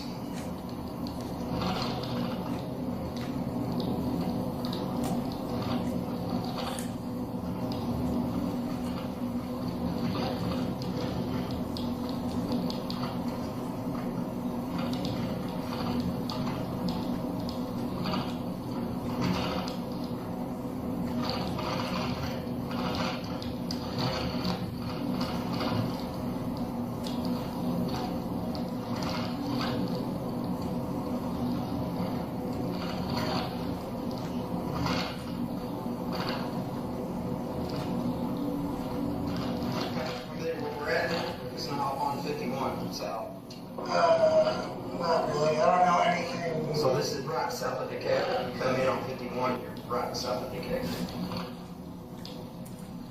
Do you not take 51 into your routes? Not really. No.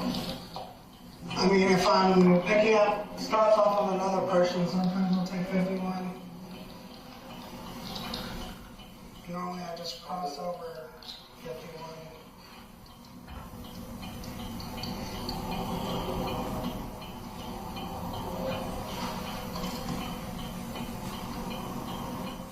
The thing about 51 too is it's very busy.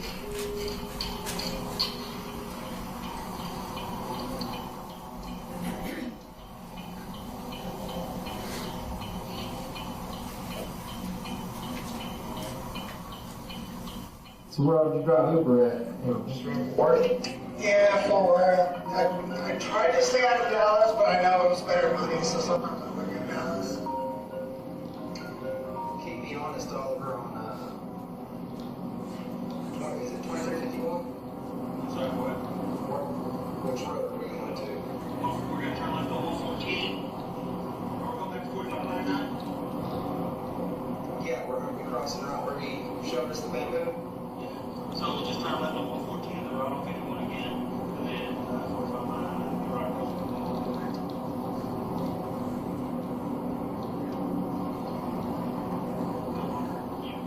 What is it? You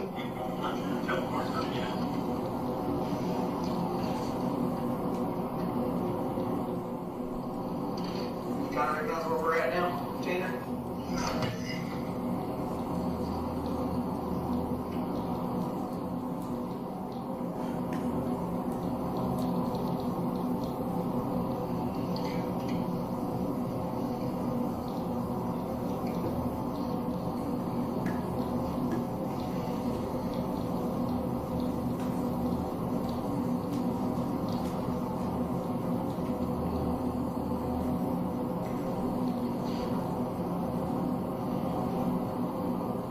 Hey, PB, can you pull up your maps?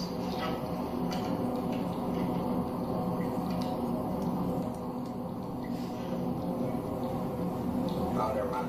No more questions. What you trying to do? I was just trying to pull up a map. It's alright. It's alright. Yeah, no, I'm good. I just wanted to kind of give them a visual as what we're doing.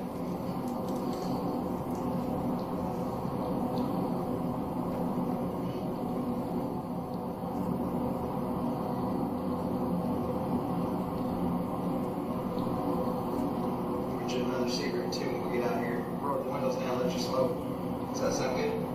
Yes, sir.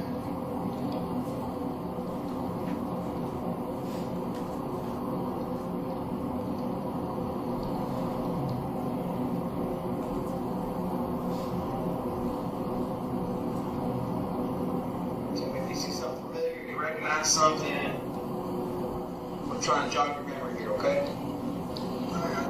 It was dark. You were worked up, so.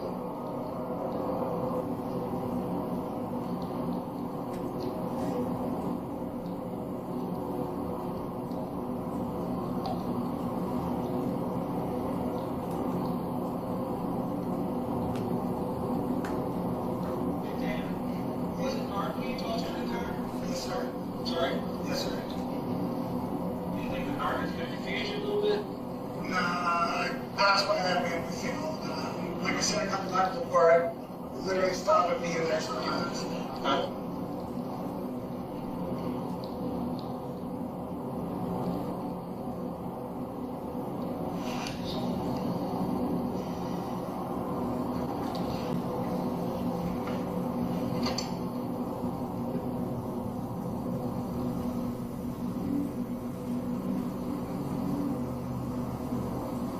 Traffic's pretty backed up.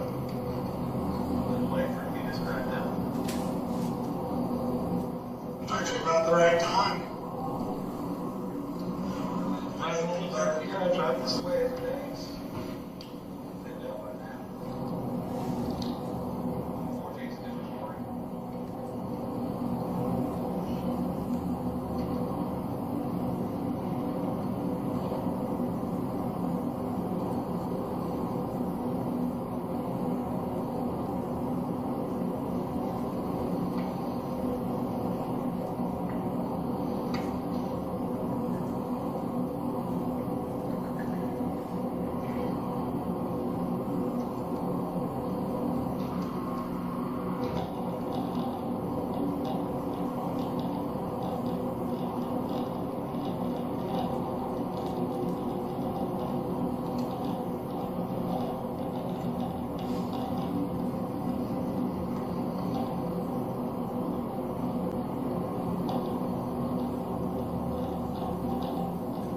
So this is about the time, right? You're saying this is about the time you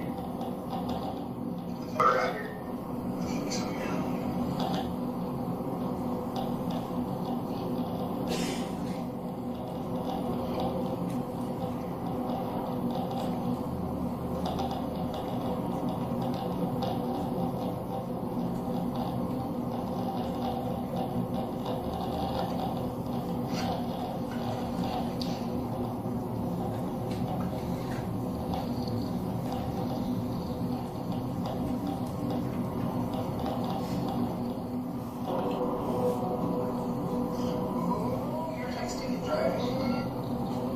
Well, I'm actually looking and driving, but it's just as bad. So.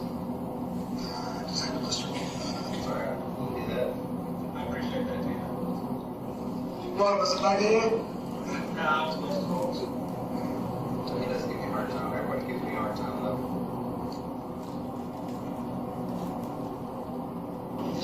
Okay, so we're getting pretty close to 114, obviously. Is this jogging your memory at all? Crossing the bridge, approaching 114. We're going to take a left on 114. Right here, like, we're less than a mile and a half from it. It just, we're across this railroad crossing. And then it's 114.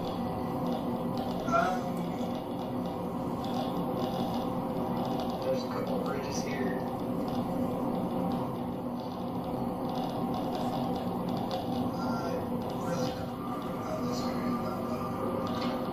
You just don't that back way where they were.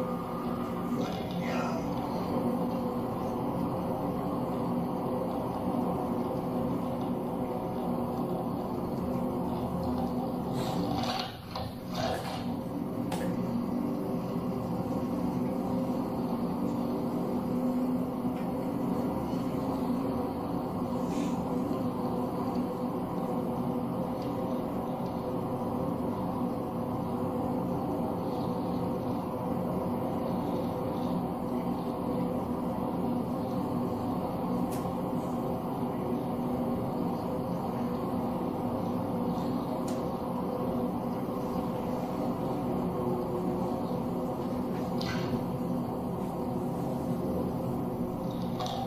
Jogging my memory at all?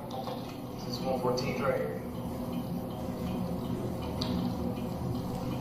I just want to keep you aware of your surroundings. That way, if everything gets jogged.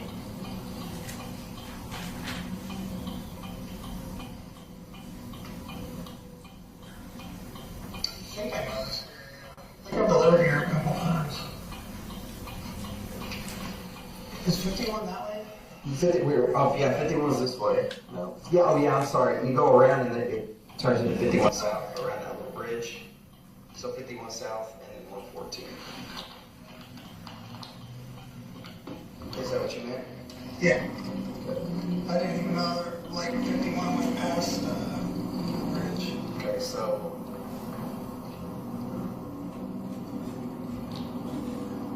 We're 114. That's going back in. Okay. Do I need to turn on 50? Yeah, I need to go 51, don't I? Yeah. Okay. So remember you cross-track. Technically, you don't even have to take 51. There's also a turn in. Yeah, off 114, but we want to retrace your steps, so we're going to cut off 151 and go that way. Okay.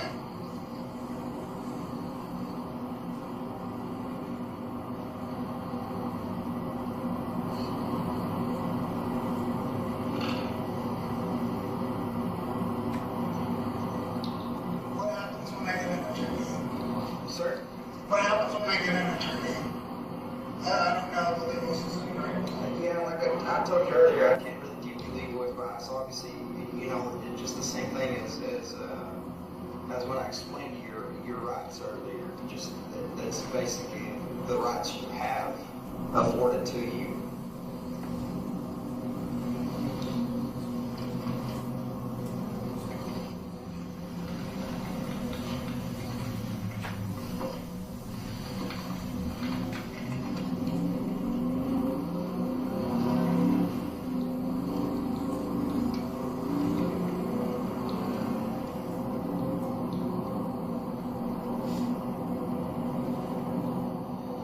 Okay, we are like right at a mile from that road. Is there anything, John, you remember? Okay, yeah, I started. Okay, but you usually do that on a regular basis, right? Yeah.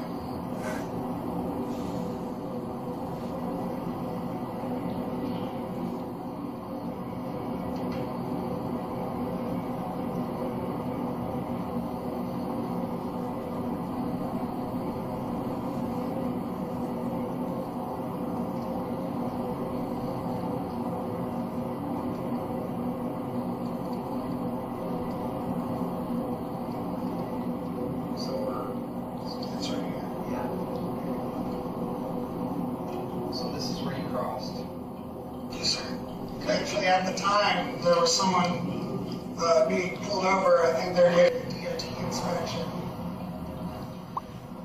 And they were pulled over right there. Okay. Now we're on the road. Thank you. Okay, so now we're on the road. And we are.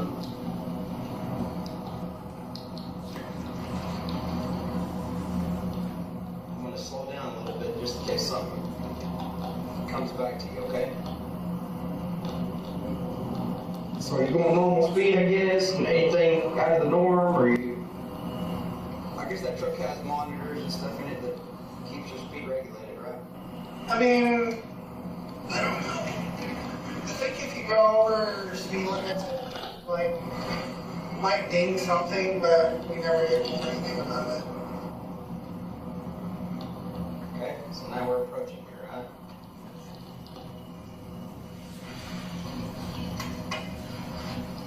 Okay.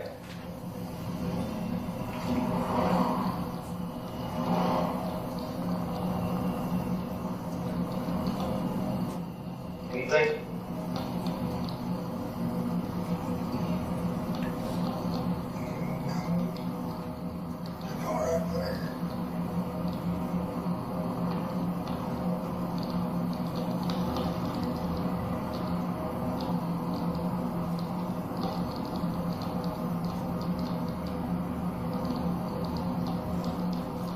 This intersection, obviously, you gotta make a stop. A couple times I've run with not noticing it when I'm heading the other way because it's kind of a little bit hidden. And it's at a weird spot.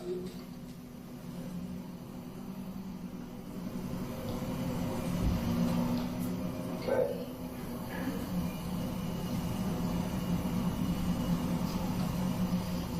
You remember this house right here?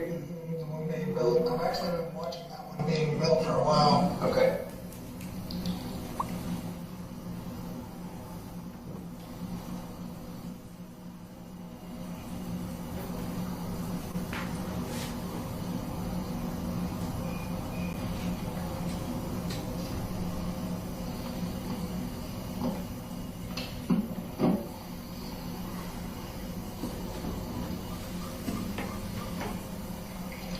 Sounds like Cassie's dog.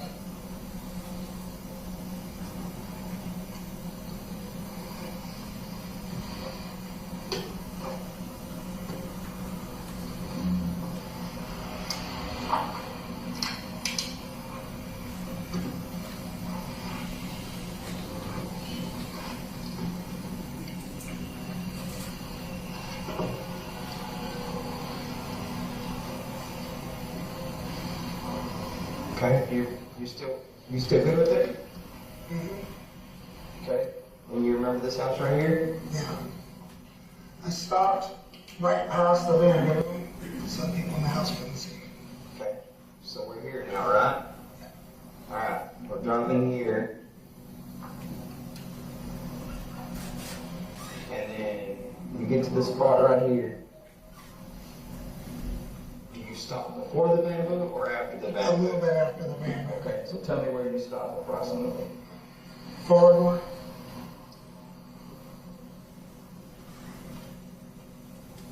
We're gonna rewatch your steps, okay?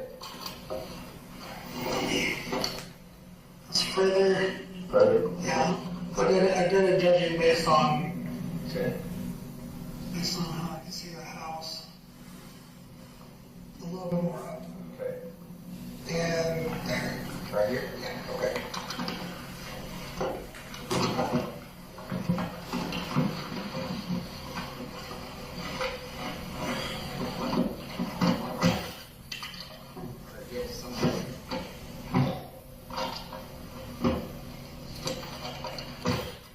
So you don't have to hug me.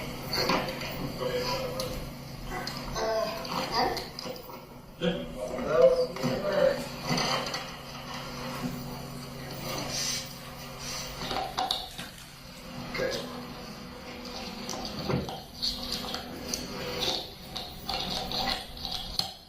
Let's walk your steps first, okay? Okay, can you kind of reenact that? Show me. I was looking in the corner, looking back to the rear.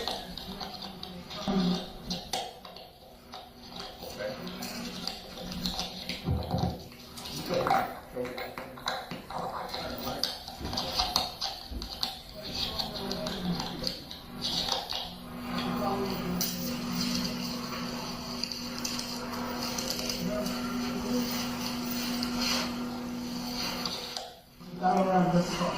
Okay, and you think she was pretty close? Yeah. Like pretty close to the. Yes, sir. Okay. Walk in about how close you think she was.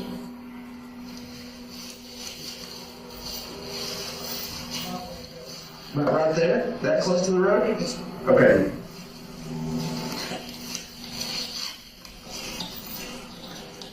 Okay.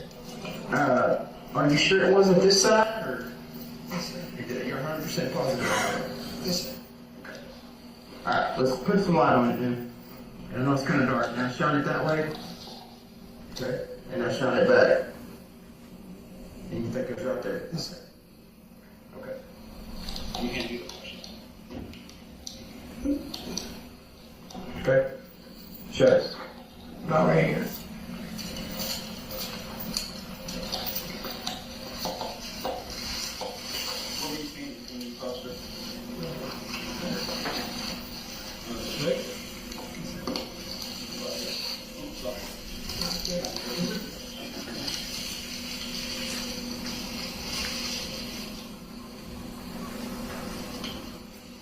You remember that hard tree being there? That bigger tree in the middle of that?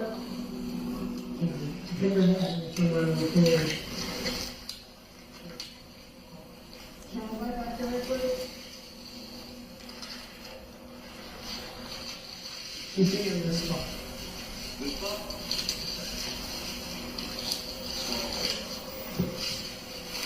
That's where I was.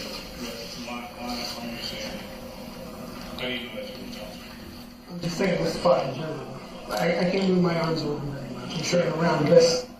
So about this tip is what you're saying. Yes, sir. You want to believe it's this spot. I understand. I park just enough to where I'm off of the vehicle to move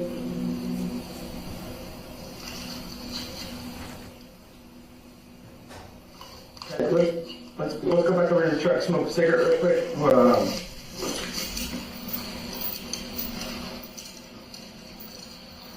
Back up. There you go.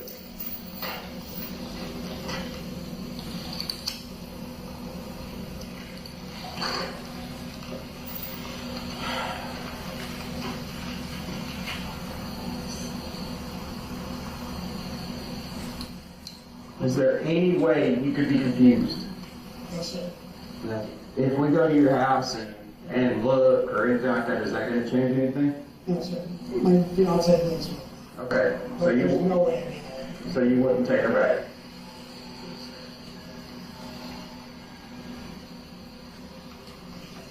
Wasn't this any old shit really? Or something like that? Oh, yeah. Okay.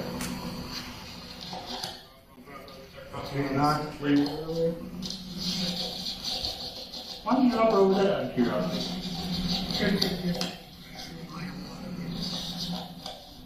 Like 3 or 4 cars, like in a row. And I think that would be too obvious versus on a road like this. Gotcha. So that's kind of a dead end down there? Like people are gonna remember a FedEx truck parked on a private road. Ah, gotcha. Something like this, people will just think, oh, they're just trying to get their next package out. Yeah. That makes sense. Makes complete sense. I'm smarter than a lot of people. A lot of people have done. Alright. Some people are pretty judgmental, man.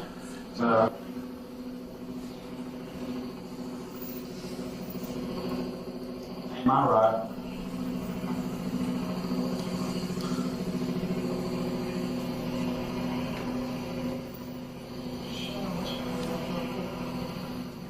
I just want to go for one time.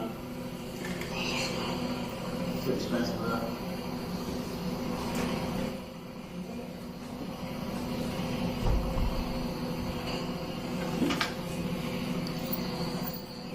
Imagine the fuel alone is pricey. Oh, I've heard about the fuel costs of those things going up for a little while. What was I saying?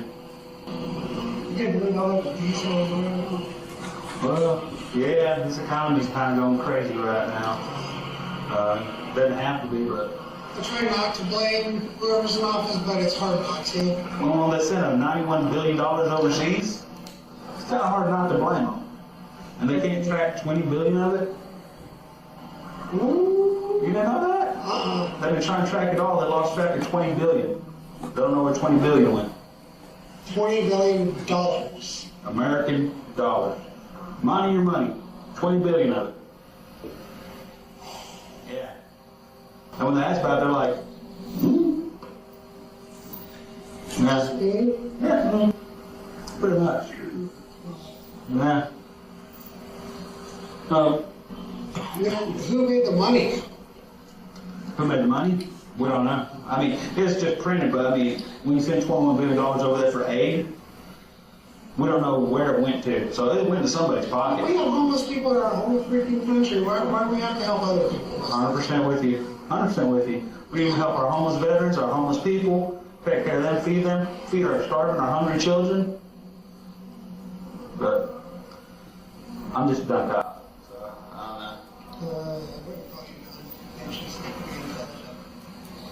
know. I'll be honest with you, man. It doesn't look like she's here. Do you was worried.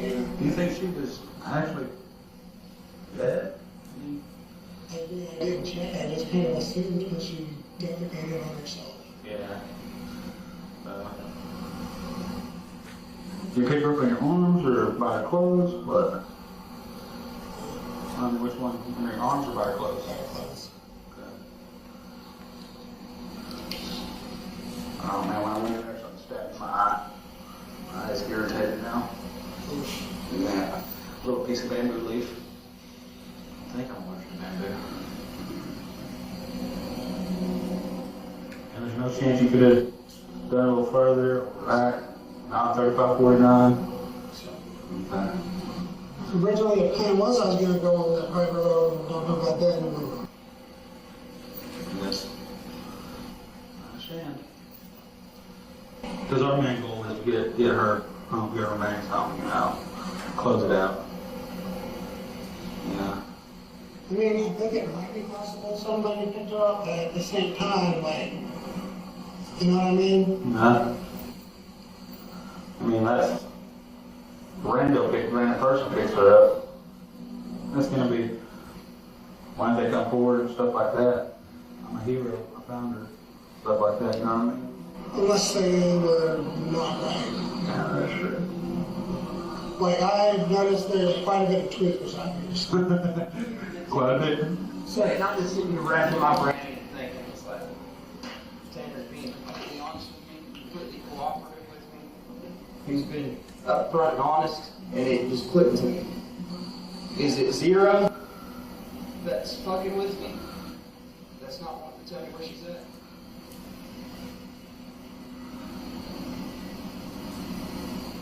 Zero, tell me where she's at.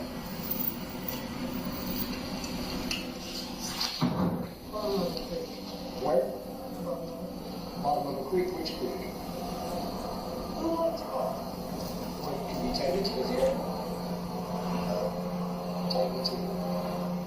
Tanner trusts me, why can't you trust me? I'll give you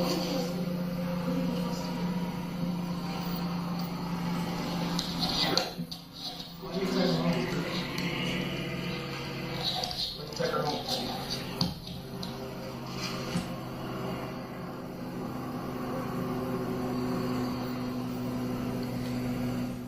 Come on. You ready to get in the truck?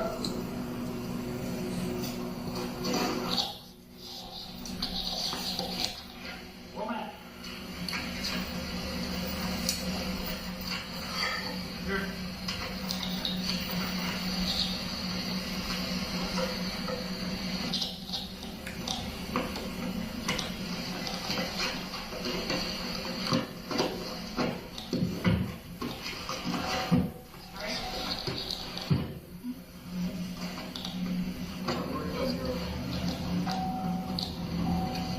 Until I get to 7. Take her right on 7:30. Okay. I need a little bit of you to trust me the entire time. I apologize, bro. I wasn't aware you were willing to talk to me. I'm not gonna let you out that. Could you get out there and tell them to move, please?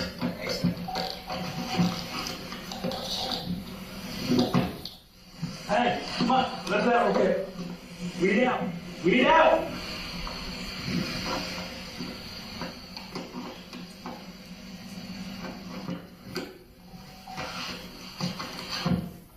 So do I just keep going this way?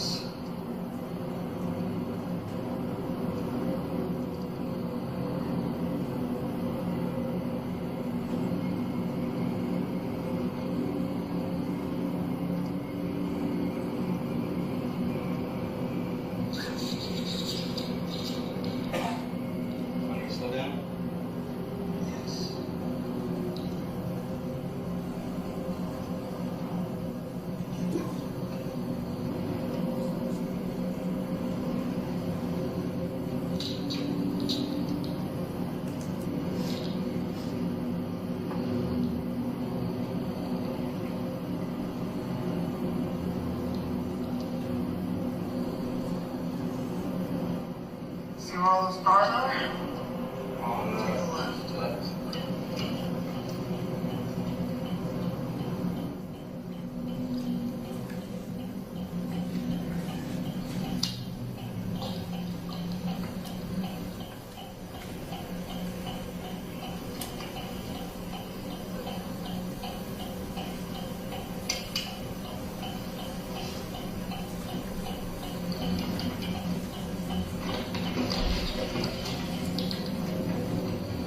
No subtle. Okay.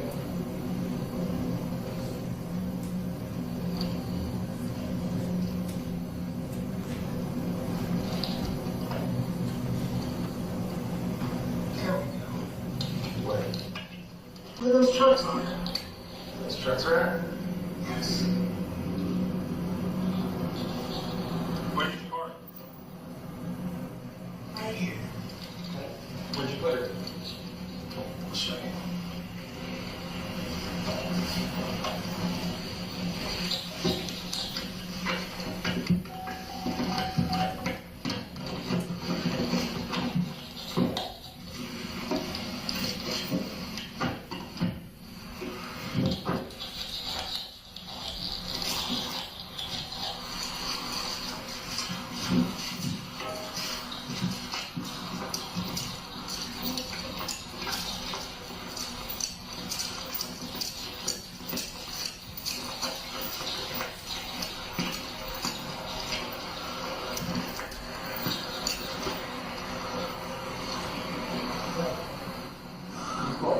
You put her in the water?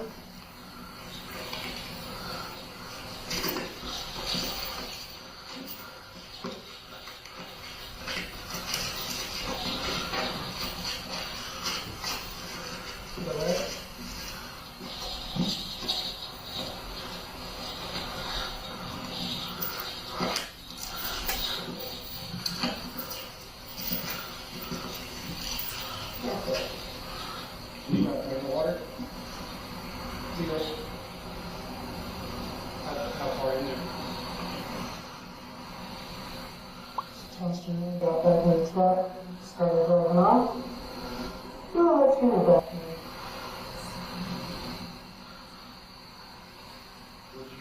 in. No, no, wasn't. Zero when we threw her in. Were you down there? Were you closer to the...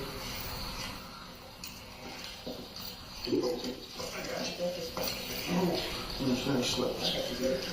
Hold it.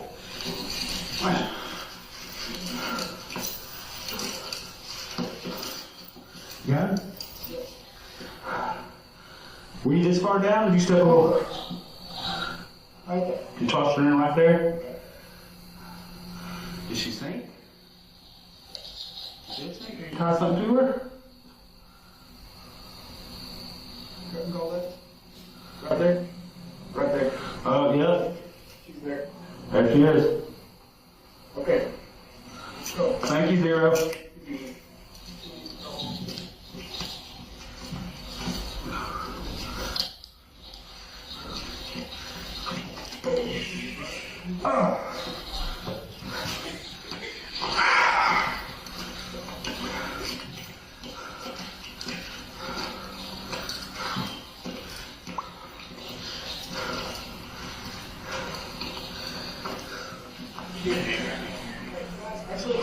Stand by. Stand by. I'll walk you down there. Hold on, hold on.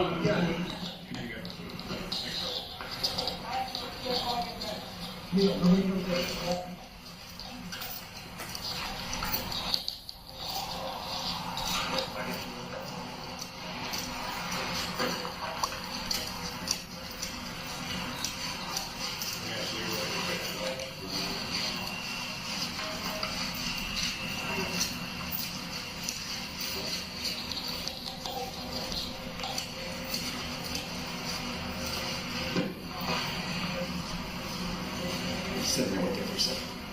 Okay.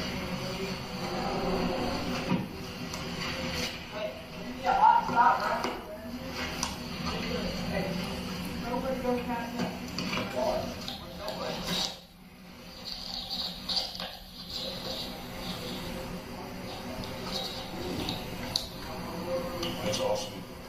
It's great. Proud of you. Yep.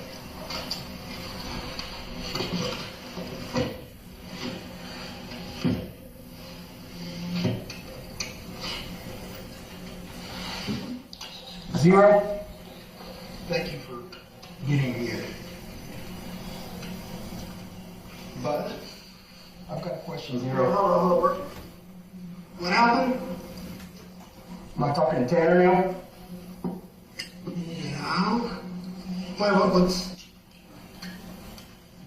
I need Zero. I need to ask you one more question. Zero, can you come out? Zero, I need you. Talk to me. I know Tanner didn't sexually assault this girl. I know Tanner didn't hurt this girl, but I know you did. Did you sexually assault this little girl? No. Did you kill this little girl, Zero? I wouldn't do it. Thank you for bringing me to her. Thank you for letting me get her home.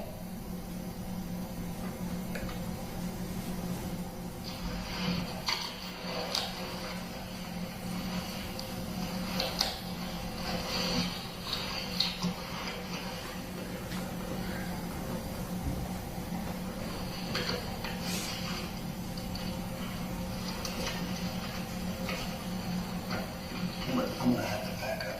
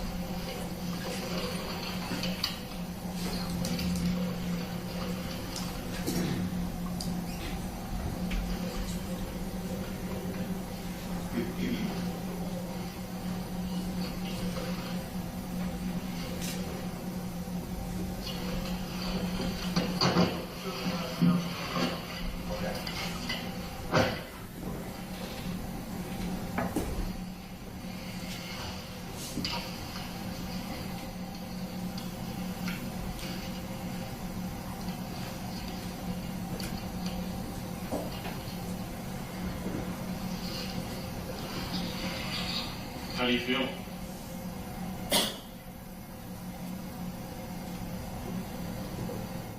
Like I'm gonna hurt Tanner. Why do you want to hurt Tanner? Because he's a coward.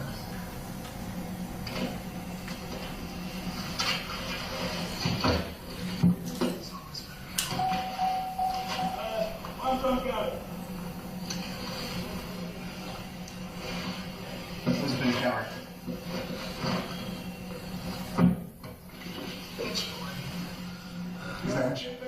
Is that what you call him? Son of a bitch. What, you say that?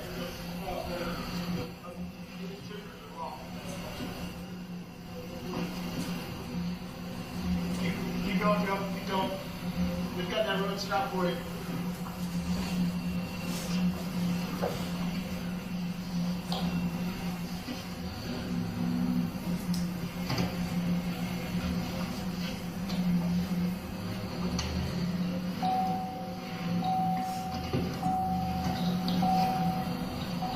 Zero, why do you call Tanner a bitch boy? Because he made me come out. He made me tell you. I'm not. Mom. He's mad. We did the right thing. We needed to get her home. That's the only way to do it.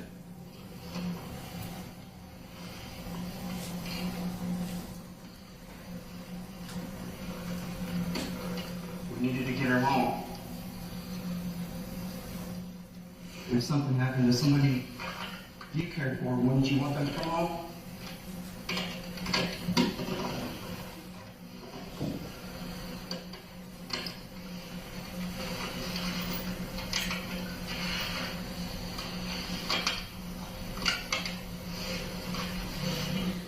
Zero, how long have you been with Tanner?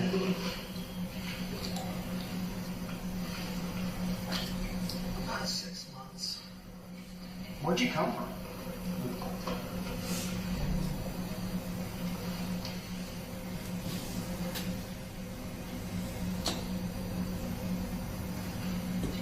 I don't know.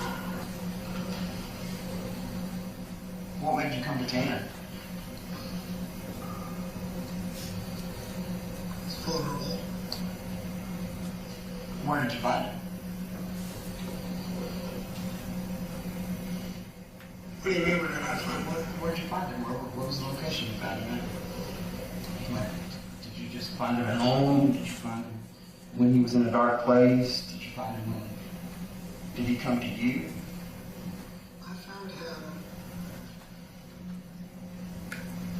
when he started taking his medicine. That's when he first came out? He wanted to die. I wanted to.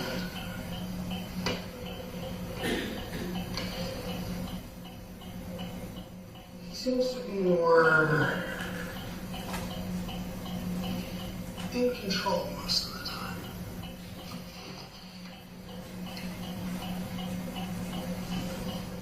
When you want to talk to me, Zero, you've been more helpful than Tanner right now. Tanner was really honest, but you helped me, so I want to know why you took advantage of Tanner. Tanner was honest, and he was really helpful. But you wouldn't let Tanner tell me where she was at. I had to talk to you to get the truth. and I didn't know. Last thing I can remember was Lynn Horner in the bamboo. Did you go back to the bamboo either?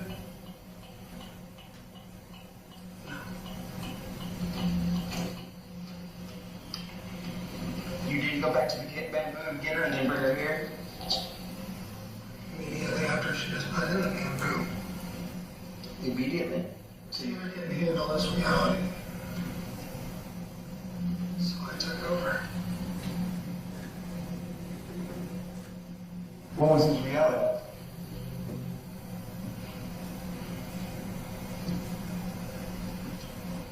The fact that he let a child die.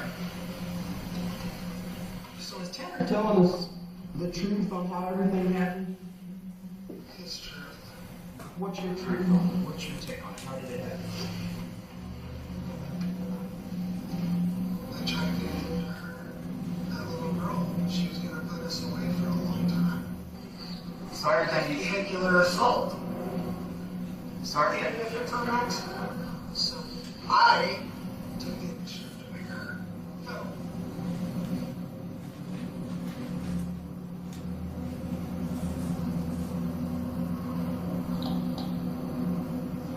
But everything that he told us is correct other than where you put her. Pretty much. But the thing he didn't want to tell you about me. Why? Because he's clearly in that case. So, was that your attempt at getting me to talk to you when you were on the board? Because obviously that wasn't Tanner.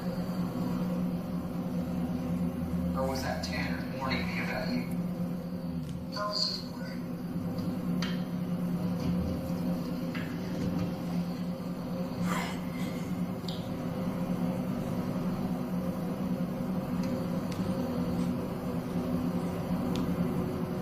Is there anything that Tanner left out that I need to know? You think I need to know? Because obviously... Tanner left out. Is there anything you left out? I'm asking you what if there anything else from me. Yeah, what did you leave out? I tried to send it out like someone else took her.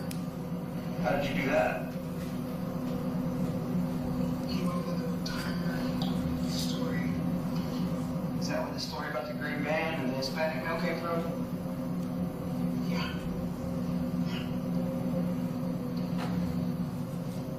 Is that what you told those agents? I talked to them. He was too scared.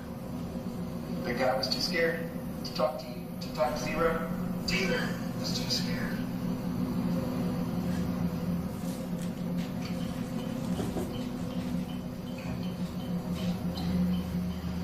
Zero, is there anything else I need to know? Did you do anything else to that little girl?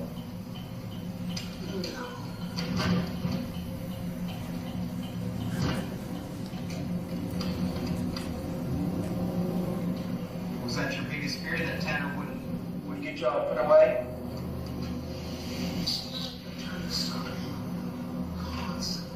What was he saying to you?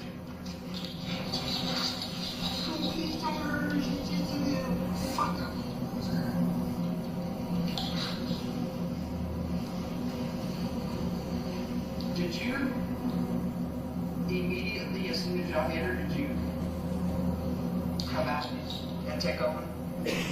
Or fear that maybe Tanner would get y'all put away? Or did it take some time? Tanner was worried about little shit.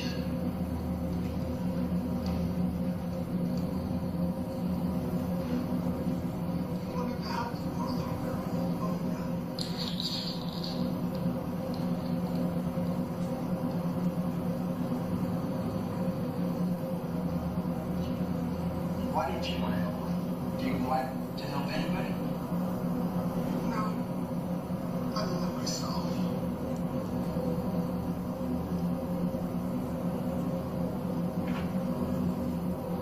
Have you ever been anywhere else, Zero? Have you ever done this before? No. Is this your first time? Of course. Well, let me help you sometime. I know what you got. Right now, he just doesn't want to deal with anything. Just trapped in his psyche, talking in his ear.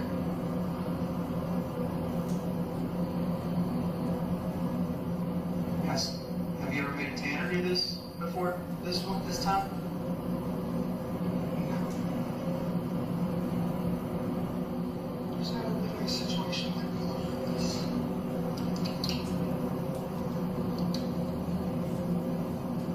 So, if y'all hadn't hit her with the truck, you would have never done this. If Tanner hadn't ever hit her with the truck. Tanner would have hit her with the truck, and none of this would have happened.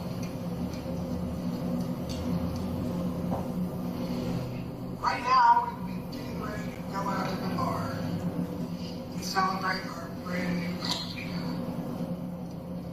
Do y'all go to the bar often? On occasion.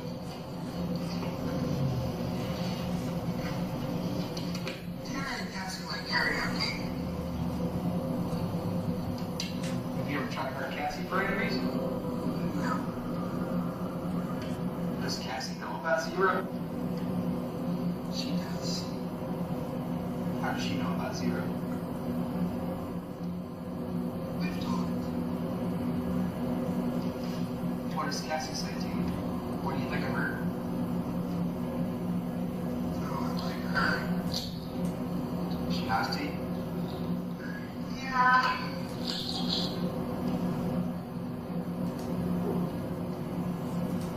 But between us, she likes it better when I fuck her versus what Tanner does. Oh yeah, why is that? She likes it rough. But now Tanner has to take over. Tanner has to take over when? All the fucking time.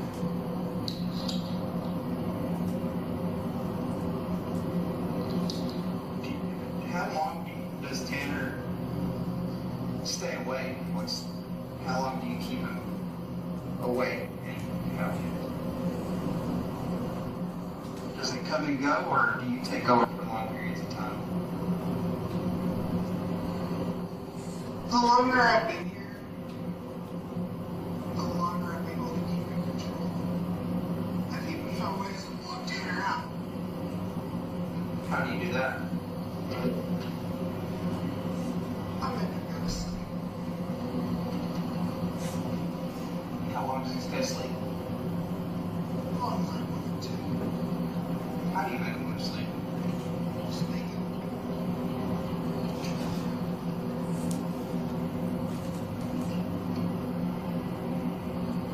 So, when you killed that little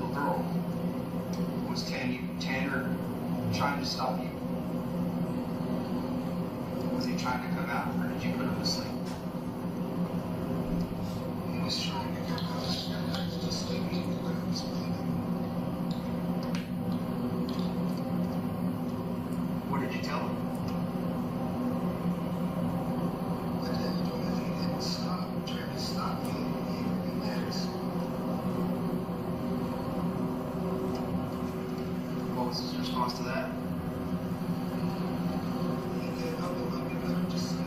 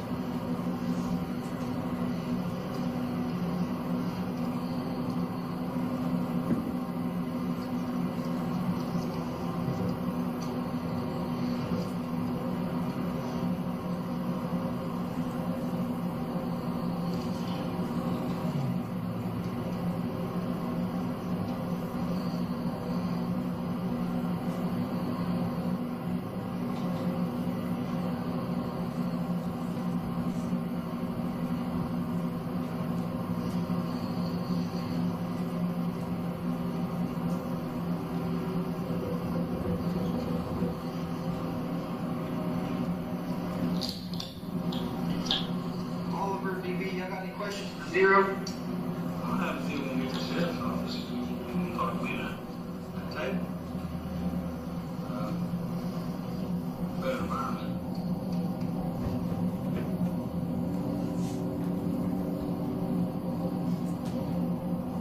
Zero, you said you only been here 6 months. 8 months?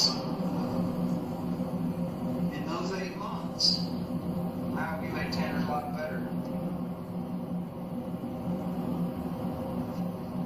If you think that's my goal, you're starting to see. Is your goal to improve Tanner's life? Why does it seem like I want to be on top of that?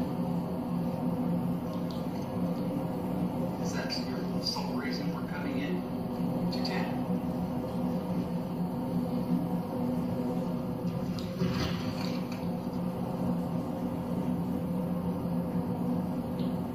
He doesn't have a way to go.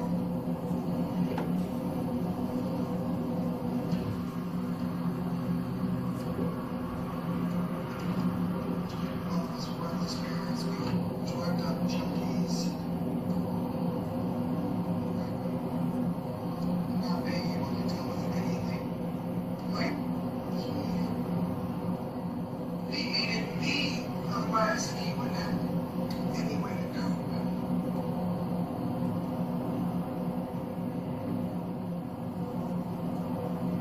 Did you come in at a time in Tanner's life where he was having trouble coping with everything?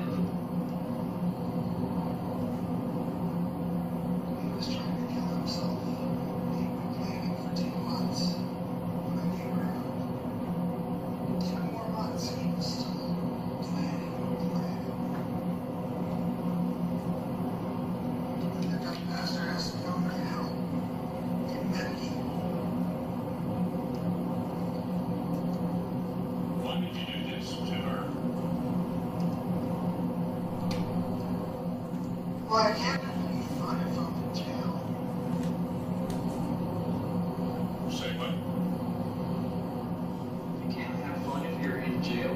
I can't have fun if I'm in jail. What's your idea of fun?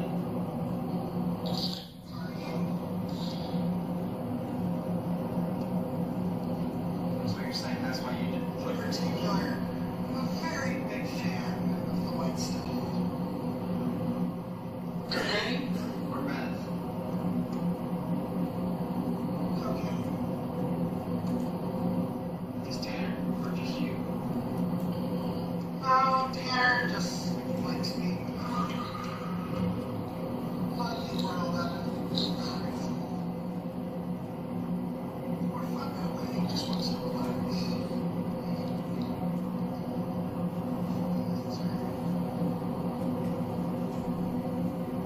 Why did this happen?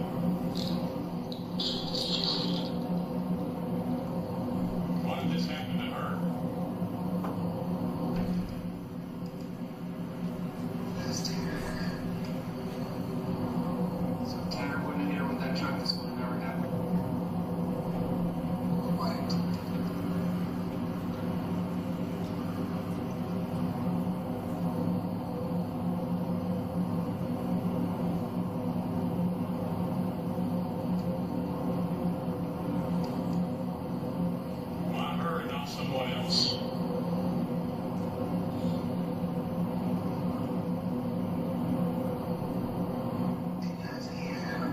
interrupt.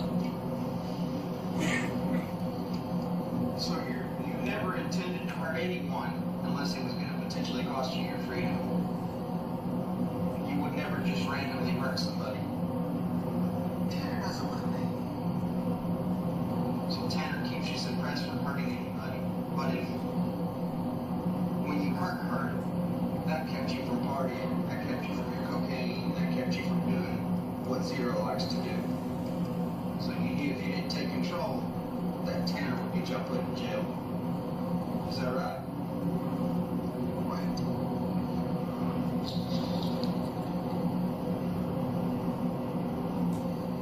But you knew if you didn't take complete control and take care of business, Tanner wouldn't. Because he's like, what?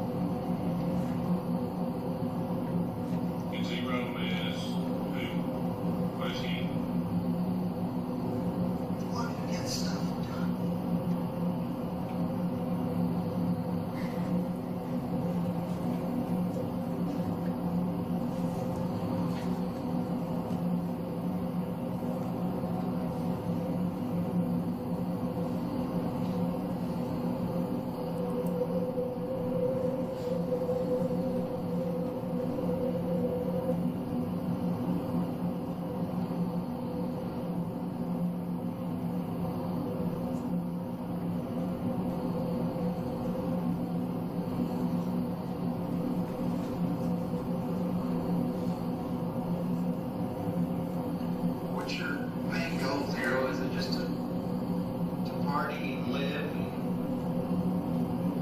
slowly push Tanner out? I wouldn't be able to push Tanner out even if I wanted to. Why is that?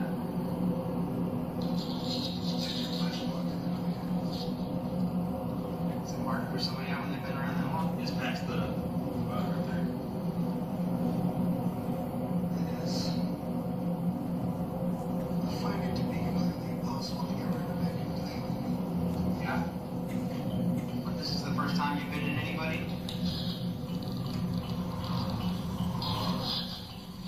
What do you mean? You've never taken on somebody else? You've never been with any other person? Only Tanner? Well, I was gone for several years. Why? This isn't the first time I've been around Tanner. When were you around Tanner before? Not when he was 12 or 13. Did you do anything when he was 12 or 13? Did you hurt anybody then? Only Tanner. How'd you do that? Look at, look at my arm. You don't know. So this is the first and only time Zero's hurt anybody? Tanner. What'd you do to him? How did you hurt him? I know you say look at your arm, but what did you do?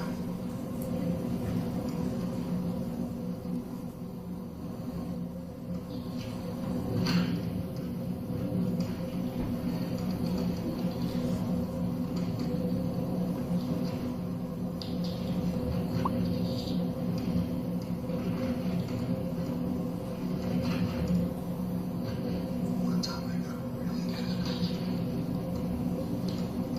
What'd you do? Tell me that. Took a box cutter.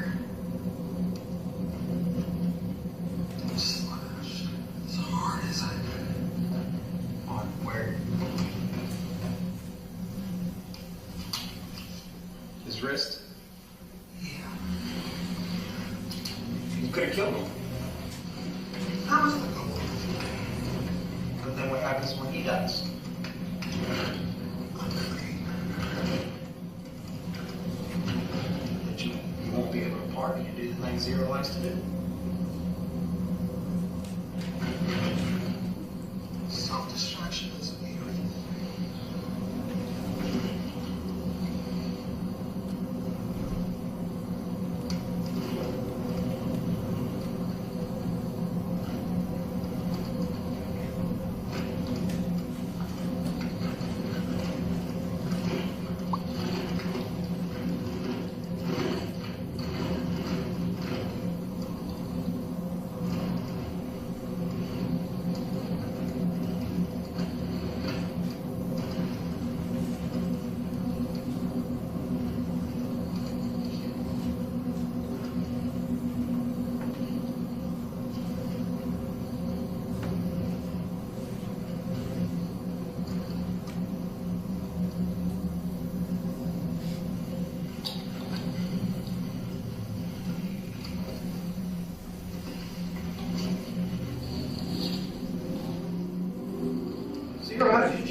spot?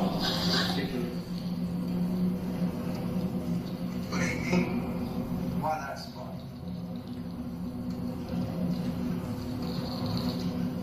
What spot?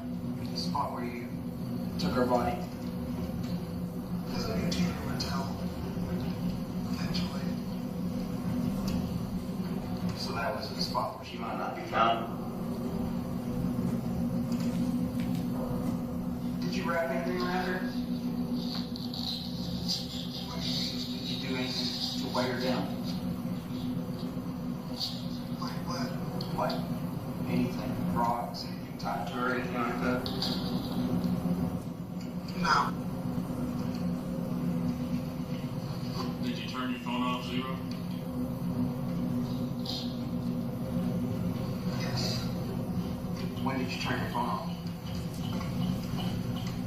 When I took over. What did you do that for?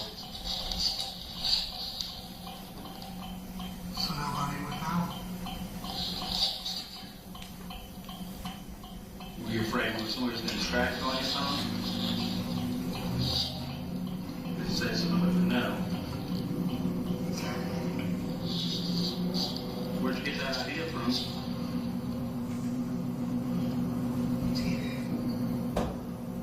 All the crime shows and stuff, I'm sure? You saying yes? Yeah.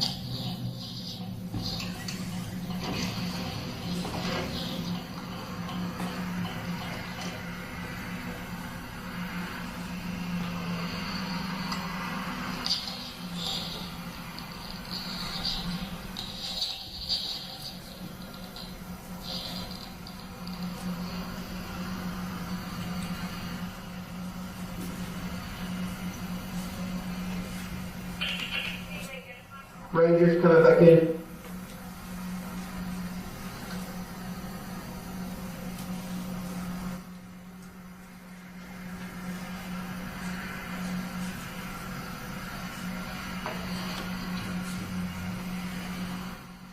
Espinosa with the Rangers coming back in.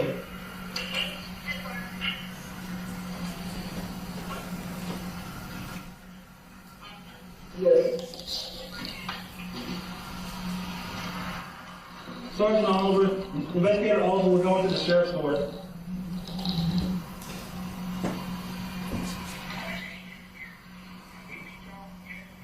No. Stop at the gate.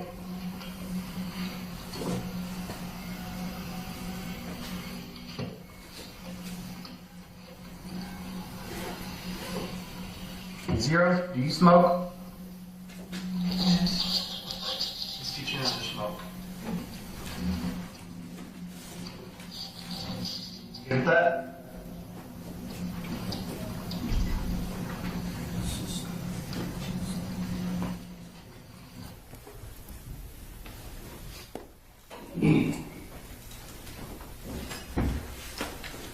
You would stop, take it for. Yeah, if we can. There's some left, and then there's one after this. Okay. Time. Do y'all want to stop for today and start up in the morning? I'm fine with that, Your Honor. Is that agreeable with the defense? Yes, Your Honor. I defer to the court. Okay, we're gonna stop for the day, okay? Go back to your jury room and I'll have Deputy Keaton, tell you, give you an update on tomorrow. I need to talk to the lawyer. All right?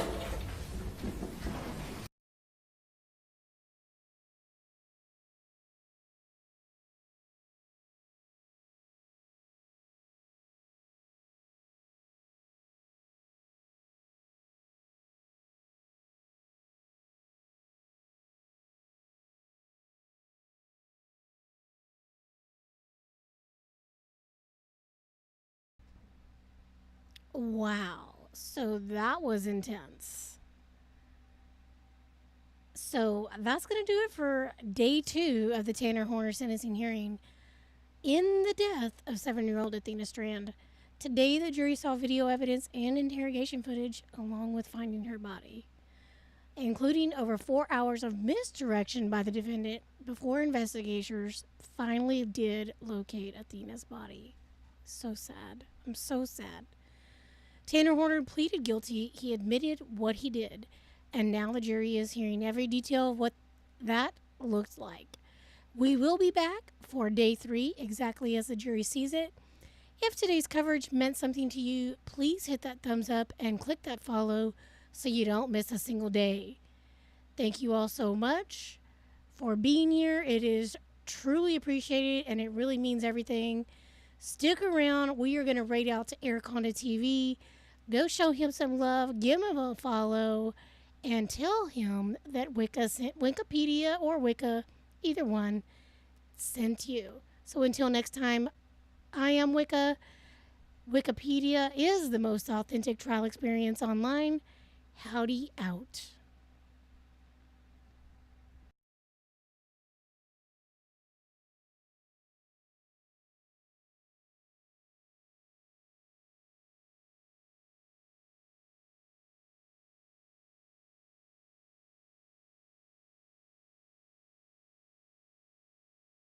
So hopefully they didn't eat it. For China. That's not a good spot. Try another. It's a